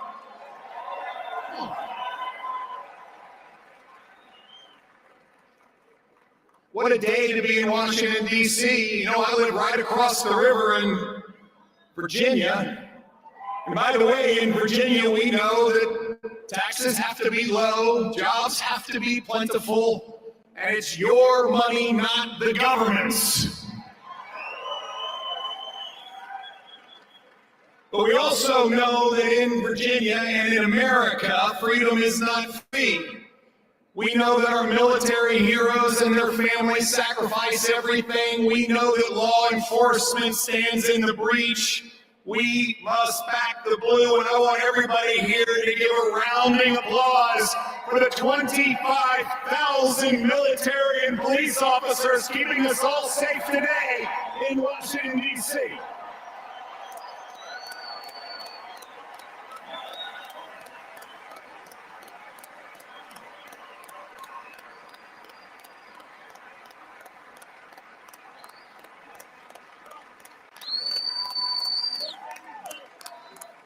God bless America. My friends, we are standing here on the dawn of a new age, and we are seeing the sun set. The sun set on weakness, the sun set on wokeness, and the sun set on a wide open border that has turned every state into a border state. We are seeing the dawn of a prosperous America, the dawn of a secure and safe America, and the dawn of a world that sees peace because we have a strong America.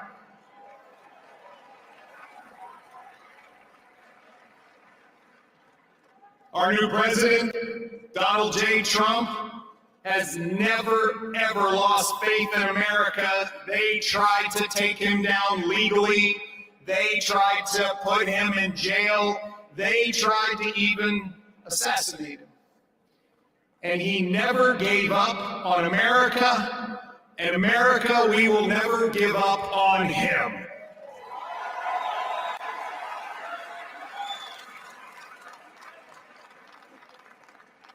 And as we stand here on this dawn of the next golden age in America, we all have a responsibility.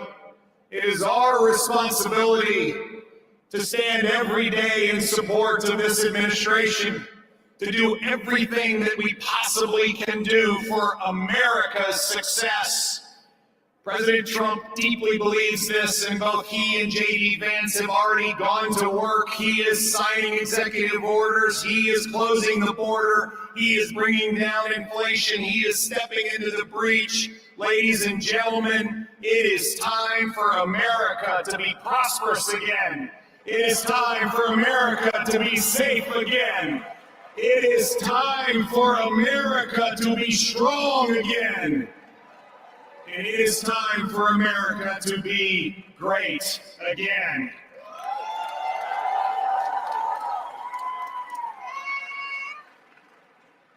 I hail from the great Commonwealth of Virginia, and we know a few great Americans in our history. From George Washington to Thomas Jefferson, to James Madison, to Patrick Henry, who echoed, "Give me liberty," or "Give me death." My friends, those words that Thomas Jefferson penned, which are the greatest words, at least in this hemisphere, ever written, that we hold these truths to be self-evident, that all men are created equal and we are endowed by our Creator with certain unalienable rights, and among them are life, liberty, and the pursuit of happiness. Well, ladies and gentlemen, we stand here on the dawn of a new age where life, liberty, and the pursuit of happiness are available to every American. And we must stand together as we collectively say, God bless America, and God bless Donald J. Trump and J.D. Vance. Thank you all very much. God bless you.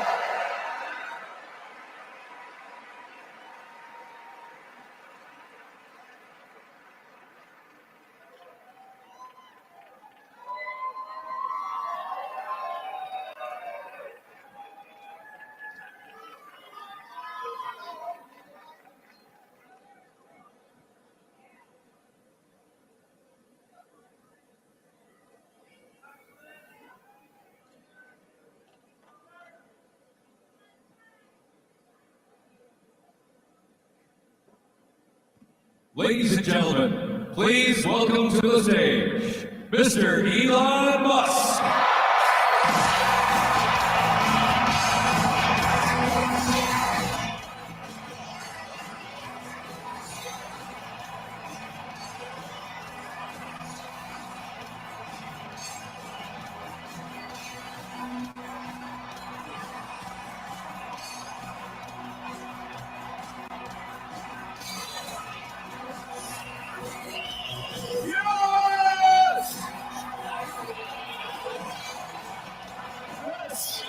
This is what victory feels like. Yeah! And this was no ordinary victory. This was a fork in the road of human civilization. Okay. There are elections that come and go. Some elections are, important, some are not. But this one this one really matters. And I just want to say thank you for making it happen. Thank you.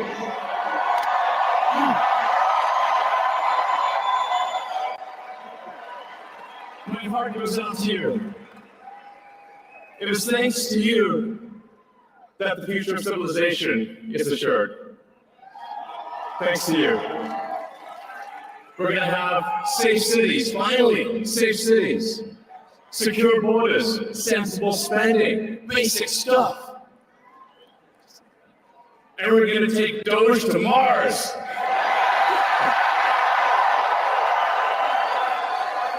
I mean, can you imagine how awesome it will be to have American astronauts plant the flag on another planet for the first time?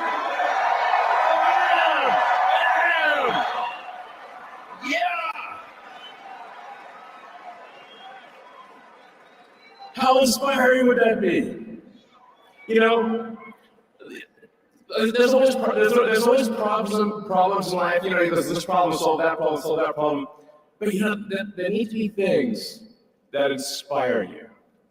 There need to be things that make you glad to wake up in the morning and say, I'm looking forward to the future. Yeah. I love you guys.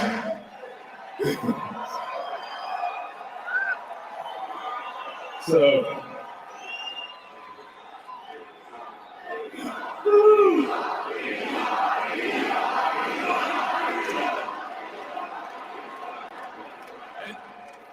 And let me tell you, I'm gonna work my ass off for you guys. I really will. I really will. So, and yeah, but I'm super fired up for the future. It's gonna be very exciting. As the president said, we're gonna have a golden age. It's gonna be fantastic. And one of the fundamental things, one of the most American values that I love is optimism. And this feeling like we're gonna make the future good. We're gonna make it good. So, man, I can't wait.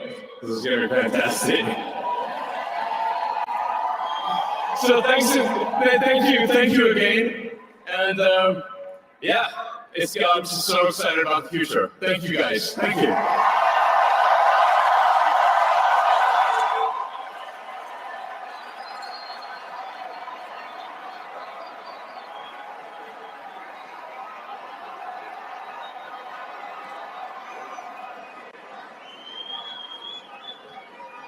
Ladies and gentlemen, please welcome to the stage, Kash Patel.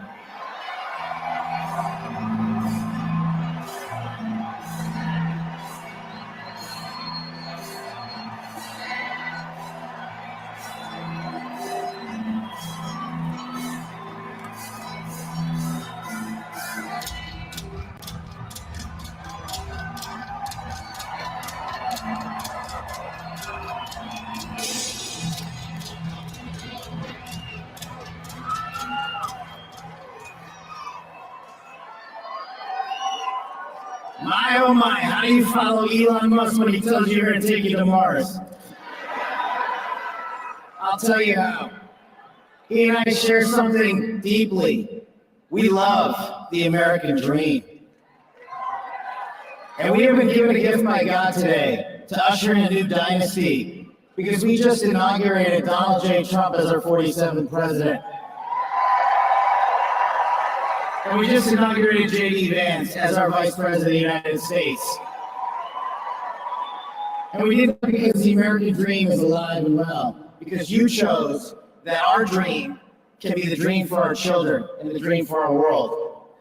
And we are at a crossroads here in America, but our future is bright because you had the courage to stand for your convictions.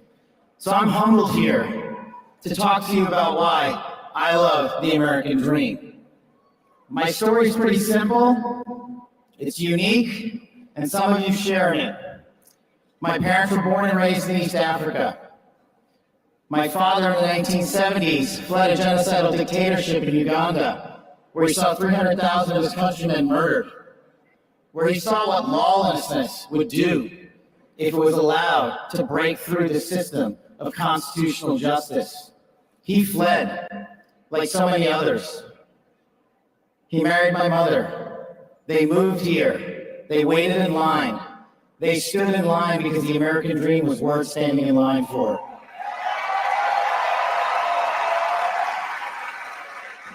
That dream is woven into the fabric of this nation, and our immigration policy is the greatest policy in the world. And now that we have Donald J. Trump and J.D. Vance, it will become the greatest policy in the world again.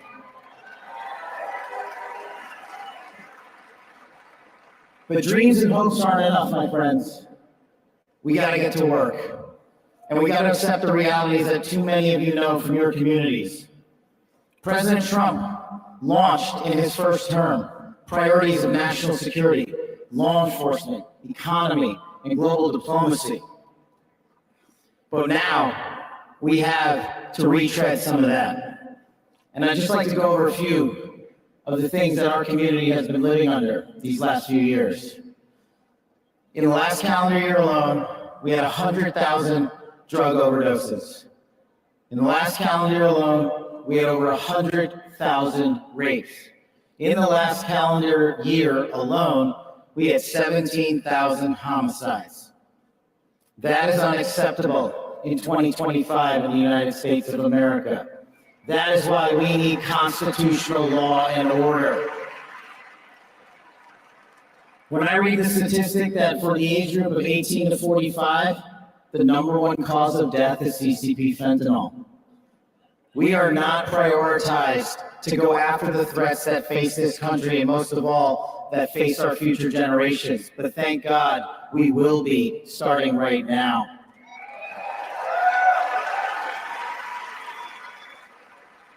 President Trump and J.D. Vance's leadership and administration will usher in the priorities that I cherished during my 16 years in government service. That we will always, always honor the men and women who wear the cloth of our nation and stand on that wall and tell you nothing's getting by them tonight. And so to them, thank you.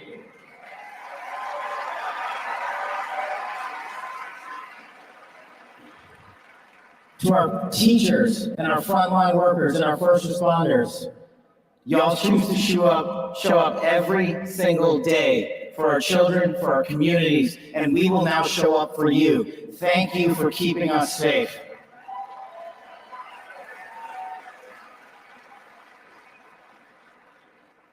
To the men and women in law enforcement, and maybe I'm biased on this one.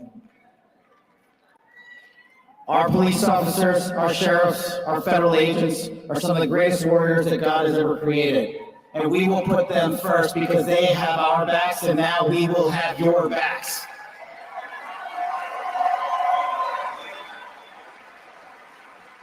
I am standing here because of the American dream. I am not standing here because of the color of my skin. I'm standing here because I earned my right on this stage, and you earned your right to be here with me.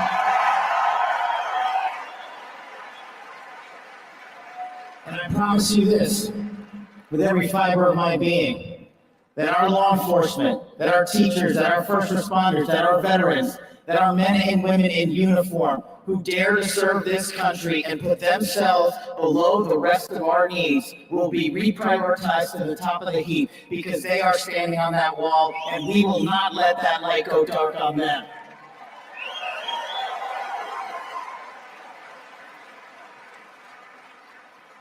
Whether as a national security prosecutor, a public defender, President Trump's deputy director of national intelligence, his chief of staff at the Department of Defense, or so many other roles that I was humbled and privileged to serve when I swore up to that Constitution, which I hope to do so again one day soon. You have my word that you have ushered in a dynasty of change. You have ushered in a dynasty that will allow our children to live this American dream. My American dream. I am living the world's American dream. I am the son of lawful immigrants. We worked our tails off just like you all do, and I'm going to make you a deal. I promise you I will never quit on your children. I will never quit on their children, because this American dream does not belong to me. It does not belong to them. This American dream belongs to the world.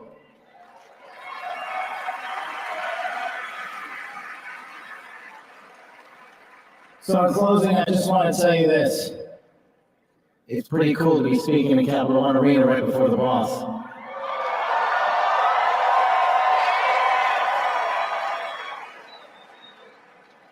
You inspire me beyond words. Your love, your devotion, your commitment to our country, everywhere I go, shows us that we are not only the beacon of hope, but we are the land of constitutional justice. We are the land under Donald J. Trump and J.D. Vance, where we are going to end the two-tier system of justice. We are going to remove the weaponization of the intelligence community for political purposes, and we are going to put the men and women of America first.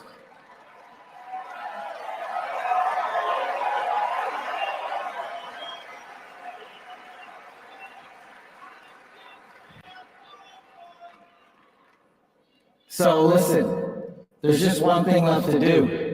We all got work to do. We've got the greatest president, the greatest vice president in the history of the world. And so I just need y'all to do a little bit more. Every time you see a law enforcement officer, every time you see a veteran, every time you see a teacher, shake their hand. Give them a little bit of your time, because they're giving us all of our time.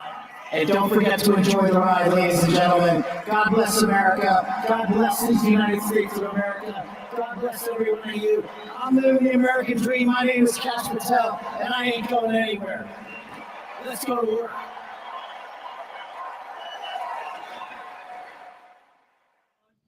Kash Patel is fired up. The Capital One Arena is fired up. America is fired up. And we are just getting started. We are. This has been such an amazing day, Kevin. We've been out on the streets talking to everybody. It's so incredible to see Donald Trump once again become president of the United States. Once again, it feels good. It felt good to see him get up there and just say, I am back. Thank you guys so much for tuning in and joining us here at the Daily Wire. We, again, are just getting started. A lot more coming. Donald Trump will be taking the stage very shortly. You guys do not want to miss it. We will get you there the second that he is on the stage. Don't worry. But this has been a historic event, a historic week, and people here are fired up. I've never felt anything like this. No, the energy is insane. I mean, just walking around DC, you see like teenage boys walking by singing about Trump. You see someone watching the inauguration on their phone. You see people all over the place wearing MAGA hats. It's just unlike anything I've ever seen in DC before. I love being somewhere where there's USA chants breaking out spontaneously. Let's get back to the crowd in the Capital One Arena for the inauguration celebration. USA! USA! USA!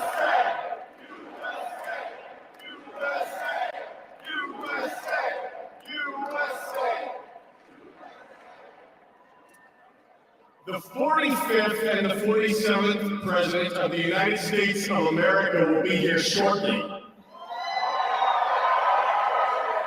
He's down at the Capitol. He'll be in a little while. He'll be here. They asked me to come out and say a few words and say hello to you great American patriots that came from all over the country. Thank you for being here today.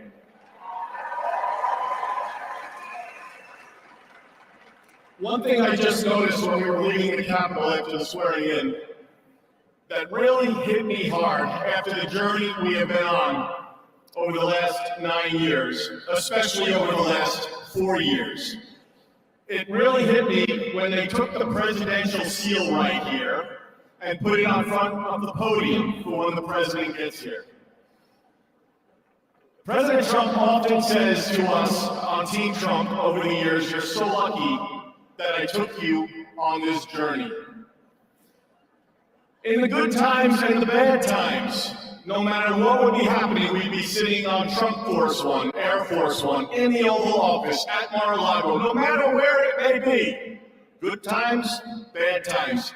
You are so lucky I took you on this journey. And you know what, Mr. President? You are damn right. You took all of us on this journey.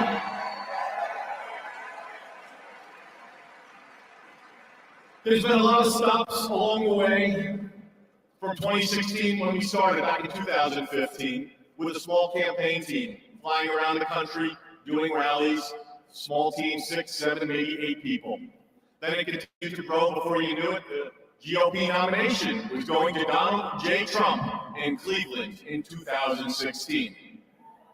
Fast forward, he became the 45th president of the United States of America. He had a great 4-year term, and you know what's been great? The last 4 years have not been great in many senses, but he's now going to be, he's back in office right now, and I'm just absolutely so pumped up for what this president is going to do.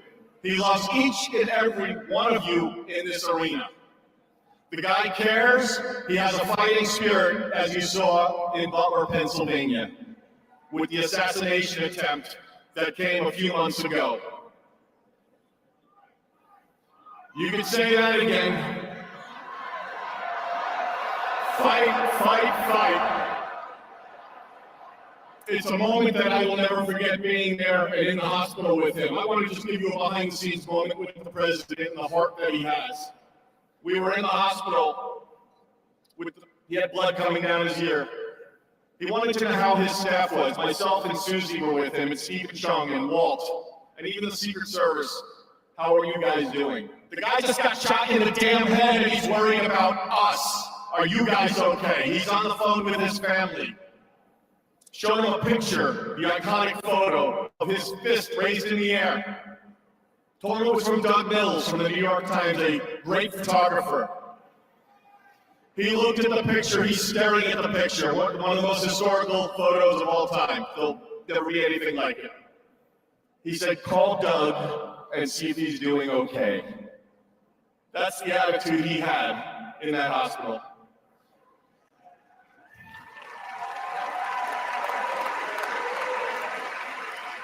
Our president has been resilient through a lot,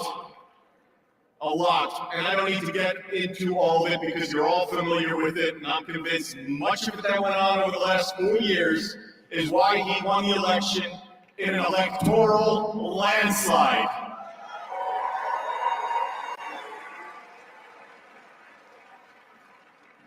In Butler, Pennsylvania, when he got up and he raised that fist and he shouted, "Fight." He will do that for every one of you. For the United States of America, he will always put America first, without question. He loves what he does. He's got a great administration and a great team behind him. What a journey. McDonald's, drive-through window. Garbage trucks showing up at a rally, and him on the plane putting on his orange vest. Sorry, you're going to take that off? I'm going to the rally in my orange vest. The guy is 1 in a trillion. There will never be anybody like this man again. Enjoy this moment. Enjoy this movement. And together, we will continue to fight, put America first, and make America great again. God bless everybody here. We love you. Thank you.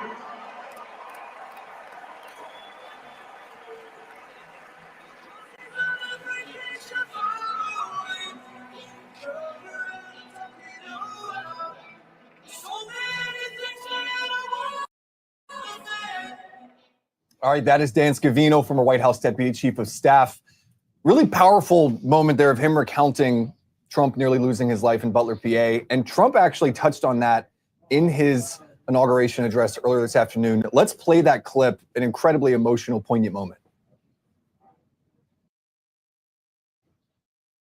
Just a few months ago in a beautiful Pennsylvania field, an assassin's bullet ripped through my ear. But I felt then, and believe even more so now, that my life was saved for a reason. Trump talks about that a lot, you know, the impact that moment had on his life. And a lot of people have told us that it had a profound effect on the campaign, on his attitude going forward. You know, we've seen Trump be a little more serious. I actually, Cabot, we were just talking about this, had the privilege of going back to Butler with Trump when he returned to Butler to have another rally there and to commemorate Corey Comparatore, the firefighter and father who was killed when that bullet missed Trump and hit Corey. So this was a really emotional rally. It was in October. All of these people went back. And right before we got there, I spoke to a whole bunch of people who had sat behind Trump the first time he was in Butler. And they saw him get shot. They saw Corey get shot. They almost lost their own lives. But they told me, we're going back to sit behind Trump again to show him our support. And it was absolutely amazing, Kat, to be there and see all of these people returning, not just to this rally, but to the spot where they could have been shot. They were there behind him. And they told me, we want to stand up for the man who stood up for us. Just really moving. I think it's really inspired so many of his supporters, you know, raising that fist in the air, showing Americans, I'm here for you. I'm not a coward. I'm going to stand up for you no matter what happens. I cannot count how many shirts I saw today and this weekend around DC of people wearing that picture of him raising the fist. I talked to a gentleman who said that he was watching that rally, and it's when he knew. He said, I am now he's like, I'm all in. He said, I'm all in on Trump. And I do think for a lot of Americans, that was the moment. It really was. And we saw at the RNC when Trump brought crowd resonated with that. And he's so good at that. I know at that Butler rally, when they were commemorating Corey, he brought out this opera singer to sing Ave Maria in this guy's honor. And there was not a dry eye in the entire rally as we all just stood there and listened to this beautiful music and looked up at Corey's empty chair where they had put a commemoration of this father in his life. And Trump is just like, he really understands how to honor someone. I remember him saying that Corey's legacy was immortal. And you just don't hear people say things like that anymore, but Trump nailed it. And it was really beautiful. And moments like today at the inauguration are obviously the culmination of the campaign and the election, but it's bigger than that. When you have a president who is quite literally shot in the face, in his ear, who survives, who continues campaigning, goes back to the spot, and then is reelected, this is bigger than that. This is the culmination of surviving that attempt on his life. And I think the connection that his crowd had with him was even deeper after that. And you could see that this week, and you could feel that on the ground. Absolutely. I think that's part of the reason he had that rally yesterday is because he has such a connection with his base. A lot of people would have skipped it and moved on to the very solemn inaugural events, but Trump wants to be there. He wants to connect with them. And so many of them were here because they love him. Historic inaugural address today. Here is how he kicked things off, the vision he has in America. And then again, we'll get back to the stage once the speakers get going again. Once Donald Trump is there, we will bring it to you. The golden age of America begins right now. From this day forward, our country will flourish and be respected again all over the world. We will be the envy of every nation, and we will not allow ourselves to be taken advantage of any longer. During every single day of the Trump administration, I will very simply put America first. Our sovereignty will be reclaimed. Our safety will be restored. The scales of justice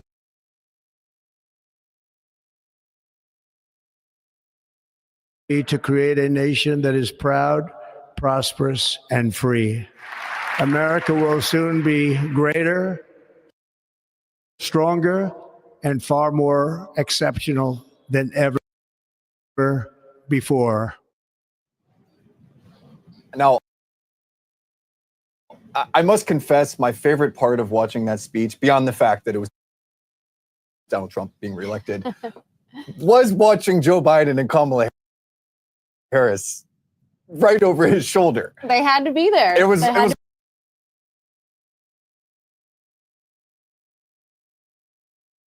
over. Democrats are out of power, saying we had the most historic victory in history.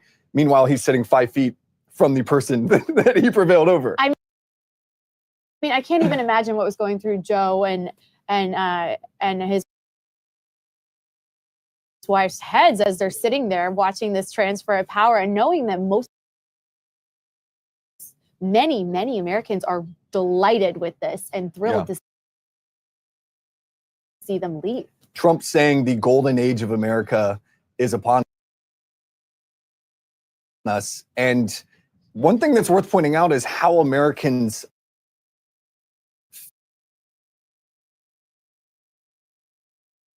compared to 2016. There was a poll that came out this week from CBS, and it's worth reiterating. 60% of Americans say they are optimistic about the next 4 years under Donald Trump. So that rhetoric of this is a golden age of America. We are about to accomplish all of the things that optimistic about the next 4 years under Trump. That is a sea change. That is young people realizing, hey, the last 4 years hasn't gone so great for us. And we have not seen that level of optimism from young people in modern history for a Republican. No. And I mean, this is the age group, the generation that we were told would absolutely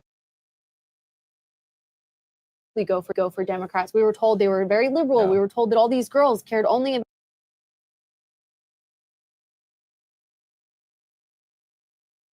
wrong on this Yeah. one. Speaking of the people that we were talking to today, and I want to hear about your experience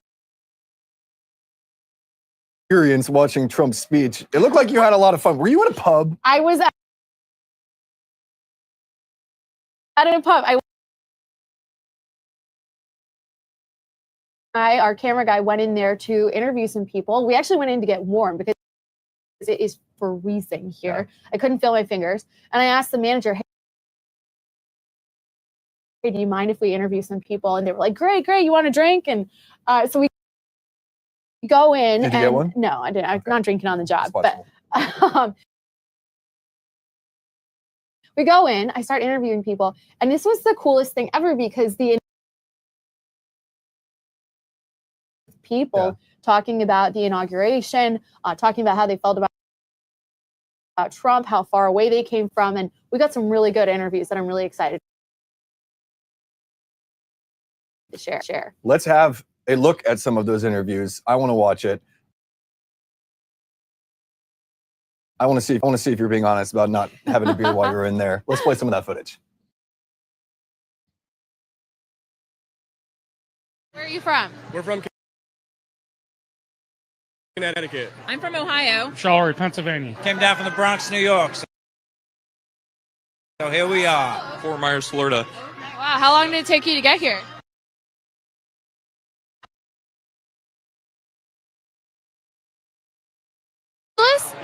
Yeah. Red State in Arkansas, baby. Oh, yeah. What do the shirts mean? Were you there? Yes. Of course we were there.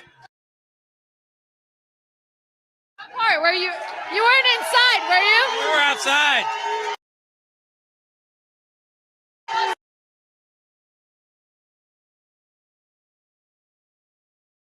The Democratic Party, but he is for us. He absolutely loves Americans. He's going to make the country great again. He's from Queens. We're from the Bronx. That's number one. We've seen him our whole lives since, I seen him in the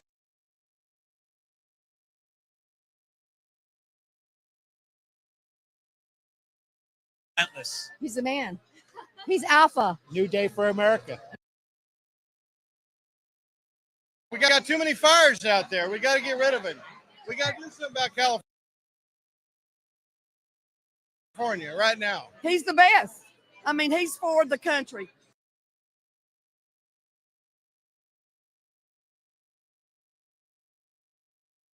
To get this country back the way it's supposed to be. I got to see my cousin JD get inaugurated into vice president. Is he really your cousin? Distant, but yes.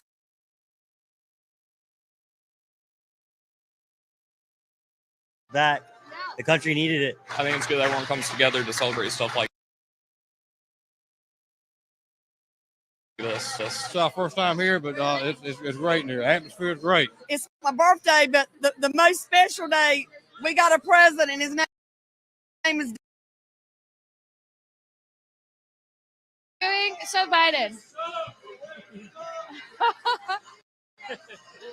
I have a subscription. I think you guys are the best. Nice. Who's your favorite host? Oh, that's a tough one. Matt Walsh. Sorry. All right. What's his name with the beard? The Walsh. Love that guy. I was walking down the street a minute ago. No way. Jordan Peterson. He's my hero. That dude is What? Wait, so you're a Jordan Peterson fan? huge Jordan Peterson fan, of course. Please raise your right hand and repeat after me. So help me.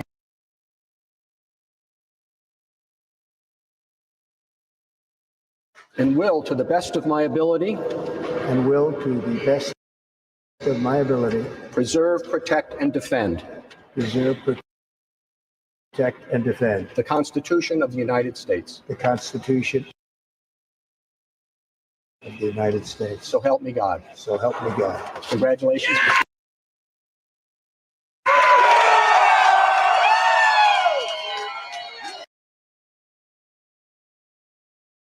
I want to go to some debates and just sit in that pub. It's our new strategy. That is We got to awesome. do this. Okay, now your turn. I want to hear about who you were talking to and where you were. Yeah, so I was in a hotel ballroom, or in a hotel lobby, actually. Okay. I wandered in to get some coffee, warm up a little bit in between hits on the show. And there was this impromptu watch party that happened. There were 300 people crammed into this Westin lobby, Oh my and gosh. there were TVs everywhere. The volume was all the way up. People were screaming. There were bottles of champagne that people were buying, and Love they were it. pouring them out, and people were just giving free bottles of champagne So to fun. everyone. Again, I did not have any either. So we're I both, don't know. We're going to have to check that one too. yeah, we're both doing great on that. Ceremony inside at the Capitol. That is why we're in the Verizon, or in the Capitol One Arena right now, because they moved the parade essentially into the arena. So only 25,000 people were able to get into that. There were 100,000 people outside. I was there all afternoon. A lot of people was thinking, I knew I was going to be out on the ground covering it, and I was kind of like, all right, it's going to be cold. We'll see how it goes. I thought a lot of people would stay home, but you're totally right. Everybody still came. And I think I mentioned this earlier, but I thought there would be a little more bad attitude about this. The whole mall behind us was supposed to be full of people celebrating Trump's inauguration.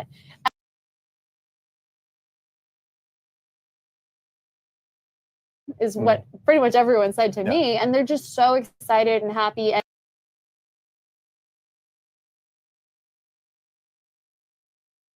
and they're sightseeing and monumenting and having the time of their lives, which I wasn't expecting at all. Yeah, I came here in 2017 for the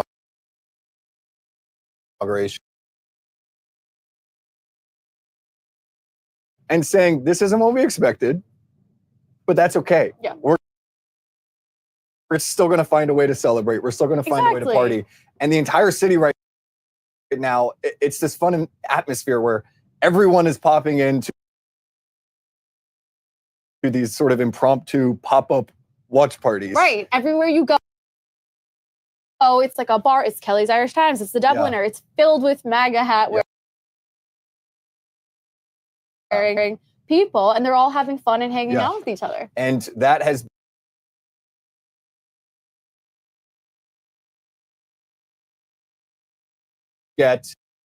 so thank you for choosing to watch it with us here at the Daily Wire. Now, we have a lot more coming your way. Again, we're going to get back to the stage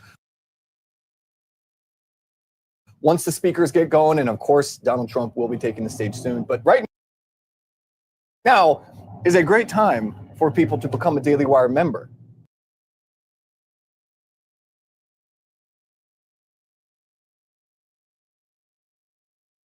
Subscribe, become a member today. Join the party. What better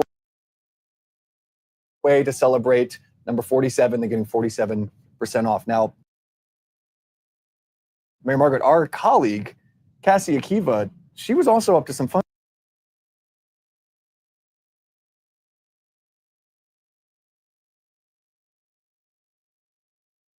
Burnings of things.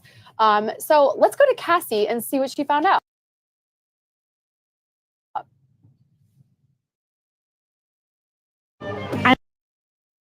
I'm Cassie Akiva with the Daily Wire, and right now I am at the anti-Trump and anti-Israel protest. Socialists at Google that are against defense contracts with Israel. We have Trump effigies. We have Trump depicted as a pig. We have a guillotine here, and we have people just chanting and coming together in this freezing cold weather. They're passing out hand warmers and hot some previous protests at the DNC. So they're coming together, all the different groups, and they're going to be protesting here for the next few hours.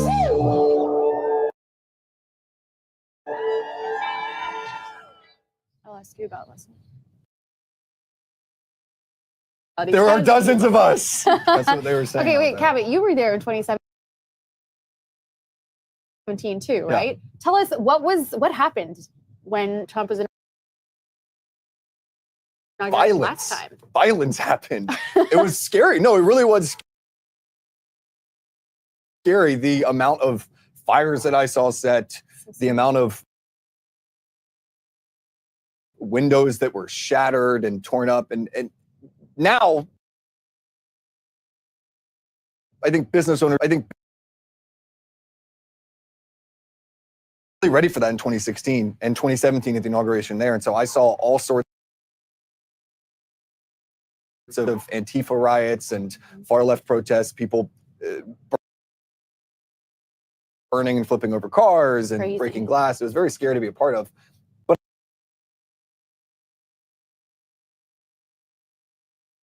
Been able to muster that same sort of widespread vitriol towards Trump. Right. There's a completely different sentiment around Trump. And I've been talking to a couple people about this today because it's so striking.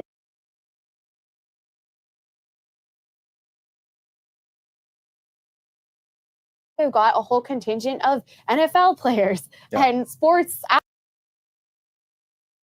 athletes, musicians. We had Carrie Underwood singing at the inauguration today. Oscar de la Renta, the designer of Milan,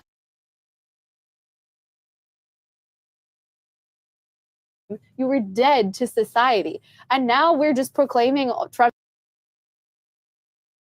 name from the rooftops. I mean, you have like Conor McGregor showing up to events, touting Trump, praising Trump. It's just hanging out with Ben Shapiro. Hanging out and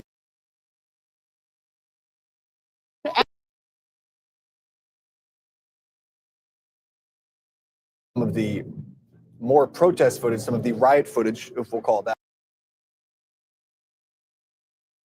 Let's have a look at what's going on around the city. This was in 2017, I should say. Just a reminder for people at home of what was going on back in 2017 compared to that sad, pathetic protest today.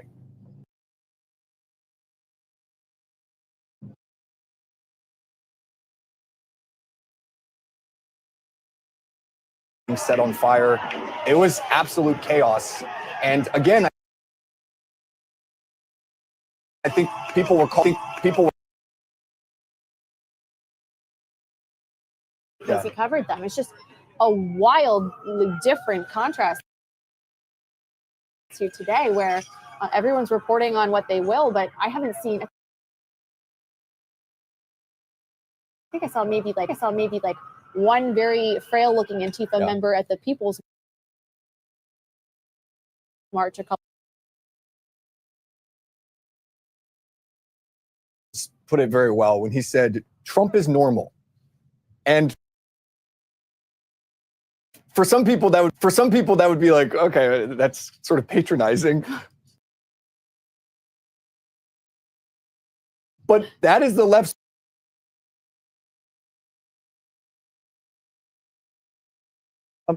Okay, no big deal. He's normal now. Exactly. It's so interesting because if you think about even 4 years ago, it still was not acceptable to open.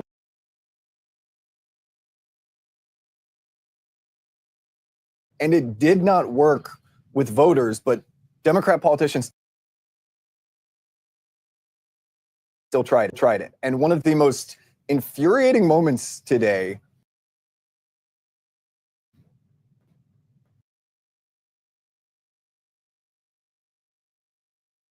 face, that's a nice moment. It's like, oh, Joe, you're being a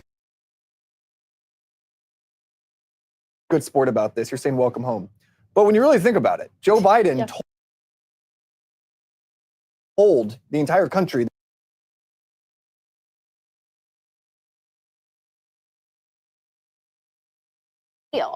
I think, you know, I was with a coworker when we were watching that happen, and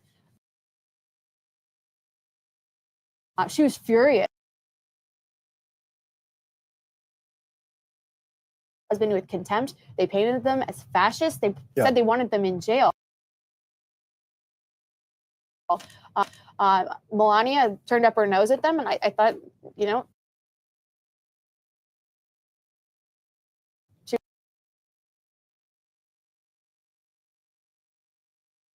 and the fact that now he's saying, "Oh shucks, well you got us this time. We lost. Come on in, Hitler." Literally. It shows that they knew all along this was a lie.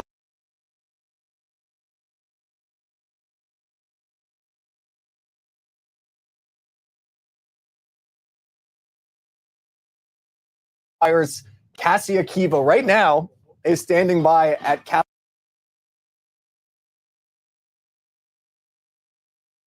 And I believe a guy, what's his name?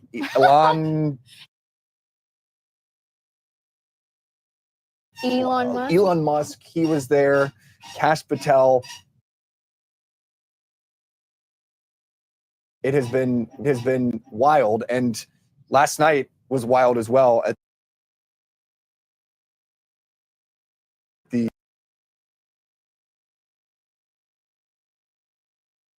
let's get to some of that red carpet footage so that you can show everyone the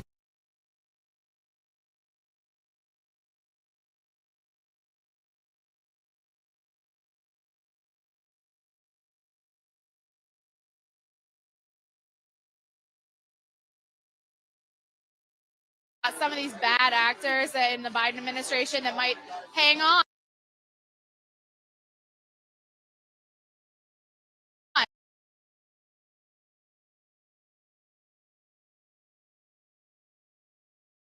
She's brilliant, and she's going to clean house at DHS. First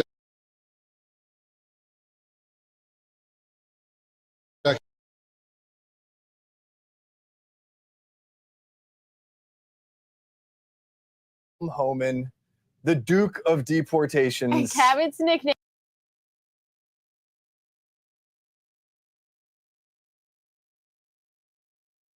News, or when he interviewed with us, just like shooting straight, always going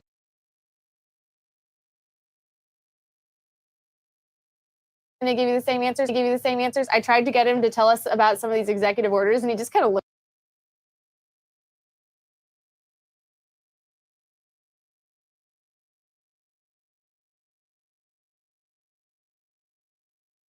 As a guy who loves the UFC, who has a painting of Conor McGregor in his home, which his wife has asked him to get rid of many times because it's again, but also because Notre Dame is going to win the championship tonight. Of course, I had to ask Conor McGregor about this. It's a really good clip. Take a look.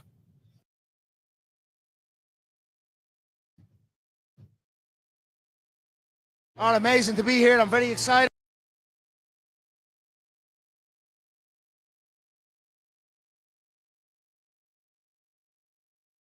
Response is night and day, which is a testament to how we've done as a president.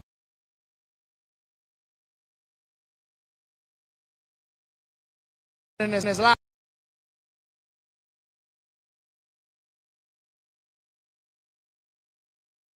I feel the people are backing him, and I'm excited to see him go do it. I hope he does it.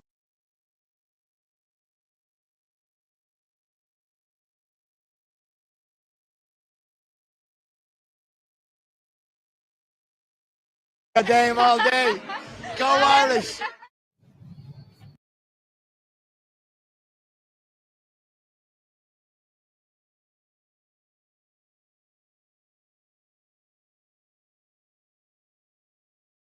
where there have already been a number of big name speakers, but still to come, the man himself, the 45th and now 47th President Donald Trump. We'll get you there this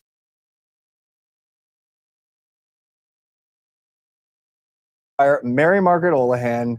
Let's just give it up. Let's all clap. Thank I'm you, clapping. Kevin. I'm sure. Thank I'm you, clapping. I'm Kevin. sure all of you at home are clapping. Mary Margaret, congratulations. Thank you so much. I'm so excited. So excited. This is a huge opportunity for me. I think it's a huge opportunity for Daily Wire, and it's just really important. We want to be in the briefing room. We want to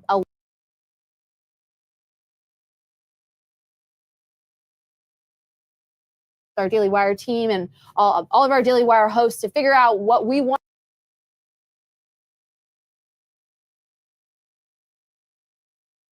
to be hearing, what we want to be asking and learning from this administration.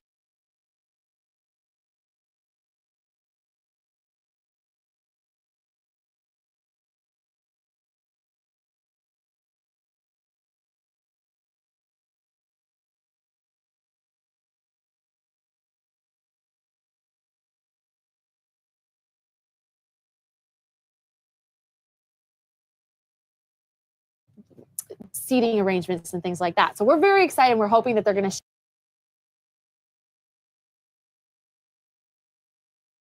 many times the Daily Wire how the Biden administration really targeted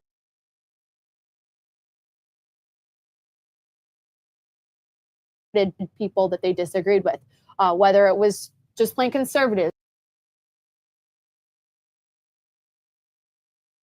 whether it was Latin Mass Catholics, whether it was pro-lifers, whether it was people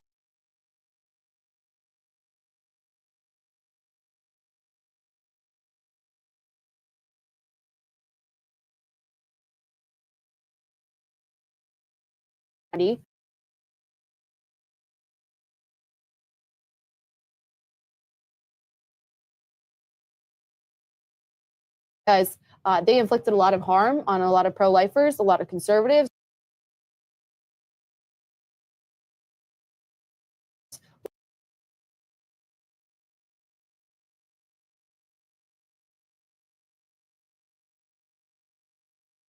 Of White House reporter, and we see you already.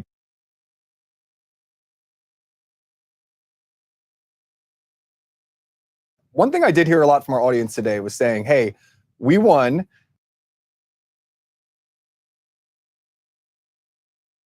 But we can't take our foot off the pedal. We gotta hold our leaders accountable.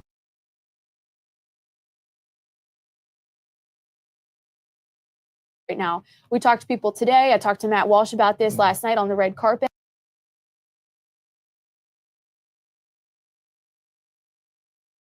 There are pro-lifers who are in jail right now who are put there by the Biden administration. There's a lot of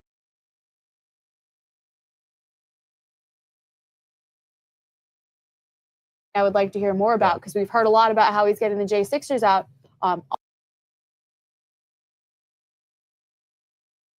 Awesome, but I think we want to hear more about that as well. So just following up on these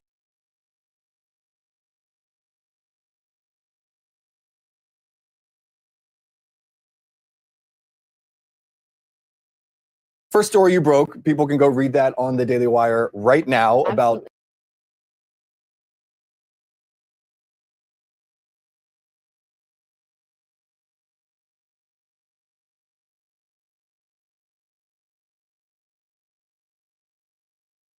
there have to be consequences.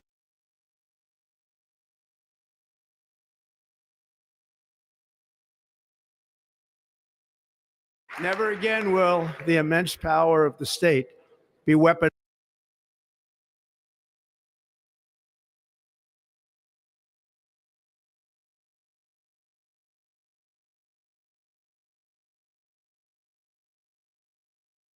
Or fair, equal, and impartial justice under the Constitution.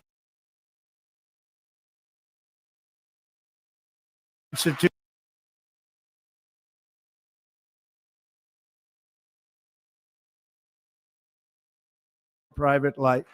We will forge a society that is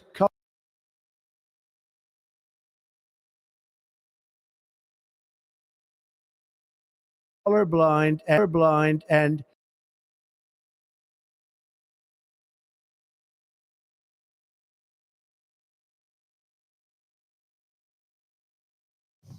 that was the part from the watch party that I was at.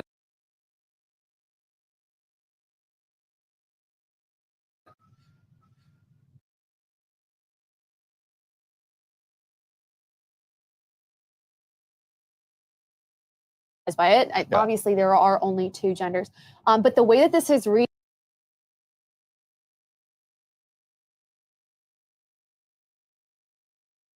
even the most secular people.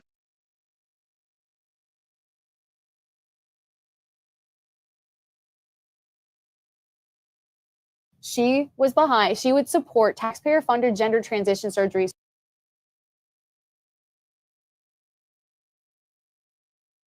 for illegal immigrants. And all he had to do was to play her own.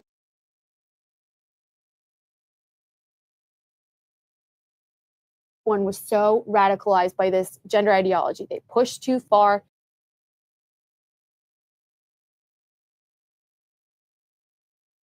It went too hard. And Americans came out and said, no, we're done. We don't.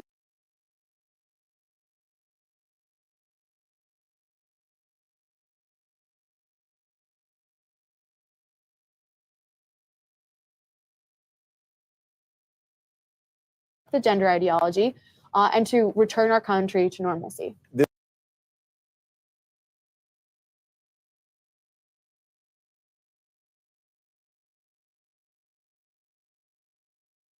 That. It'd be a line in a funny movie, like a nonsense line. Yes, but now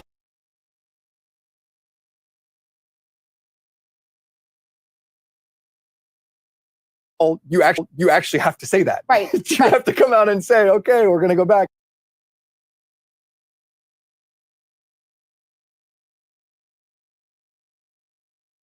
Issue that is actually going to fire me up and get me out to vote. And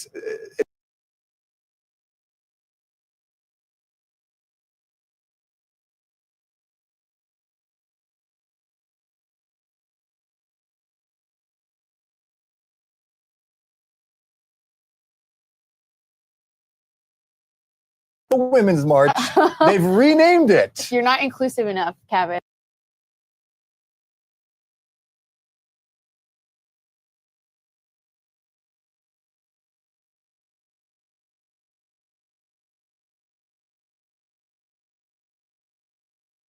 We had a lot of fun though. I love going to the Women's March, Social People's March,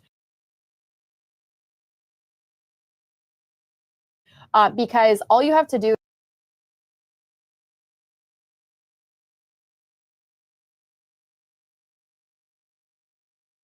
Especially the Lincoln Riley bill is an immigrant bash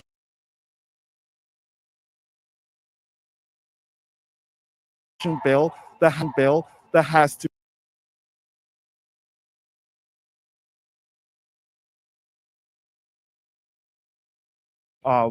wherever we are in our community, we have to build defense guard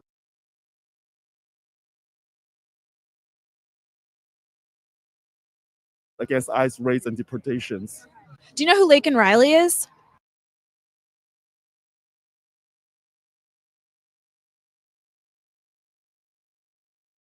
Yeah, I think that might have been the case. Yeah. Okay.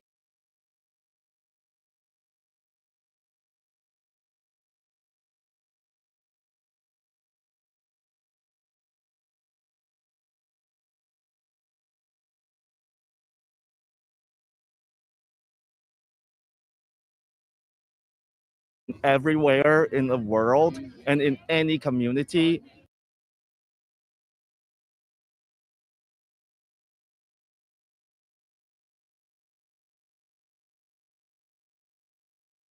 And shouldn't matter who you are. Yes, exactly.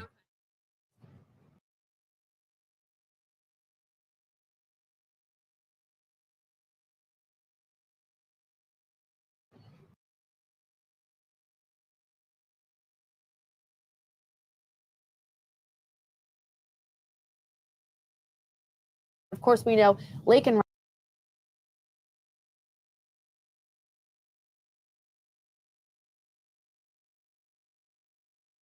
any empathy to her death is very indicative of how this whole movement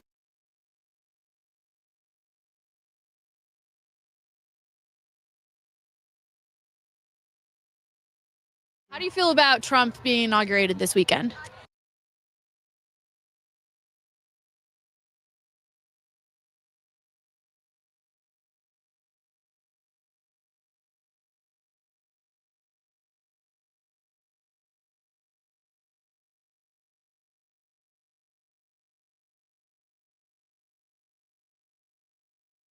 Jesus gave us all brains and hearts so that we can care for each other.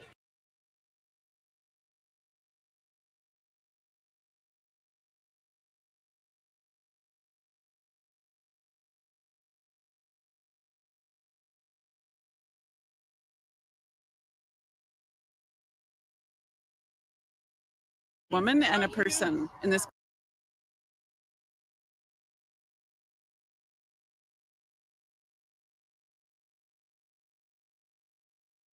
Edge. Oh my gosh, that's scary.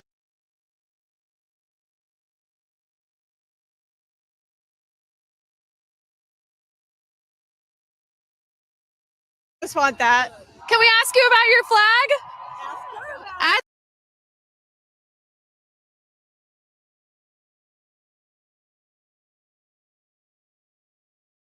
Trump, and what are you worried about for this next administration?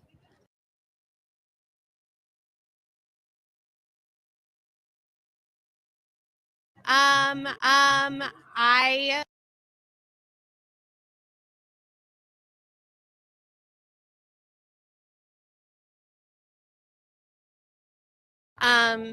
and yeah, so I'm just scared in general.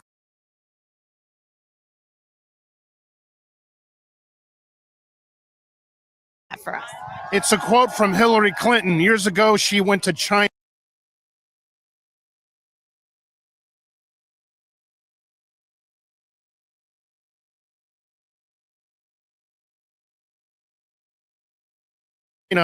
And they allowed her to speak publicly, and that's what she ended.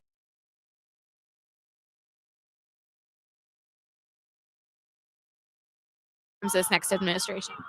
For me, I think it's everything all at once.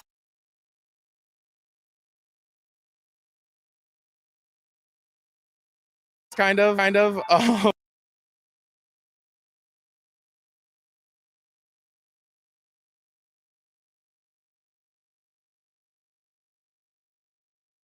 In time. It's ridiculous. So yeah, I'm here for my daughter.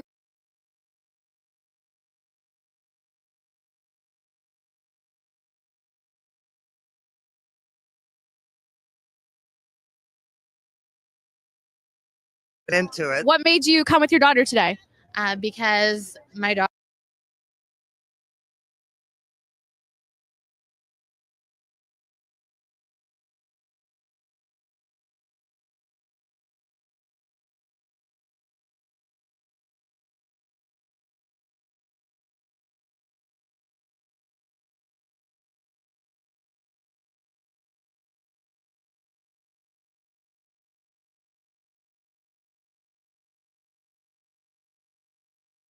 Becomes pregnant as the result, she should be allowed to terminate that. It shouldn't be her.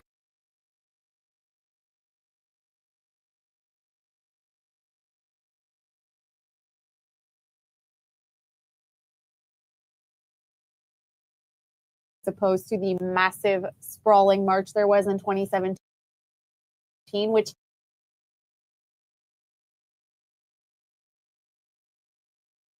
weirdly enough, I went to.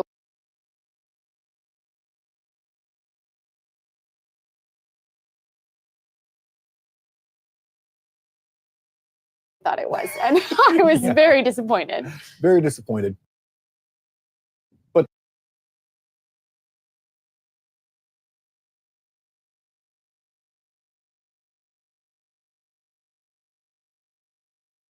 Akiva is inside of the arena. Let's head that way to get a feel for what is.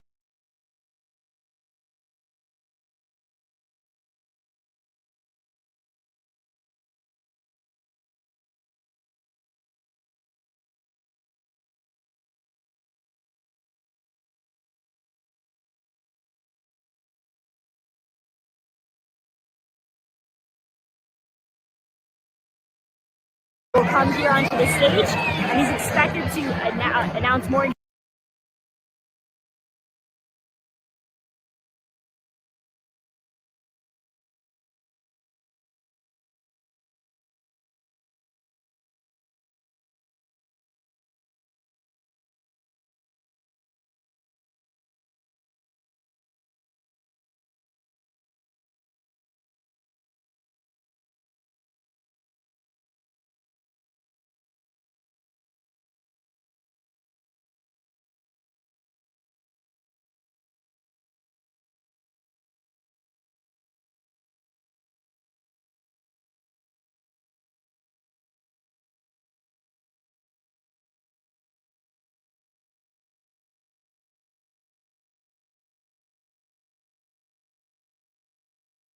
Insane, fun party in there. We got to see Billy Ray.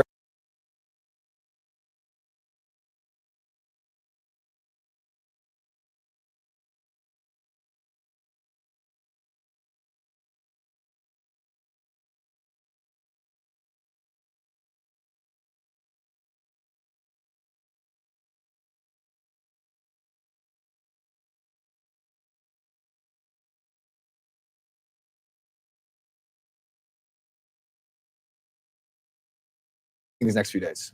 Well, I mean, Donald Trump is never at a lack for words. He can go.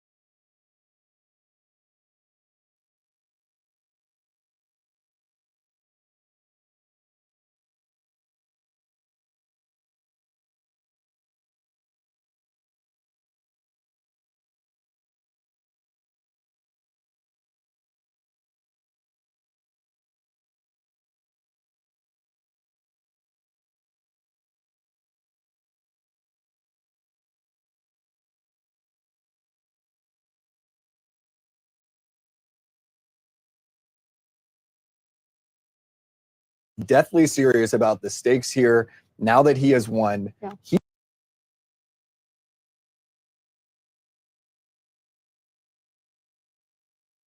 thinking about his legacy, but more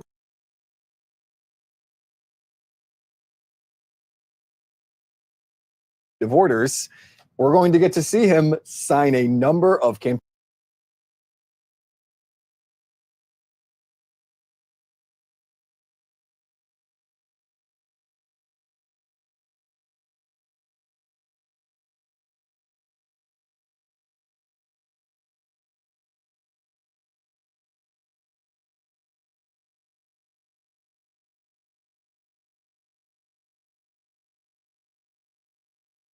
Talking to Tom Homan, he's getting ready for deportations.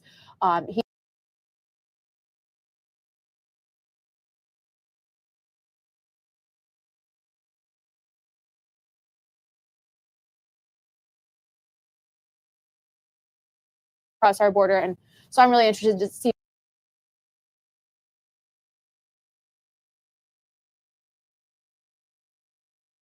promise to keep men out of women's spaces, women's bathrooms, women's lobbies.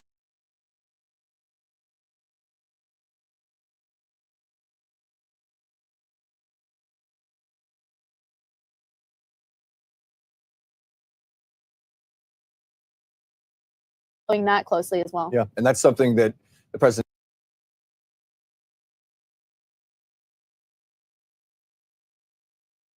unifier. Those are two things that he stressed this afternoon at his inauguration.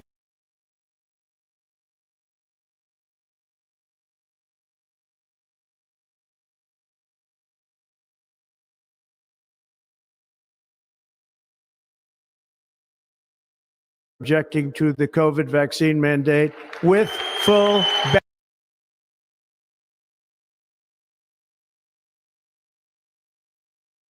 back pay. And I will sign an order to stop.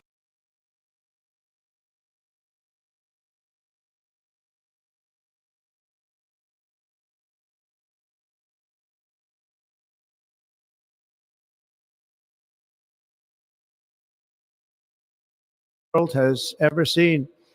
We will measure our success not only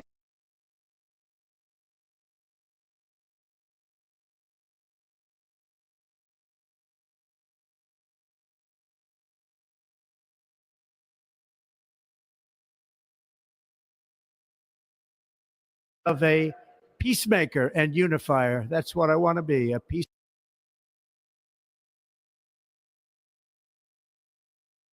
America will reclaim its rightful place as the greatest, most powerful.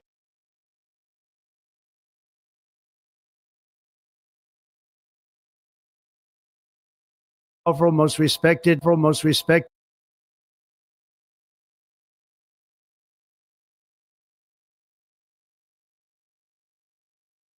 This year, I think we want to play a clip from Biden in 2021.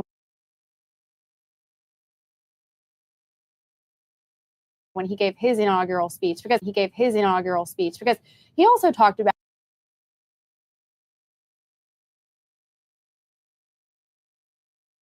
one another again. Hear one another again. Hear one another. See one another.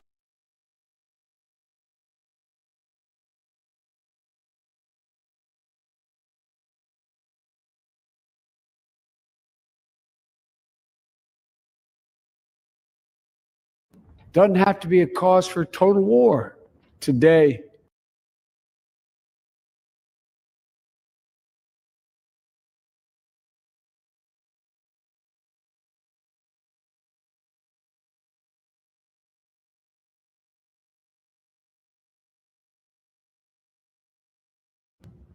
Rural versus urban, or rural versus urban.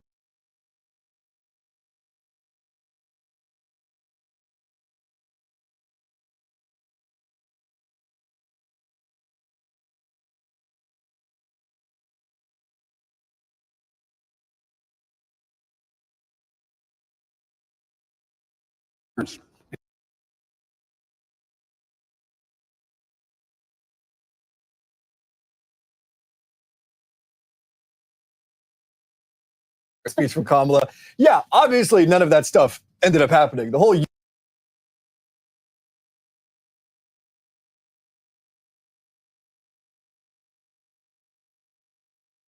unity thing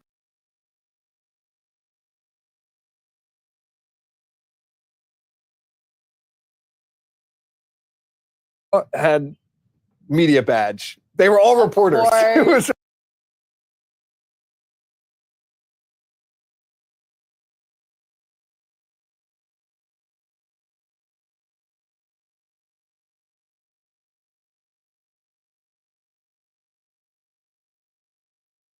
to my favorite place in the world, Old Town Alexandria, because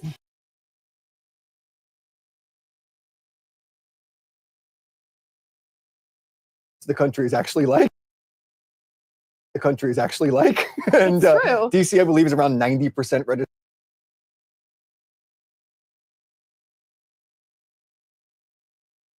registered Democrat. So now they're getting to realize that they're Democrat. So now they're getting to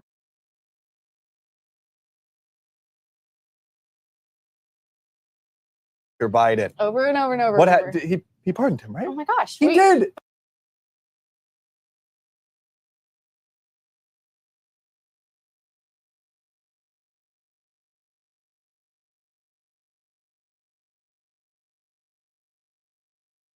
In them, is that a normal thing to do, where you pardon people that?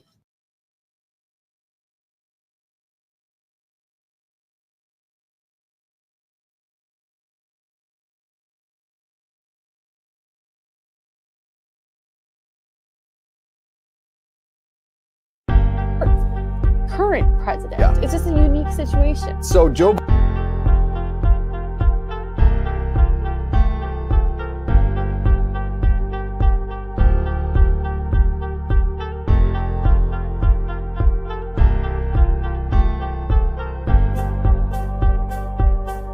laws and justice in terms of the pardons. You're not going to of laws and justice in terms of the pardons. You're not going to see in my administration that kind of approach to pardons.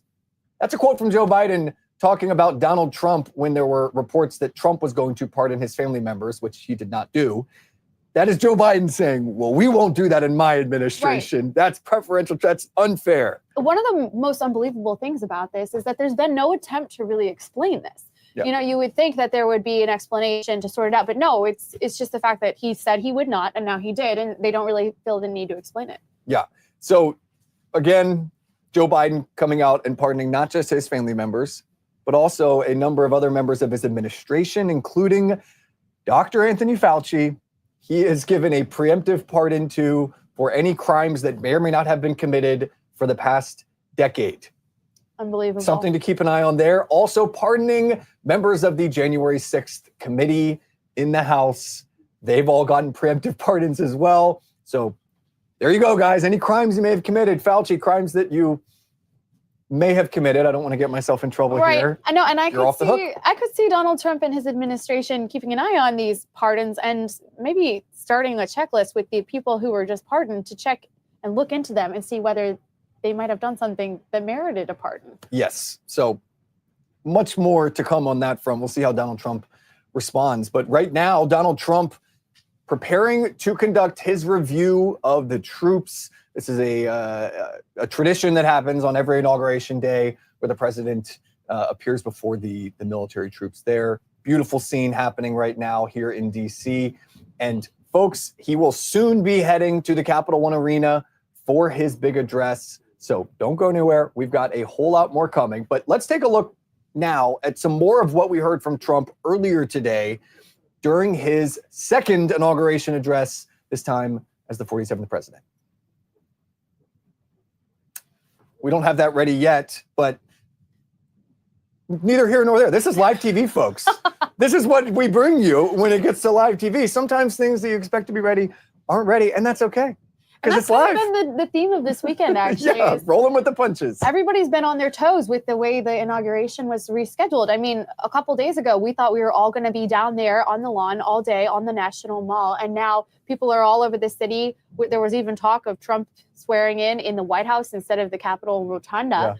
Yeah. So it's just everything's been a little chaotic due to the weather, which I had some MAGA Americans down on the mall today tell me that they don't believe it was actually about the weather. They think there was something else going on. Who knows? But that's the state of affairs. Yeah, thankfully, everything has been very safe so far.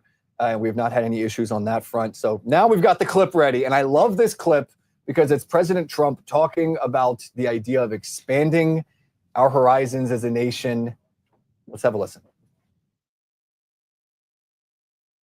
And we will pursue our manifest destiny into the stars, launching American astronauts to plant the stars and stripes on the planet Mars.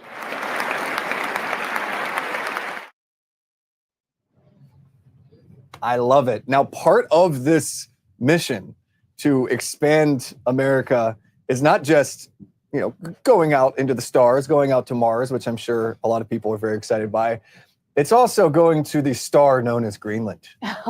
Mary Margaret, how do you feel about our new Arctic brethren that might be joining the Union? It's very interesting. I mean, Don Jr. was up there visiting it with Charlie Kirk and some other of our MAGA stars. And they scoped out the territory. They talked to a lot of Greenlanders, and they're excited. I can't tell how serious all this is. It seems quite serious. Yeah. We've seen President Trump talk about how this is not just something that would be fun. This is something that would provide strategic advantages to the United States from a military standpoint. It's up there in the Arctic Circle, so it's, you can fly right over top of the globe to Russia. So there's also economic advantages to having all those rare earth minerals. And it's not the first time this has been done before. We talked about this on Morning Wire. Back after World War II, Harry Truman tried to purchase Greenland for $100 million from Denmark. They turned him down. Andrew Johnson also had the same idea back in the 1870s. And that is your history lesson here at the Daily Wire. So Donald Trump going for that. But let's get now to Elon Musk, who might be the one that actually takes us to Mars, as Donald Trump was alluding to. Let's see what he had to say earlier today at Capital One. Yes!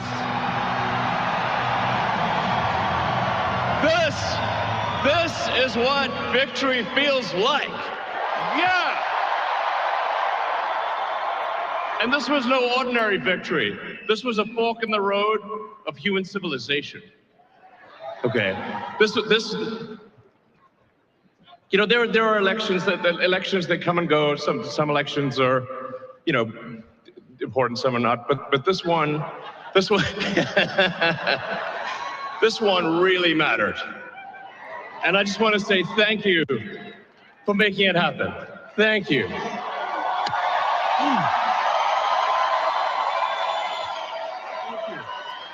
My heart goes out to you. It is thanks to you that the future of civilization is assured. Thanks to you. We're going to have safe cities, finally, safe cities, secure borders, sensible spending, basic stuff. And we're going to take Doge to Mars.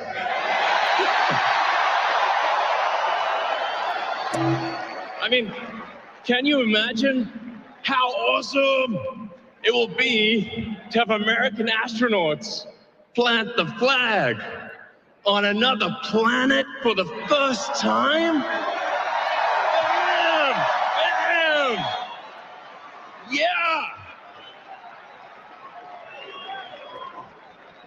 How inspiring would that be?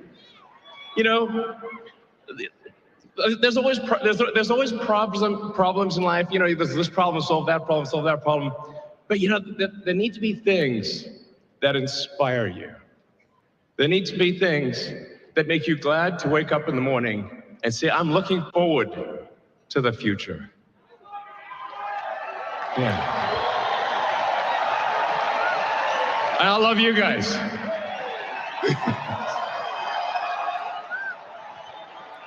So,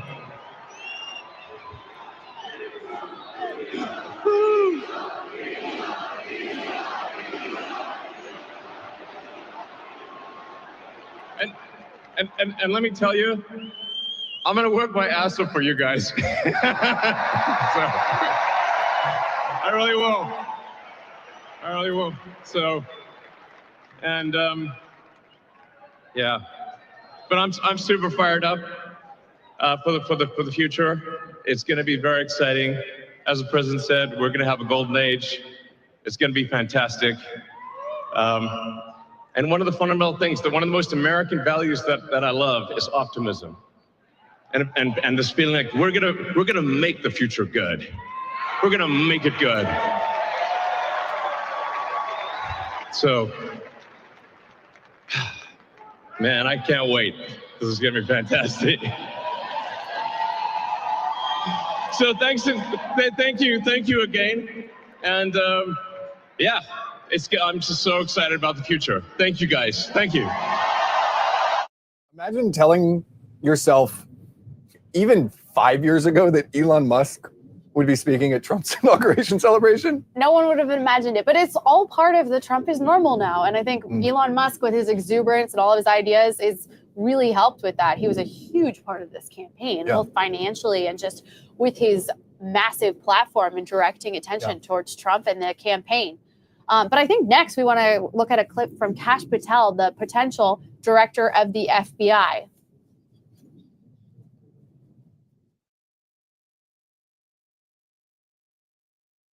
I am not standing here because of the color of my skin. I'm standing here because I earned my right on this stage, and you earned your right to be here with me.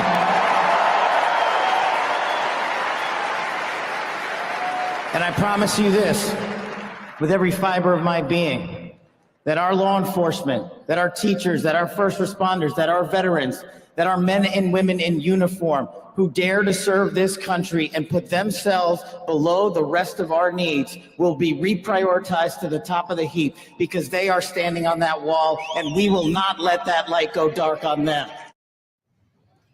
What a fantastic line there. I'm standing here because of merit, his qualifications.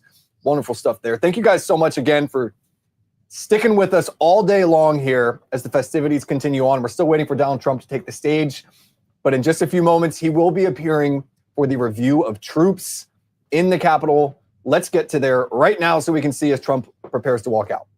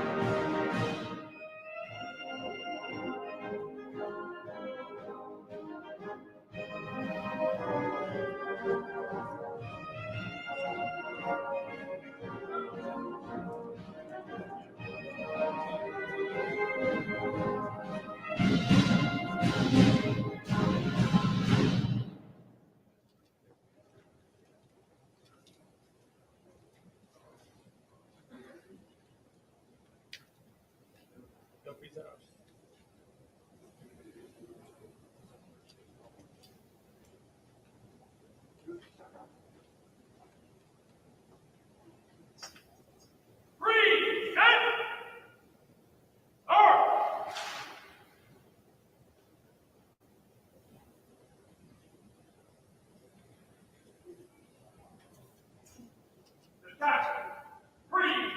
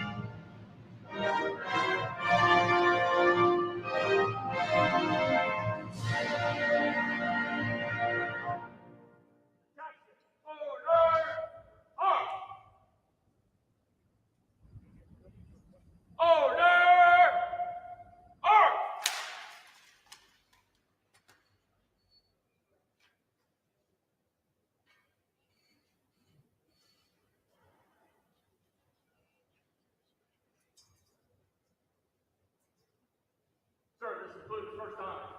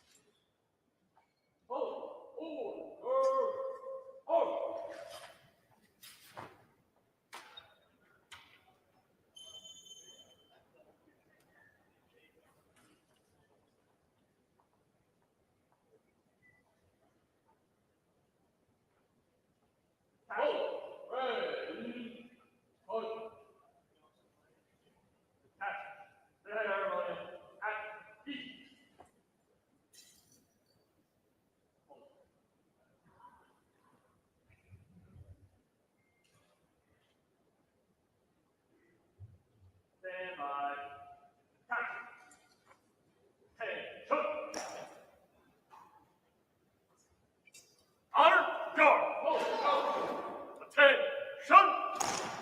Hold. Right shoulder up.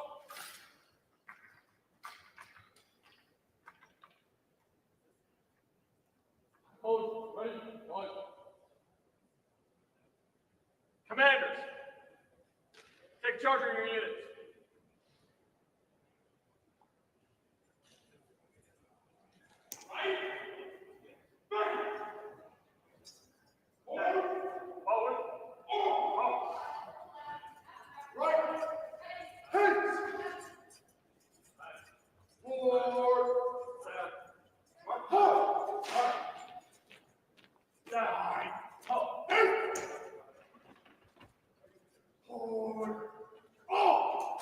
Return.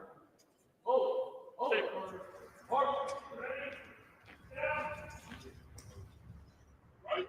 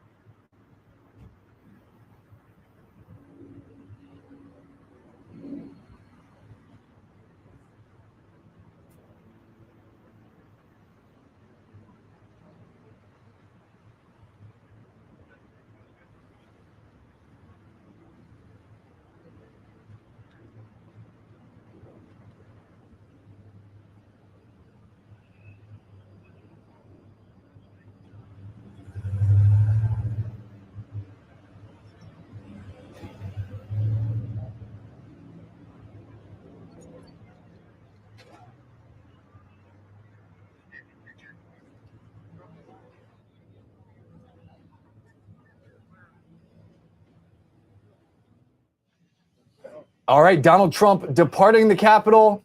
And now driving right behind us, here he comes down the road behind us in his motorcade. He will be making his way to the Capital One Arena. Again, instead of a parade, they're having an indoor parade. All of the festivities moving to the arena. And I count 1, 2, 3, 4, 5, 6, 7, 8, 9, 10, at least a dozen motorcycles. We see the Beast there. Mary Margaret. This is so exciting. This is a cool moment right here. They're coming right behind us. I don't know if you guys can see them yet, taking up the entire roadway all the way down Capitol Hill. Do we wave? I think it might be time for us to wave. We wave. I think I'm going to start waving. Hello, President Trump. Hello. Oh my gosh. 47. There he goes. There he goes. He waved back at me. He didn't really wave back at me, but I'm going to imagine that he did. So they're heading right down the hill past the U.S. Capitol, all the way down the National Mall, and then Capital One Arena is in Chinatown, so they'll be heading right across No, it's not the city. Chinatown. Trump is in office now. It is Chinatown. I'm sorry. I'm better than that. It's I should all not right. have done that. Cabot is the king of dad jokes, but we still appreciate it. We I'm like just them. We like very them. excited. Very cool moment here. The Daily Wire, dare I say, has the best studio setup in the entire city right Pretty now. sweet. You can't beat this. I did see some people on the stream asking if this was a green screen behind us. You are right. This is a green screen. We are not really in DC. We're actually back in Nashville. We're pretending to be cold right now. No, that really is the Capitol right there. Donald Trump driving by, getting ready to head to Capital One Arena again. You will hear from him momentarily. Don't go anywhere. And he just finished up the review of troops. I think it's such a poignant moment to see the very clear love and admiration he has for the troops. And you get an idea of that by how he has spent his time this week. Of course, he's gone to some parties. He's celebrated as he should. He deserves it. But when he got to DC yesterday morning, one of the first things he did was go to the Tomb of the Unknown Soldier at Arlington National Cemetery. Let's have a look at that video.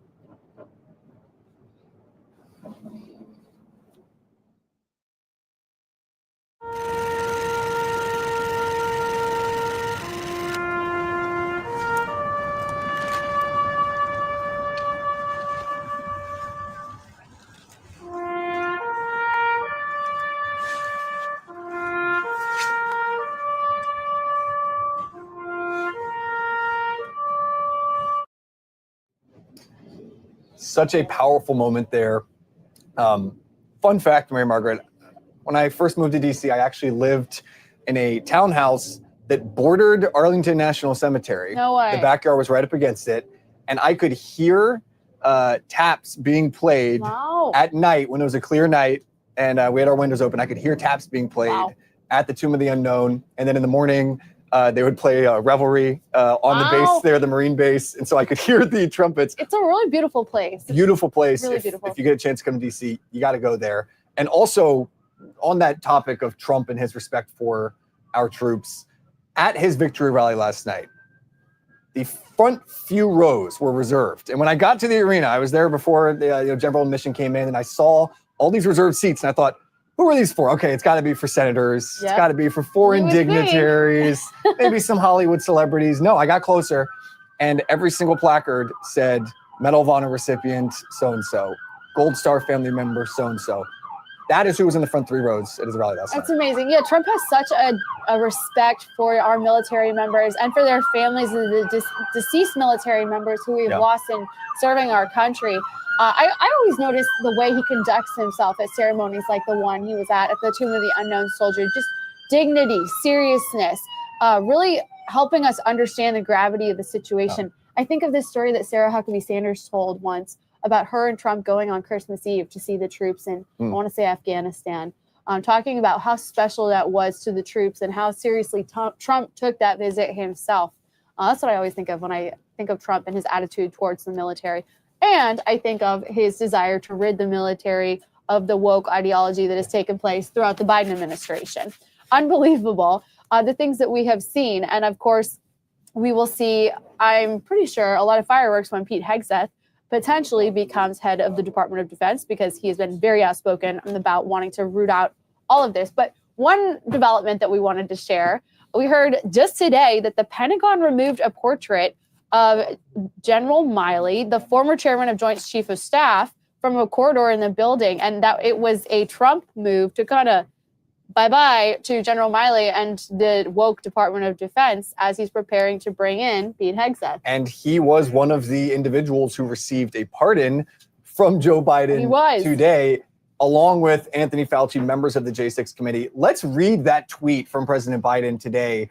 This last minute, you call it a midnight accord, whatever you want, this last minute pardon from Joe Biden, quite literally last minute, within an hour of leaving office. He said, "Our nation relies on dedicated, selfless public servants every day. They are the lifeblood of our democracy. Yet alarmingly, public servants have been subjected to ongoing threats and intimidation for faithfully discharging their duties.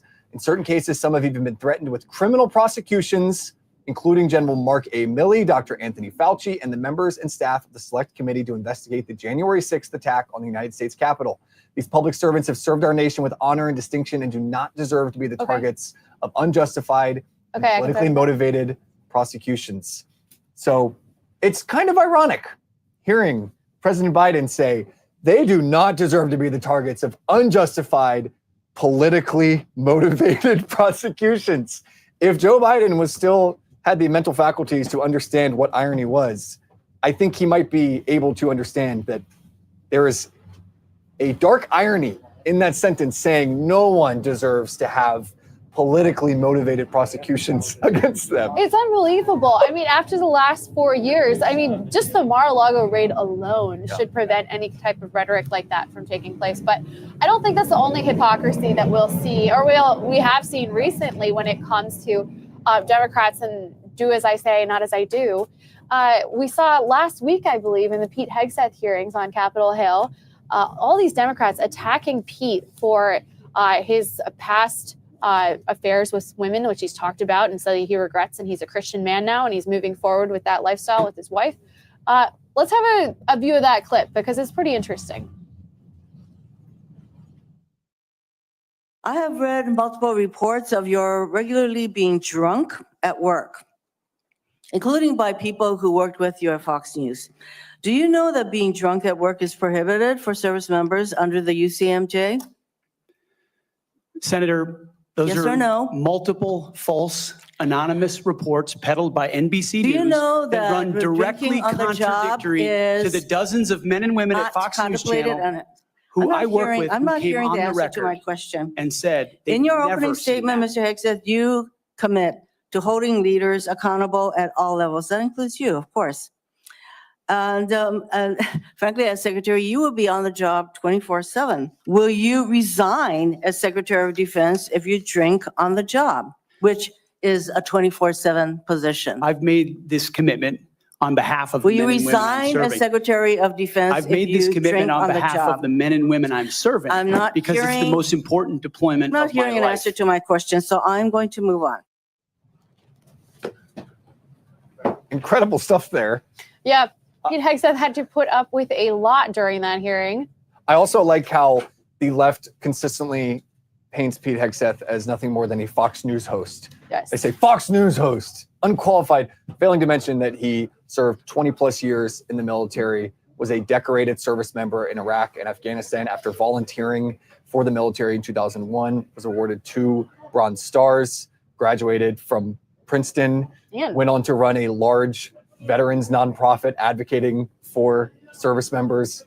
But he's just a Fox News host. That's all he Got his is. resume down. I'm impressed. I think that he is a man among men in many ways, and I think that he's going to do a fantastic job. I have a number of family members who are in the service, and they are fired up by the idea. And one of the things they say, they love the way that he talks about what the military should be. They say, I like the idea of a guy who's kicked down doors actually being the one running this. And they say, 4-star generals, a lot of them, they're essentially politicians. Not all of them, but a lot of them are politicians and lifelong bureaucrats. And they say, I like the idea of a guy who knows what I've been through. That's the message I'm hearing. And I think a lot of Americans resonate with that as well. I think so. One of the lines that I thought was particularly interesting from that hearing was he talked about how if a service member messed up, he would be in trouble. And if a general messes up, he should also be in trouble. He should not be awarded for that. And that's something that he's really talked a lot about. Even before Trump nominated him, he wrote a whole book on the problems with the military, which I found really interesting as a culture reporter, where he got into the problem with trans-identifying troops in the military. If you undergo invasive surgeries, no matter what they are related to transgender transition attempts, you're going to not be deployable for a long time. He wrote about that in his book. And I'm very interested to see how he and Trump handle this matter of trans-identifying troops in the military, because that's something that has become a very big issue, is many people who identify as transgender enlisting in our military to get taxpayer-funded surgeries. I think a lot of Americans are interested in that issue and also excited by the prospect of a guy like Pete Hegseth taking over the 3 million employees in the DoD. And the entire cabinet is beyond that. As excited as folks get about just one pick like Pete Hegseth, there is an entire new cabinet coming in. And one of the things that I heard from dozens of folks this weekend who I interviewed who are here for the festivities, they kept saying, get Trump the cabinet he deserves. Yes.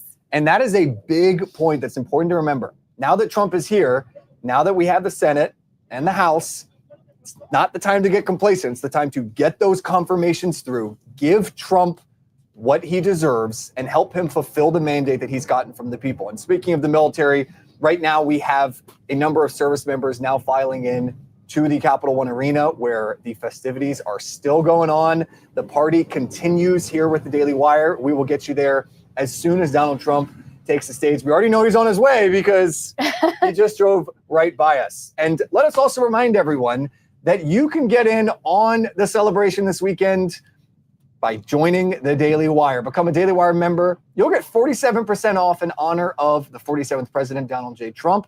All you got to do, go to dailywire.com/subscribe, use the code 47, and you can become a Daily Wire member. Mary Margaret, this is a lot of fun. It is a lot of fun. This is so great. Like, I think everyone needs to experience an inauguration at least once in their life, especially when it's the inauguration of someone that you're excited to see in office. Maybe don't come if it's, in the future, it's someone you don't like. Frigid temperatures, we're sitting up here, and actually we're feeling pretty good, but down on the ground it was really cold. Yeah, and that's what's caused no one to be out on the mall today. So I would like to give a shout out to Kevin and I for heroically sitting here in the frigid temperatures to bring you guys this coverage. I would like to give a shout out to me. That's what Mary Margaret is saying. I love it. I'm with you on that. I'll just go ahead and say it. The favorite person that I talked to today was a fellow named Bart from Alaska. Wow. He came all the way from Alaska. He said he's been to the last few Republican inaugurations. And I also had a wonderful conversation with a young lady named Carly, who was up in New York City recently. I asked her, I said, why do you want to come? She said, I've never been to an inauguration. I said, what's different this time? She said she was in New York City. She was wearing a MAGA hat.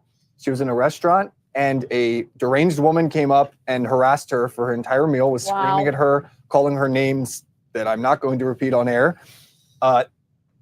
Gave her the neck sign saying you should go, telling her to kill herself. And a number of staff members of the restaurant apparently had to intervene and physically remove this woman from the restaurant. And she said that moment radicalized her this year, where she said, you know what? People are telling me to kill myself for supporting Donald Trump.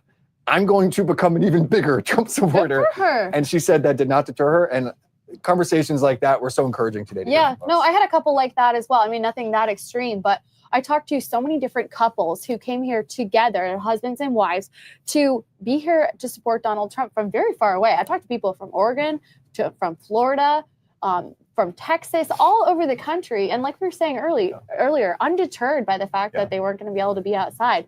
One woman I talked to said it was her birthday. And she said that's the big reason that everyone's here celebrating today, but also because of Donald Trump's inauguration. Yeah.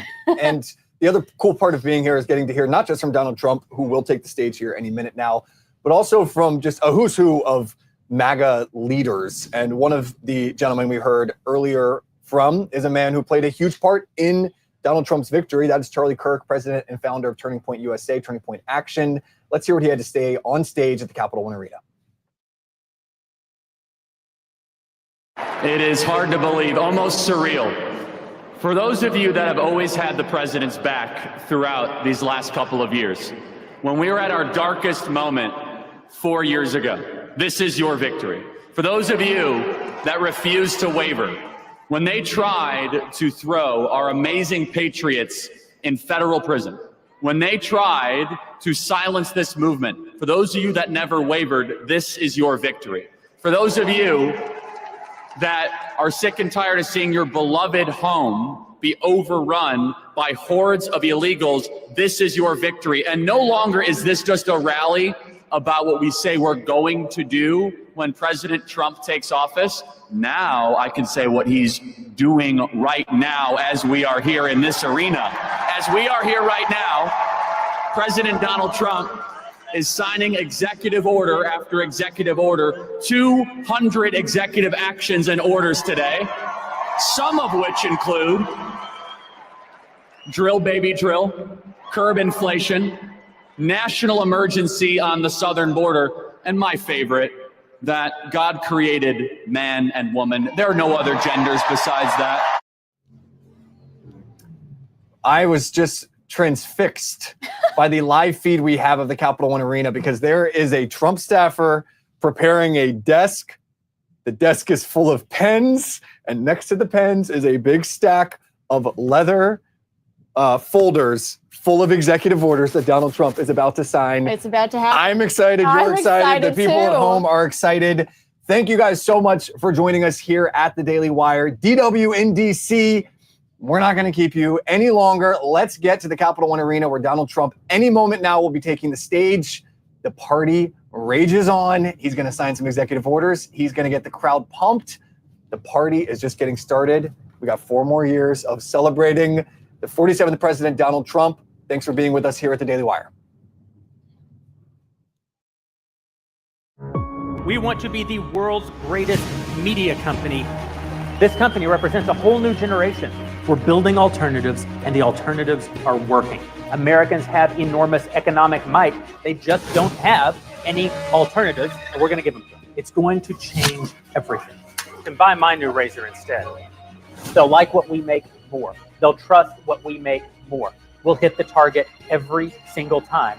Let's make a movie. We are just getting started. We decided to spend $100 million making kids content. We're going to knock it out of the park, and no one else is going to do it.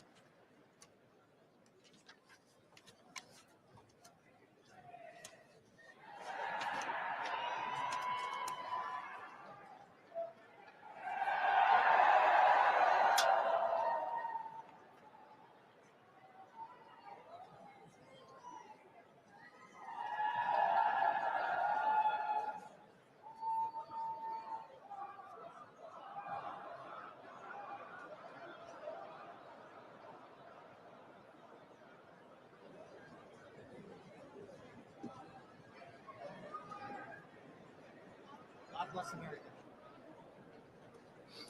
God plus America.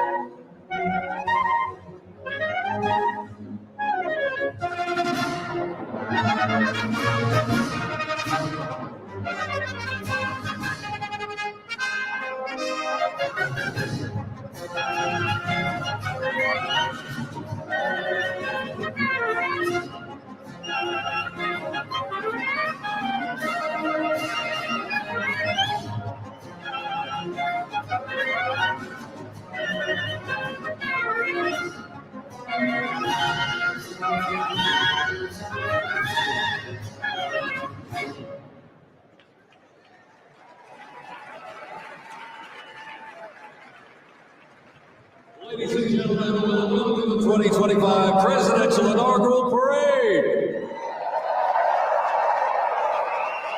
My name is Dan Taylor, and I'm very honored to be requested by our president to be your parade announcer. And it's great to be here with you. I have to say it is a bit of a different format for a parade, but of course our president wanted to keep us safe, wanted to keep us warm. And I can tell you something, the talent that's going to be going through these doors into this arena, it is going to get hot in here tonight.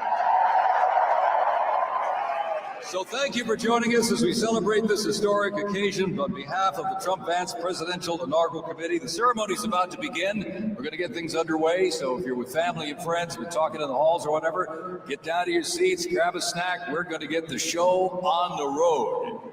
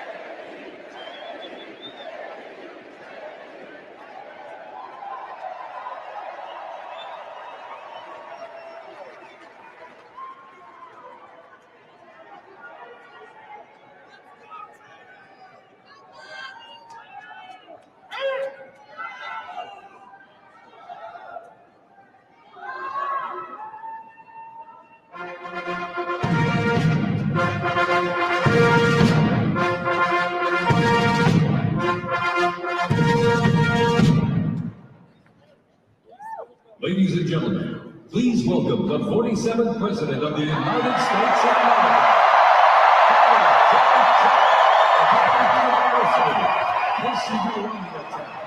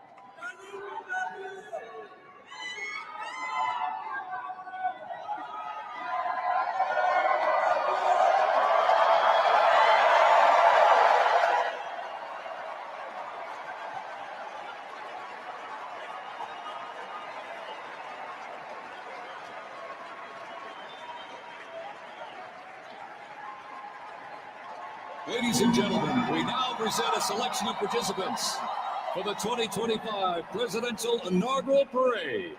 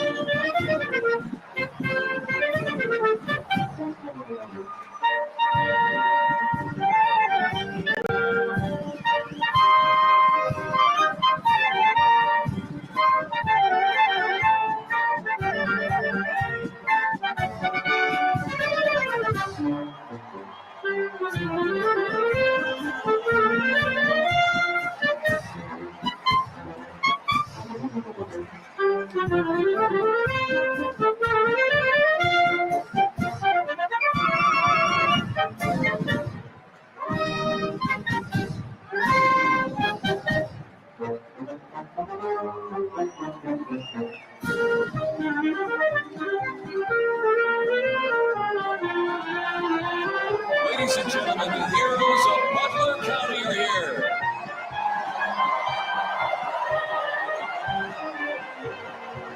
And they are here to pay homage to the life, selfless community service, and sacrifice of Corey Comparatori. Mr. Comparatori, a 10-year U.S. Army Reserve veteran and past fire chief to the Buffalo Township Volunteer Fire Company, who died during the assassination attempt on the life of President Trump in Butler, Pennsylvania, July 13th, 2024. Their formation consists of Pennsylvania State Police, local police, county sheriffs, emergency services unit, EMS, 911 radio dispatch, and hospital personnel, who all heroically stepped into action during the horrific attack. They are also paying tribute to the courageous service of first responders nationwide.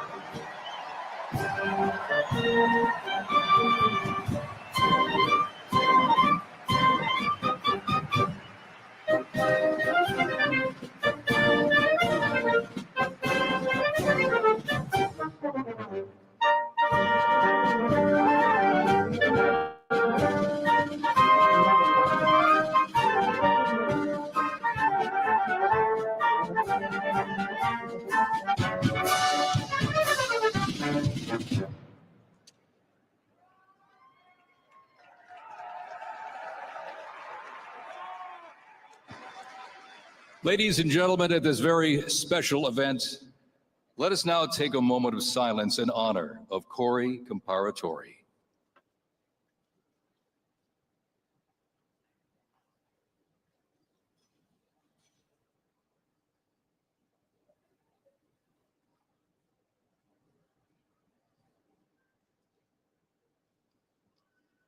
Thank you very much, ladies and gentlemen.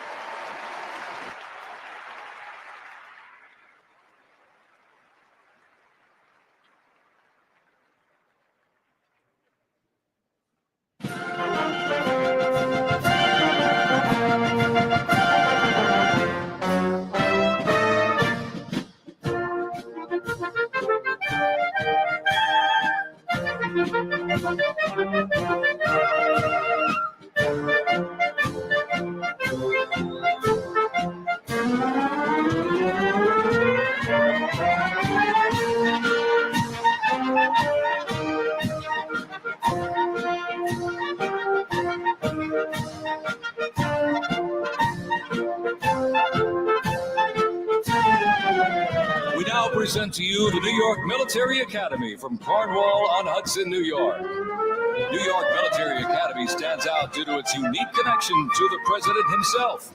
President Trump is a 1964 graduate and has been enshrined as one of our alumni of distinction. This historic academy has been named the Junior Reserve Officer Training Corps, that's JROTC, and are marching with their cadet dress uniforms. Look at these, all modeled after post-World War I General Blackjack Pershing's gray uniform.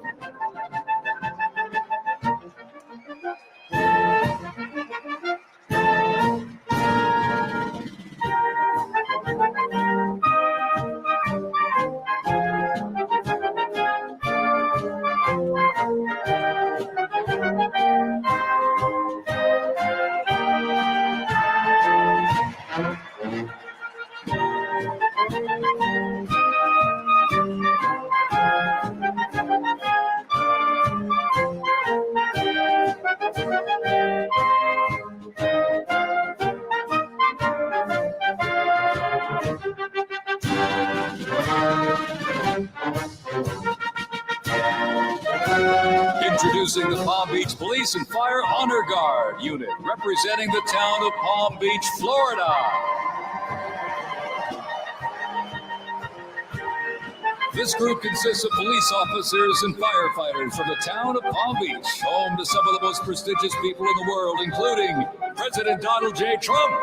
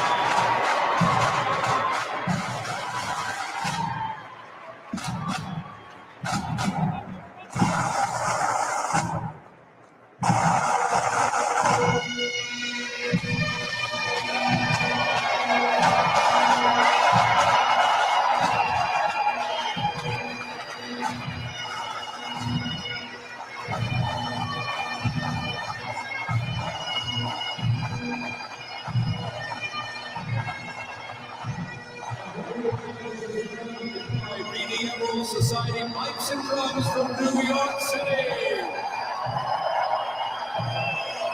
And performed internationally in Ireland, Canada, Australia, Germany, and Switzerland. And as of this past December, the band has had the distinct honor to perform at the 75th commemoration of the attack on Pearl Harbor in Oahu, Hawaii. The band has also played for hospitalized children, military veterans, as well as the 1980 and 2005 presidential inaugural parades. And His Holiness Pope John Paul II.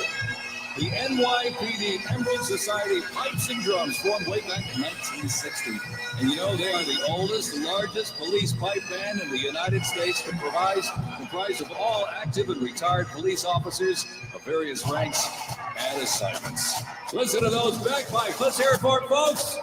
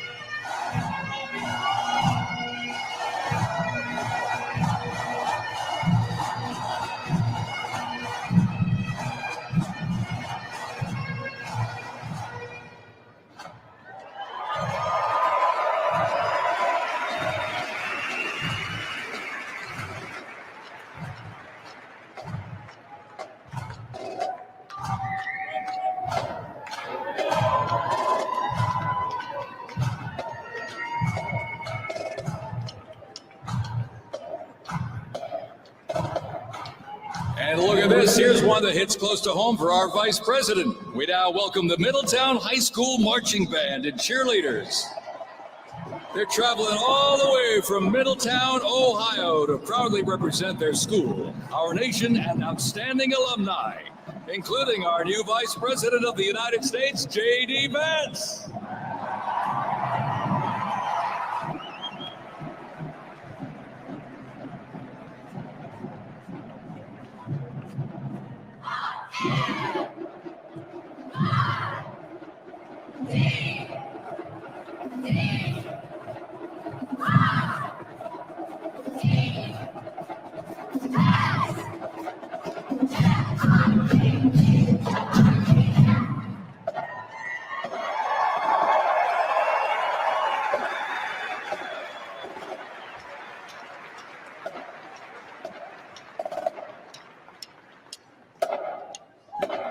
The band has performed in countless parades, community and sporting events, as well as competitions. They have also always qualified for the Ohio Music Educators Association state finals for 23 years straight. How about that? And have earned the highest rating in 18 of those appearances. Woo! And today they performed America's Sweet Land of Liberty.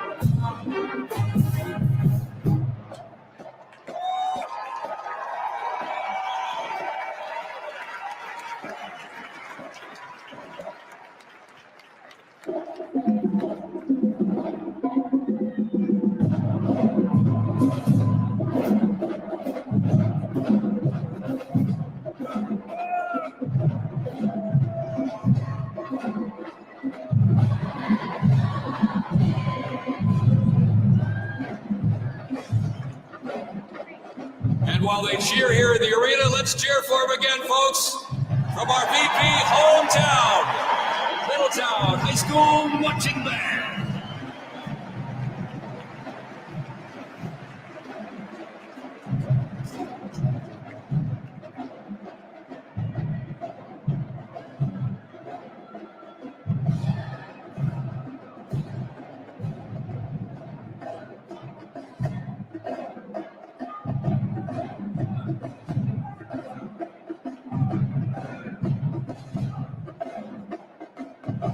JD for 20 years!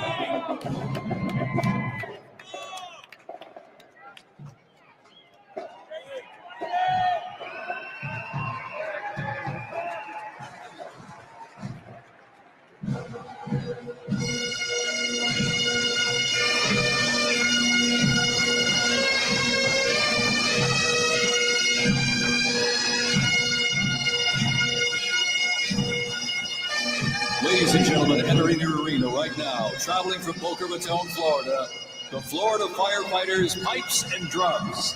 And they are well seasoned when it comes to civic events. They've played and participated in parades, memorials, and other ceremonial events across both the United States and Europe. Today, they are wearing their most notable uniforms. What a great photo opportunity. Consisting of the Glengarry headgear and kilts. And they are proud to honor their fallen brothers and sisters each and every day.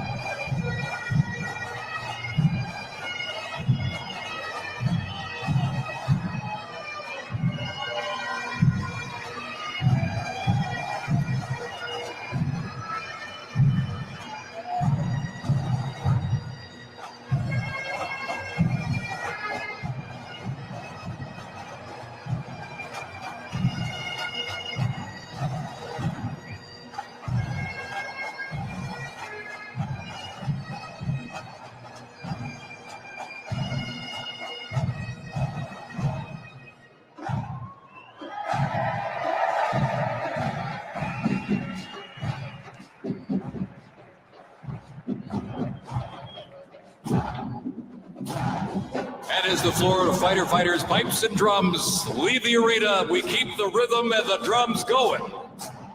Please welcome the Stewart's Creek High School Marching Band. Traveling all the way from Smyrna, Tennessee, they are proud to represent the volunteer state in the 2025 Presidential Inaugural Parade.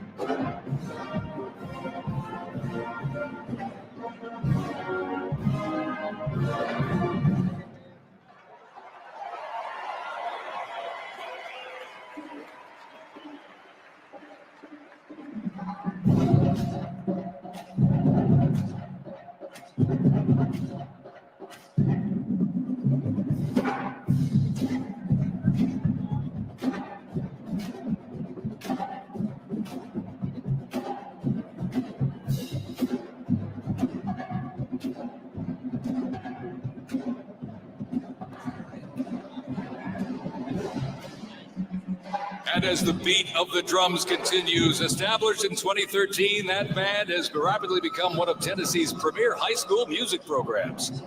This band has participated in numerous civic events that honor significant moments in our nation's history, like the 75th anniversary of the attack on Pearl Harbor, Captain Jeff Kuss, United States Marine Corps Memorial Dedication, Chicago Thanksgiving Day Parade, and a Lincoln Memorial performance as well. The Stewart's Creek High School Marching Band, everybody! Make them feel welcome here in D.C.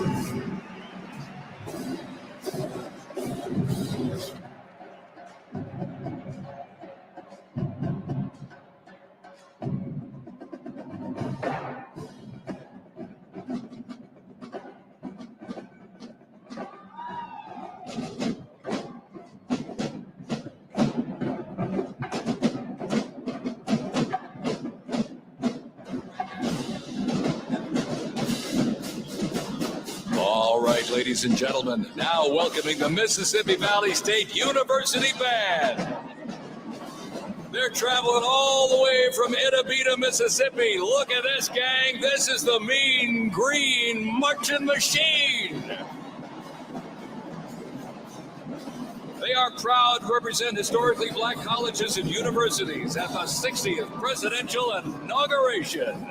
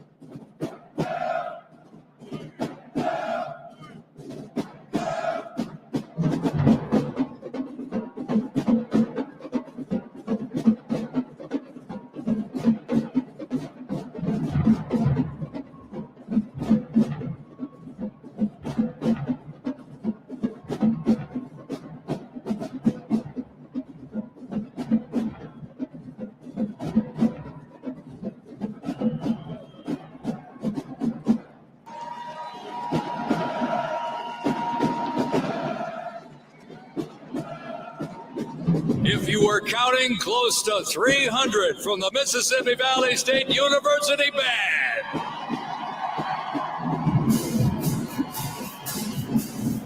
You know, since its founding, the band has consistently played a significant role at their university and across the United States. They have performed for athletic events, Mardi Gras parades, Rose Bowl parades, and many, many more.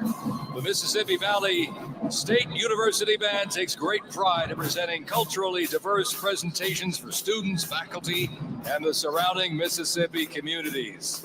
Take a look at that brass out there. Woo! That's just part of the big green marching machine. The Mean Green Marching Machine from Inauguration, Mississippi, ladies and gentlemen.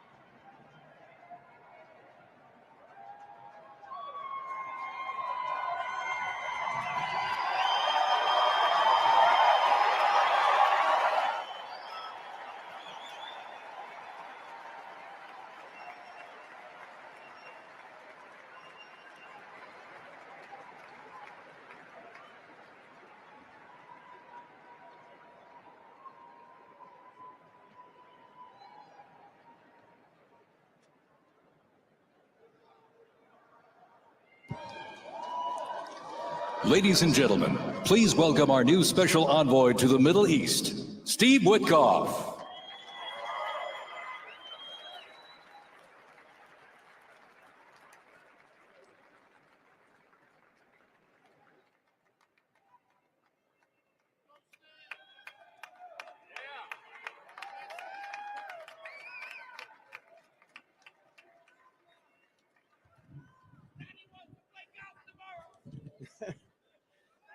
Good evening, everybody.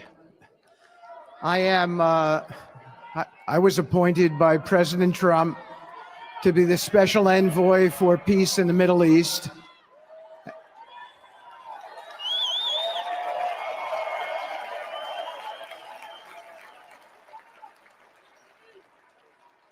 And I'd like to describe to you some of the things we're doing and how it informs on President Trump's policies.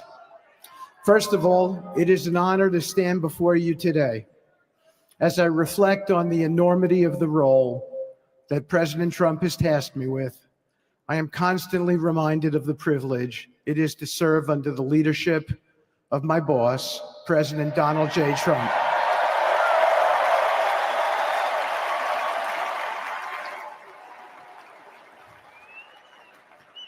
His presidency has provided a clear, bold vision for the Middle East, and it is this vision that guides every step I take in the mission.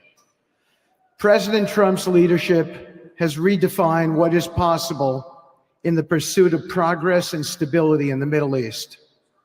His decisive, pragmatic approach ensures that even the most entrenched conflicts are met with fresh perspectives and innovative strategies. His policies have already delivered remarkable successes, such as yesterday's release of hostages in Gaza.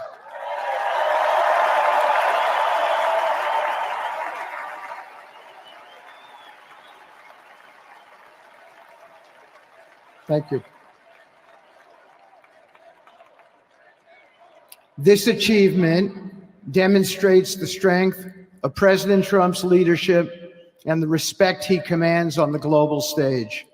It is yet another example of his ability to deliver results in the most complex and challenging situations. The Abraham Accords, a testament to his vision and determination, have also brought historic progress to the region, transforming old rivalries into new alliances. These agreements are not merely symbolic. They represent a practical roadmap for peace, economic cooperation, and mutual respect across nations. My role, as President Trump has tasked me, is straightforward yet profoundly challenging: to turn his vision into actionable outcomes. He sets the agenda, he lays the framework, and he inspires people like me into bold action. My responsibility is to implement his vision, engaging with leaders across the region to find pathways towards sustainable peace and stability. And let me tell you, having Donald Trump as a boss makes this task not only possible, but far more effective.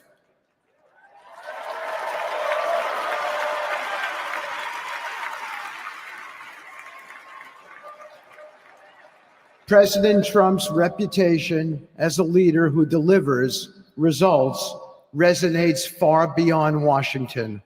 Leaders in the Middle East know he means what he says.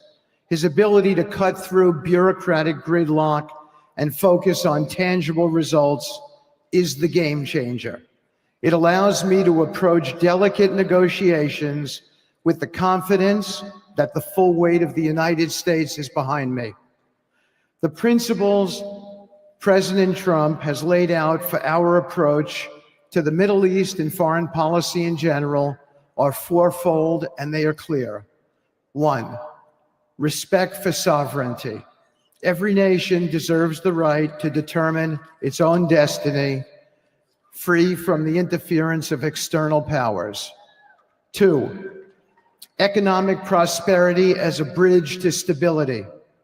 Through economic partnerships and investment, we can build a foundation for cooperation that transcends historical grievances. 3, courageous diplomacy. Real progress requires difficult conversations and bold decisions, and it is through these that trust is built and maintained. And finally, 4, reciprocity and accountability.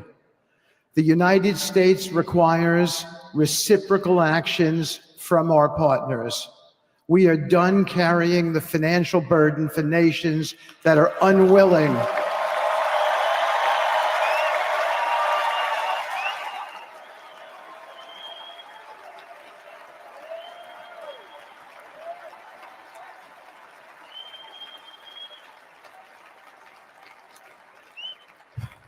We are done carrying the financial burden for nations that are unwilling to fund their own progress.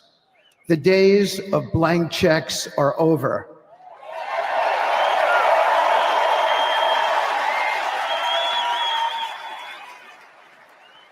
Partnerships under President Trump's leadership must be equitable, and contributions must reflect shared commitments to our goals. In my work, I've seen firsthand how these principles resonate. They provide a foundation that transcends politics and speaks to the shared humanity of all people in a region. Leaders across the Middle East recognized that this Trump administration is serious about results, not symbolic gestures, but real, meaningful progress that improves lives. Thank you.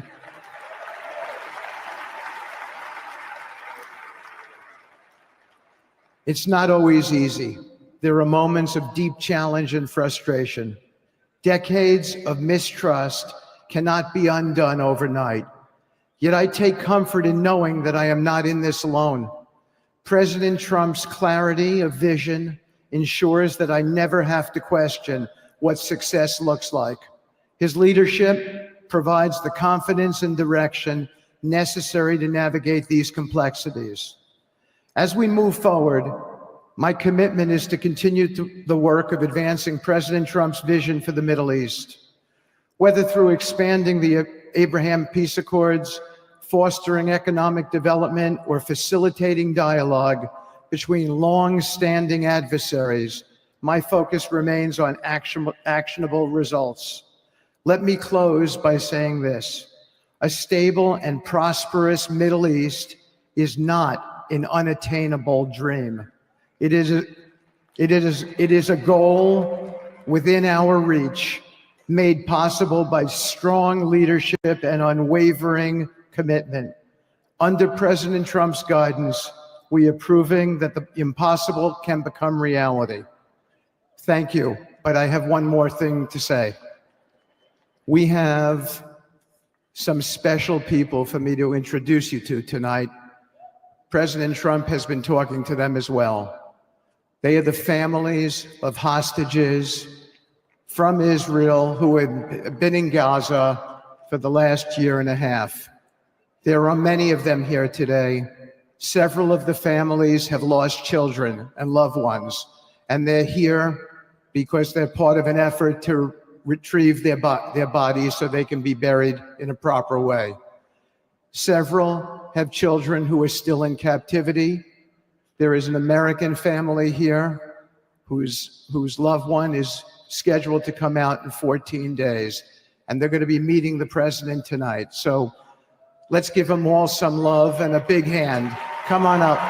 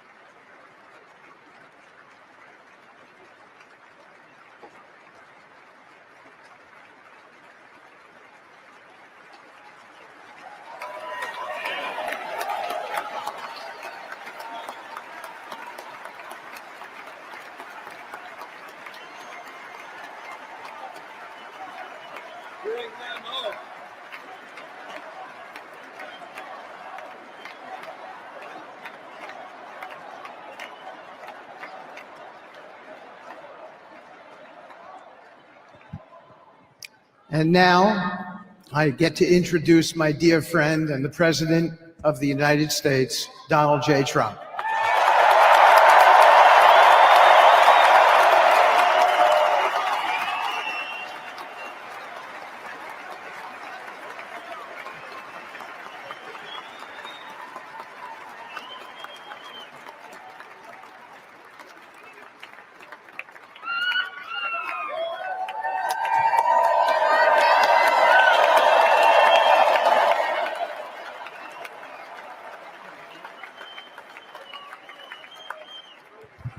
Thank you very much, everybody. Appreciate it. Thank you.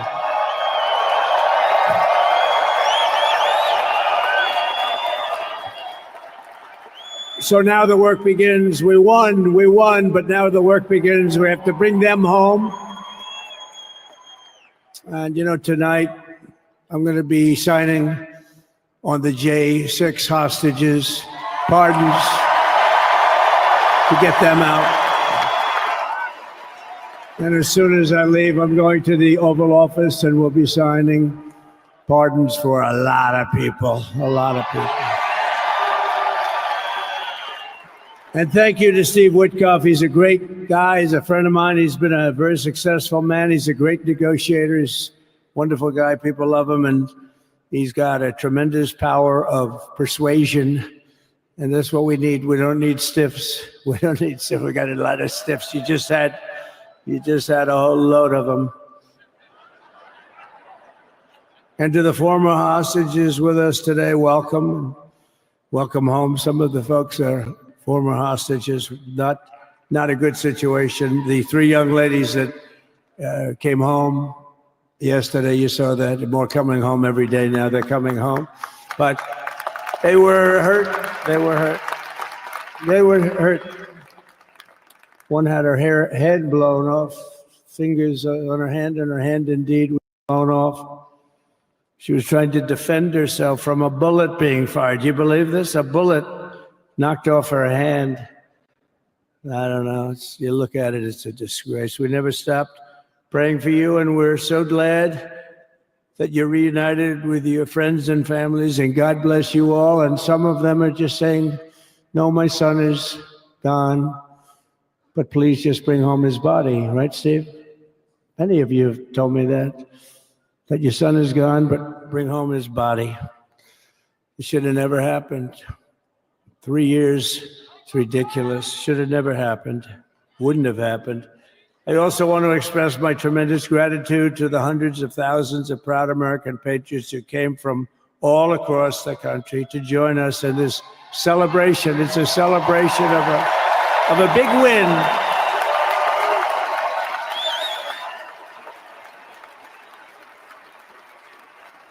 And you're witnessing the dawn of the golden age of America. That's what it's going to be. We're bringing it back. We're going to bring it back fast.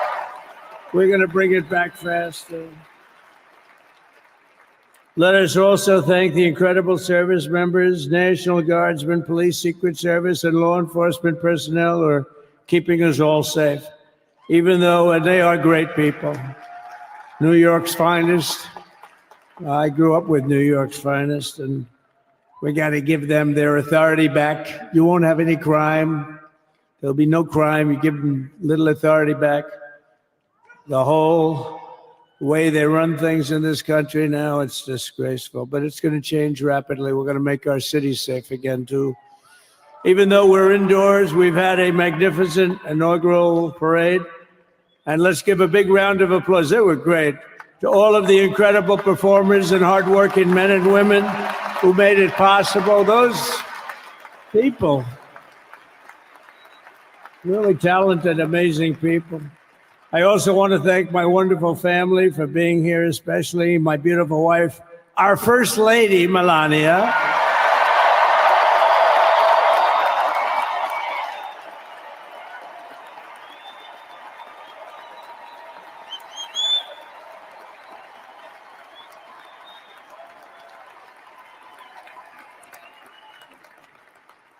They love our First Lady. And also JD. How good has JD been? And his beautiful wife, Usha. How good is JB? JD has been great. He's another good negotiator, Steve. He's a great negotiator, too. We need negotiators in this country. But so many of the people on the stage behind, not only family members, as an example, Lara Trump, the wife of Eric. She was the head of the Republican Party, along with my friend Michael. Stand up, the two of you. What a job. What a job they did. They worked so hard. They knew they'd be rigging, but they said, we're going to make it too big to rig, and we did. We made it too big to rig. We won every swing state by a lot. We won the popular vote by millions and millions of votes. We won the whole ball of wax.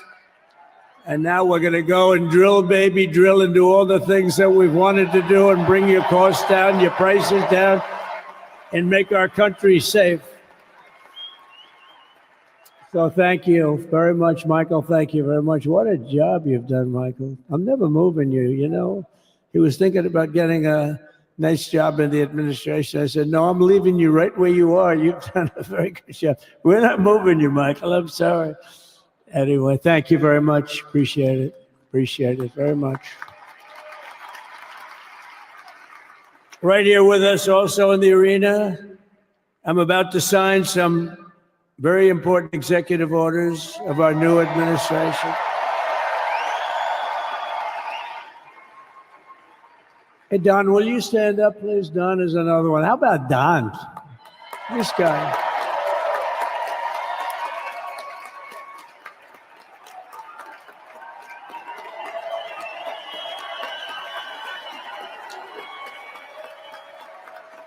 He's a popular one. He goes out and speaks. He gets a big crowd. He's a little on the rough side sometimes, but that's what you want. He's done a fantastic job, and he loves our country. Thanks, Don. Great job. You've done a great job. And Ivanka.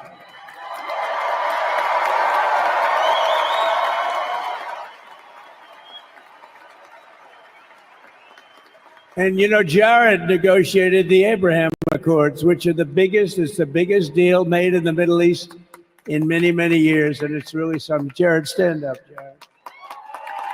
The Abraham Accords.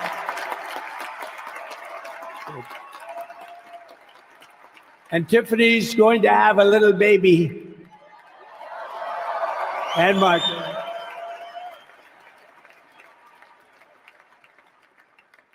And then I have a very tall son named Barron. Has anyone ever heard of him?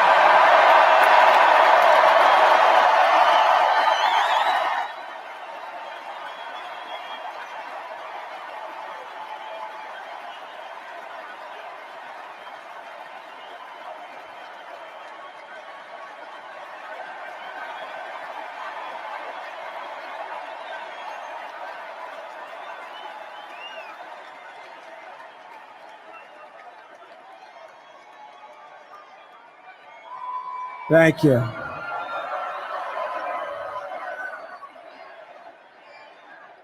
He knew the youth vote. You know, we won the youth vote by 36 points. And he was saying, Dad, you got to go out and do this one and that one. And we did a lot of them. And he respects them all. He understood them very well. And he said, Dad, you got to go out, do Joe Rogan, do all these guys. And we did. We did. And Joe Rogan was great. They were all great, right? Aaron, they were all good. He understood the market. Another famous one. How about Kai? Stand up, Kai.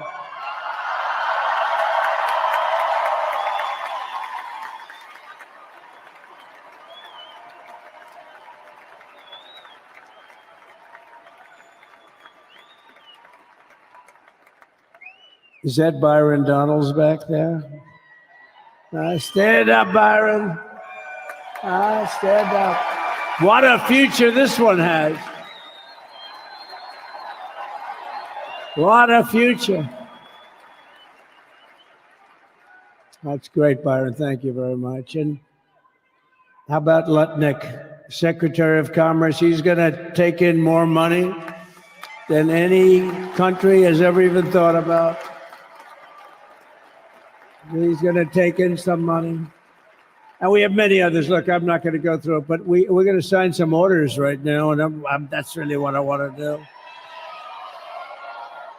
So we're going to sign executive orders. First, I'll revoke nearly 80 destructive and radical executive actions of the previous administration, one of the worst administrations in history. Maybe not one of them, the worst. Anybody that would allow millions of people to pour through our borders from jails, prisons, mental institutions, insane asylums, gang members to be taken off the streets of Venezuela and deposited in our country, and many, not just Venezuela. You know, crime in Venezuela is down 74% because they took their criminals and gave them to us through an open border policy of the previous administration.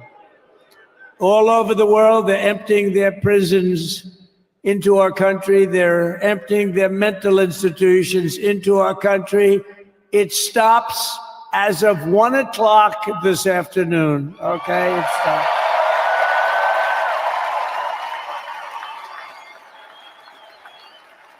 So I'm revoking nearly 80 destructive, radical executive actions of the previous administration. They'll all be null and void within about, 5 minutes? Is that them over there? 5 minutes?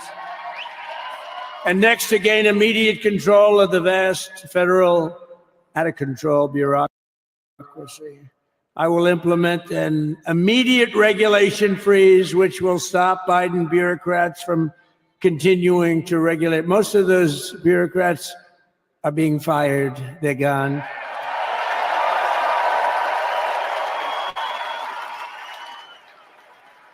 Should be all of them, but some sneak through, but we have to live with a couple, I guess. I'll also issue a temporary hiring freeze to ensure that we're only hiring competent people who are faithful to the American public. And we will pause the hiring of any new IRS agents. We will also require that federal workers must return to the office in person. And we're going to take the 88,000 people that they hired to go after you with guns. By the way, they're allowed to use guns and harass you like they were so many other people. Remember this. Okay, remember? Do you remember a little statement about tips? Does anybody remember that little statement? I think we won Nevada because of that statement. But they went out and harassed you over the tips. In other words, we are restoring control of our government to the people. We're going to take those 88,000. Let's see if they'd like to work on the border, because that's where we want them, really.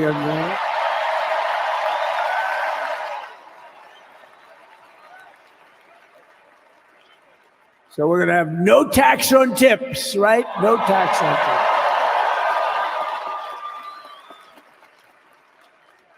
We may have, like the Speaker of the House, is he here? He's done such a good job. Is Mike here? He's around here someplace. I saw him just a little while ago. Hello, fellas. Look at you guys. Yeah, I know it. He's great. He's doing great. They're all doing good. The Republican Party has never been unified like it is right now. They want to save our country. And we're going to more than save it. We're going to make it greater than it's ever been before by a lot. Next, I'm going to sign a presidential memorandum directing every member of my cabinet to marshal every power at their disposal to defeat inflation and rapidly bring down the cost of daily life, because your costs have gone through the roof in the last 4 years. Perhaps you didn't notice. Does anyone notice their costs are like double, triple, quadruple? You can't buy bacon. Apples have doubled in price. You want an apple, anybody? Pay twice what you did 2 years ago. We'll put more money in your pocket, and we'll bring back the American dream and to reduce energy costs and liberate our economy. So we have more oil and gas than any country in the world, and we're going to use it. We're not going to do the wind thing. Wind, big ugly windmills, they ruin your neighborhood, they ruin you. If you have a house that's near a windmill, guess what? Your house is worth less than half. And did you see up in New England with the whales? You see what's happening? So they had 2 whales killed in about 14 years. Last year and the year before, total, they had 28. So if you're into whales, you don't want windmills either. And they're the most expensive form of energy that you can have by far. And they're all made in China, by the way, practically all of them. And they kill your birds and they ruin your beautiful landscapes. But other than that, I think they're quite good, right? Now, remember when we used to joke and kid when we were kidding, but we don't kid anymore? They want to watch the debates on television. They want to watch your favorite president on television. But the wind isn't blowing, so we can't watch television that night, Gladys. Remember? Gladys, I'm sorry, the wind is just not blowing. We're not watching Trump tonight. But I'm immediately withdrawing from the unfair, one-sided Paris Climate Accord ripoff. The United States will not sabotage our own industries while China pollutes with impunity. You know, China, I mean, look, they use a lot of dirty energy, but they produce a lot of energy. And when that stuff goes up in the air, you know, it doesn't stay there. It's not like you got a wall. We love walls, don't we? Not like you have a wall around and it doesn't. It floats into the United States of America after 3.5 to 5.5 days. It floats across the oceans and it comes right over your neighborhood and it falls into your neighborhood. So they all say, we have to fight for cleaner air, but the other dirty air is dropping all over us. So what the hell are they talking about? Unless everybody does it, it just doesn't work. You know, we had the cleanest air and the cleanest water that this country's ever had under the Trump administration. And we didn't do anything to stop jobs and stop production. Believe me, you're going to see a lot of companies come pouring back because tariffs. I always say tariffs is the most beautiful word to me in the dictionary. Then I was reprimanded by the fake news. They said, what about love, religion, and God? I said, I agree. Let's put God number one. Let's put religion number two. Love, I don't know. We got to put that number 3, I guess, right? And then it's tariff. Because tariffs are going to make us rich as hell. It's going to bring our country's businesses back that left us. And I'll also sign an executive order to immediately end federal government censorship of the American people. In America, we believe in free speech, and we're bringing it back starting today to stop the weaponization. Oh, do I know about that? These creeps. Deranged Jack Smith. You ever hear of him? Deranged. He's a deranged prosecutor. He's sick.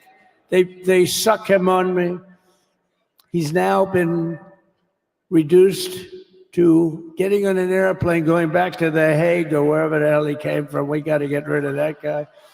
Hey, was he one of the many people that got a pardon today? Did they pardon Jack Smith? You know, did you know that Biden, while I was making my speech, pardoned his whole family?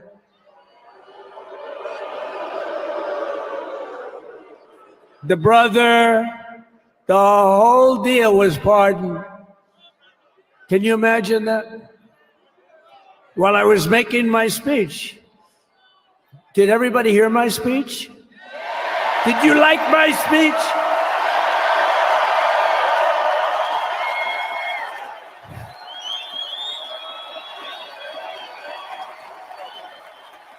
Thank you.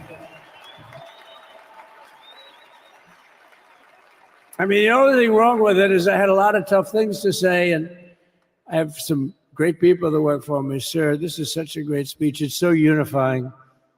Don't talk about Biden with his pardons of his family. We want a unified country. They said, don't talk about the J6 hostages that you're going to be releasing today. Sir, don't put that in your speech, please.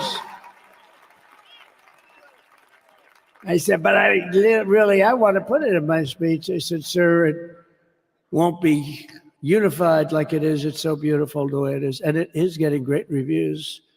You know, if I put things like that in, I'll get terrible reviews. One little paragraph that's a little bit wrong, the fake news goes crazy, right? So I said, all right, I won't put it in my speech, but you know what? I'm speaking in front of a hell of a lot of people at a place called Capital One Arena, and I'll talk about it there. So we're going to be going over the beautiful Oval Office, one of the great offices in history. Even if it wasn't beautiful, it's the Oval Office, but it is beautiful. And we love the Oval Office. It all starts with the wars start and end there. Everything starts and ends at the Oval Office. We love it. But we're going to go to the Oval Office. We're going to release our great hostages that didn't do, for the most part, they didn't do stuff wrong. You take a look at what went on, and look what happens in other parts of the country. In Portland, where they kill people, they destroy the city, nothing happens to them. In Seattle, where they took over a big chunk of the city, nothing happened. Minneapolis, where they burned down the city, nothing happened. Essentially nothing happened. All they want to do is go after the J6 hostages. A 76-year-old grandmother was arrested the other day because she was looking at the Capitol or something like that. No, we're not going to put up with that crap anymore.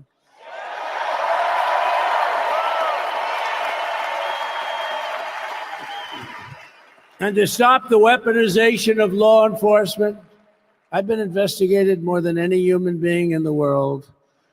I believe I have the all-time record. Every day a subpoena. Every single day would get subpoenas. I was more than any person. Alphonse Capone, remember I used to talk about it? Alphonse Capone, Scarface, he was a pretty rough guy.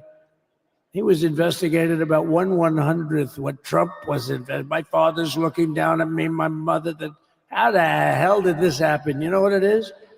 They investigated their political opponent, the opponent of Biden, and then ultimately Kamala. Has anyone ever heard of Kamala?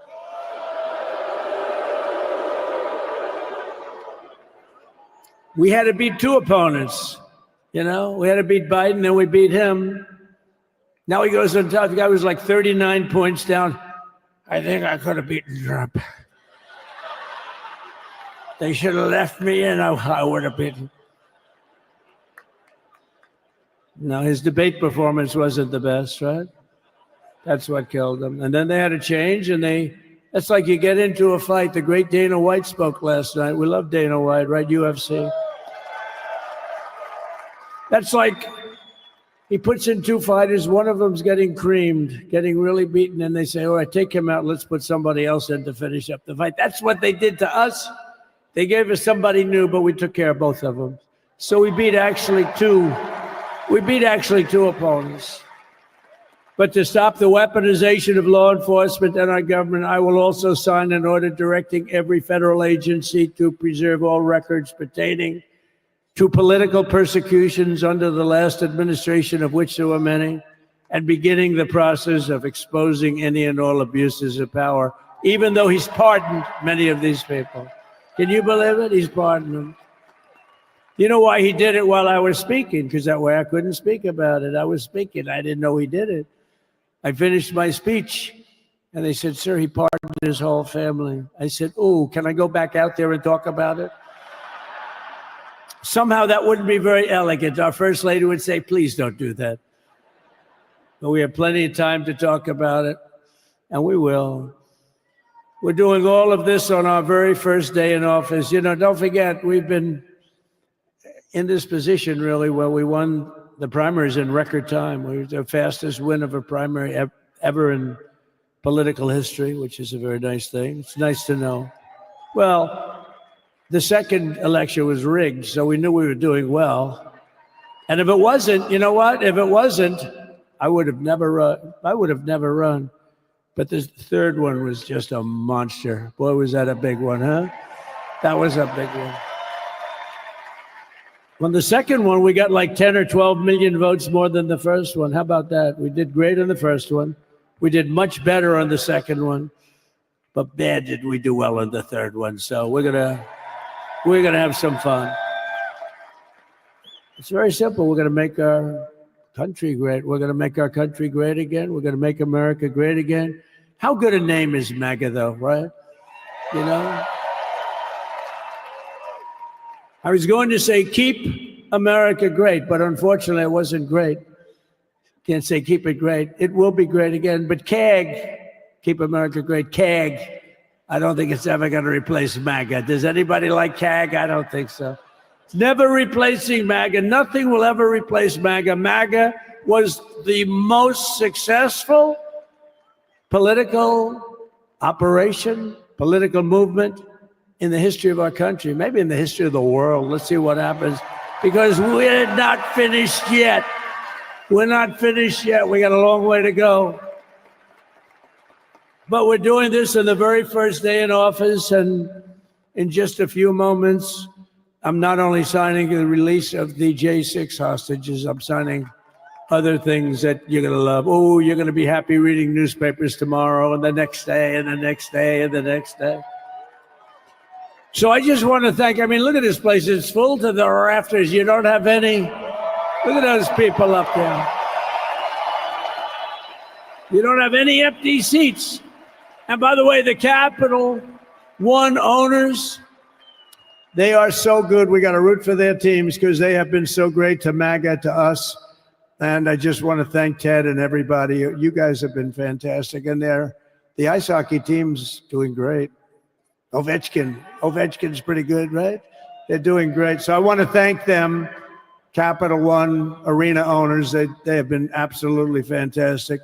And thank you once again to everyone. And I can only tell you, you're going to be very happy. You're going to watch a lot of good things happen. We got to stop some wars that are happening and going on. Some stupid things are happening. The war with Ukraine would have never happened, and it has. As you know, Israel would have never been hit on October 7th, and none of you would be up here. None of you would even know anything about this tragedy that you're going through right now. But Iran was broke. Anybody that bought oil from Iran, they couldn't do any business with us. You're not going to do business with America. China passed, everybody passed. They were broke. They didn't have money for Hamas. They didn't have money for Hezbollah. And your sons would be alive, and they certainly wouldn't be incarcerated like they are. It's such a shame. But we're getting a lot of people out in a short period of time. So I'm going to go right over to here, and I'm going to sign in front of you. Is that okay? Good.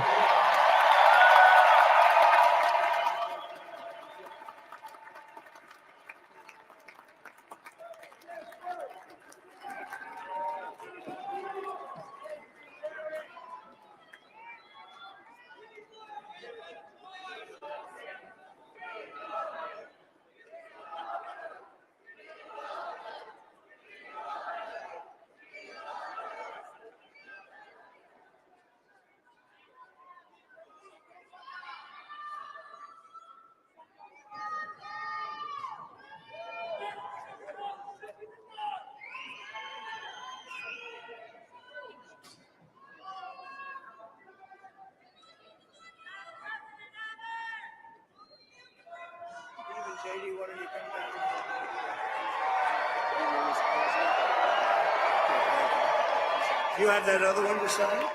Do you have the other one to sign? We don't have it over here yet, sir. We'll have it for you back to the The first is the rescissions of 78 Biden-era EOs and presidential memoranda. You want to call it that? Do you want to say it? Do you want to say it? Oh, if you want me to, sir. Why don't you say what I'm signing? Sure. The first item that President Trump is signing is the rescission of 78 Biden-era executive actions, executive orders, presidential memoranda, and others.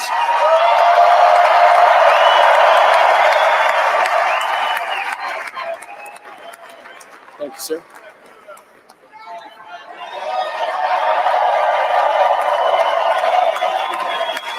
Thank you. The second item, President Trump, is a regulatory freeze, as you announced in your speech, preventing bureaucrats from issuing any more regulations until we have full control of this, the government and this administration.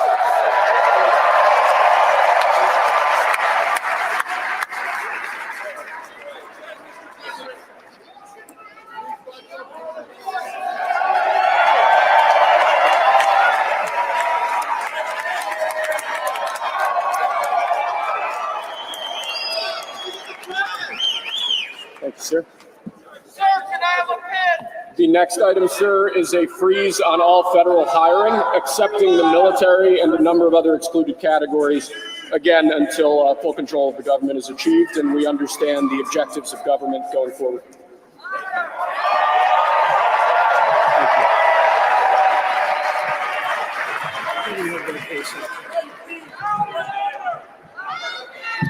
Could you imagine Biden doing this? I don't think so. I don't think so. Sir, the next item, as you announced in your speech, is a requirement that federal workers return to full-time in-person work immediately.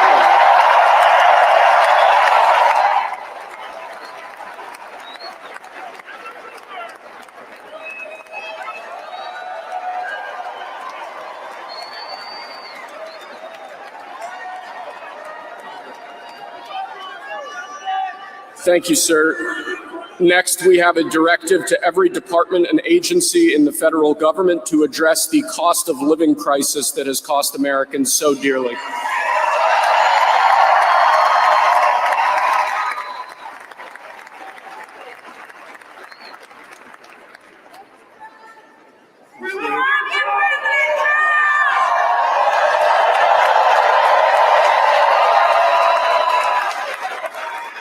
Thank you, sir. The next item here is the withdrawal from the Paris Climate Treaty.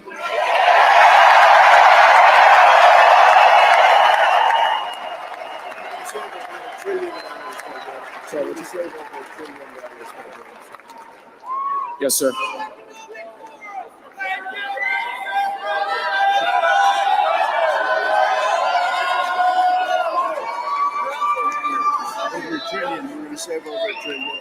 We're going to save over $1 trillion by withdrawing from that treaty.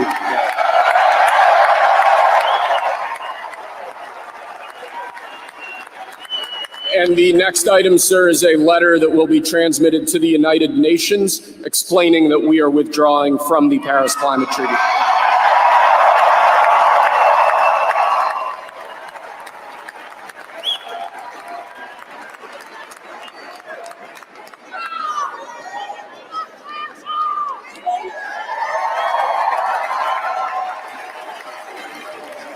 Thank you, sir. This next item is a directive to the federal government ordering the restoration of freedom of speech and preventing government censorship of free speech going forward.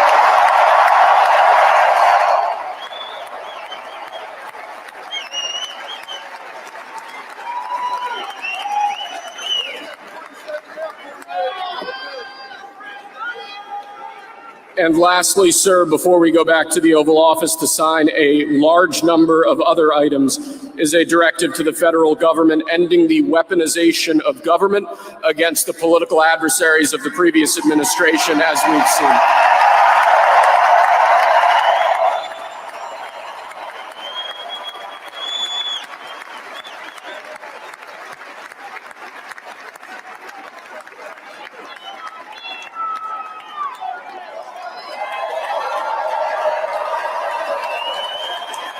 Thank you very much, sir.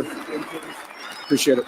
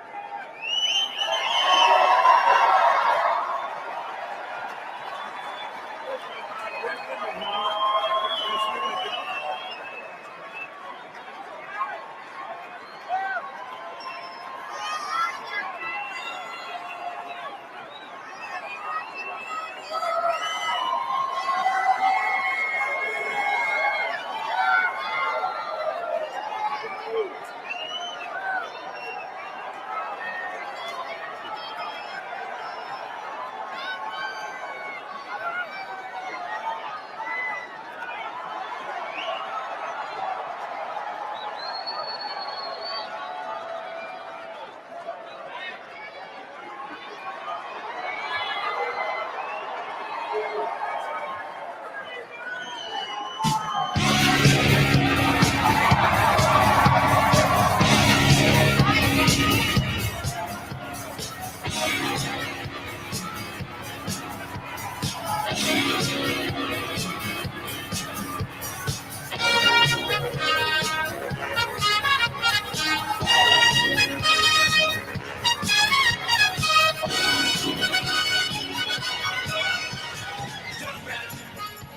no need to feel down. I said, young man, pick yourself off the ground. I said, young man, cause you're in a new town. There's no need to be unhappy.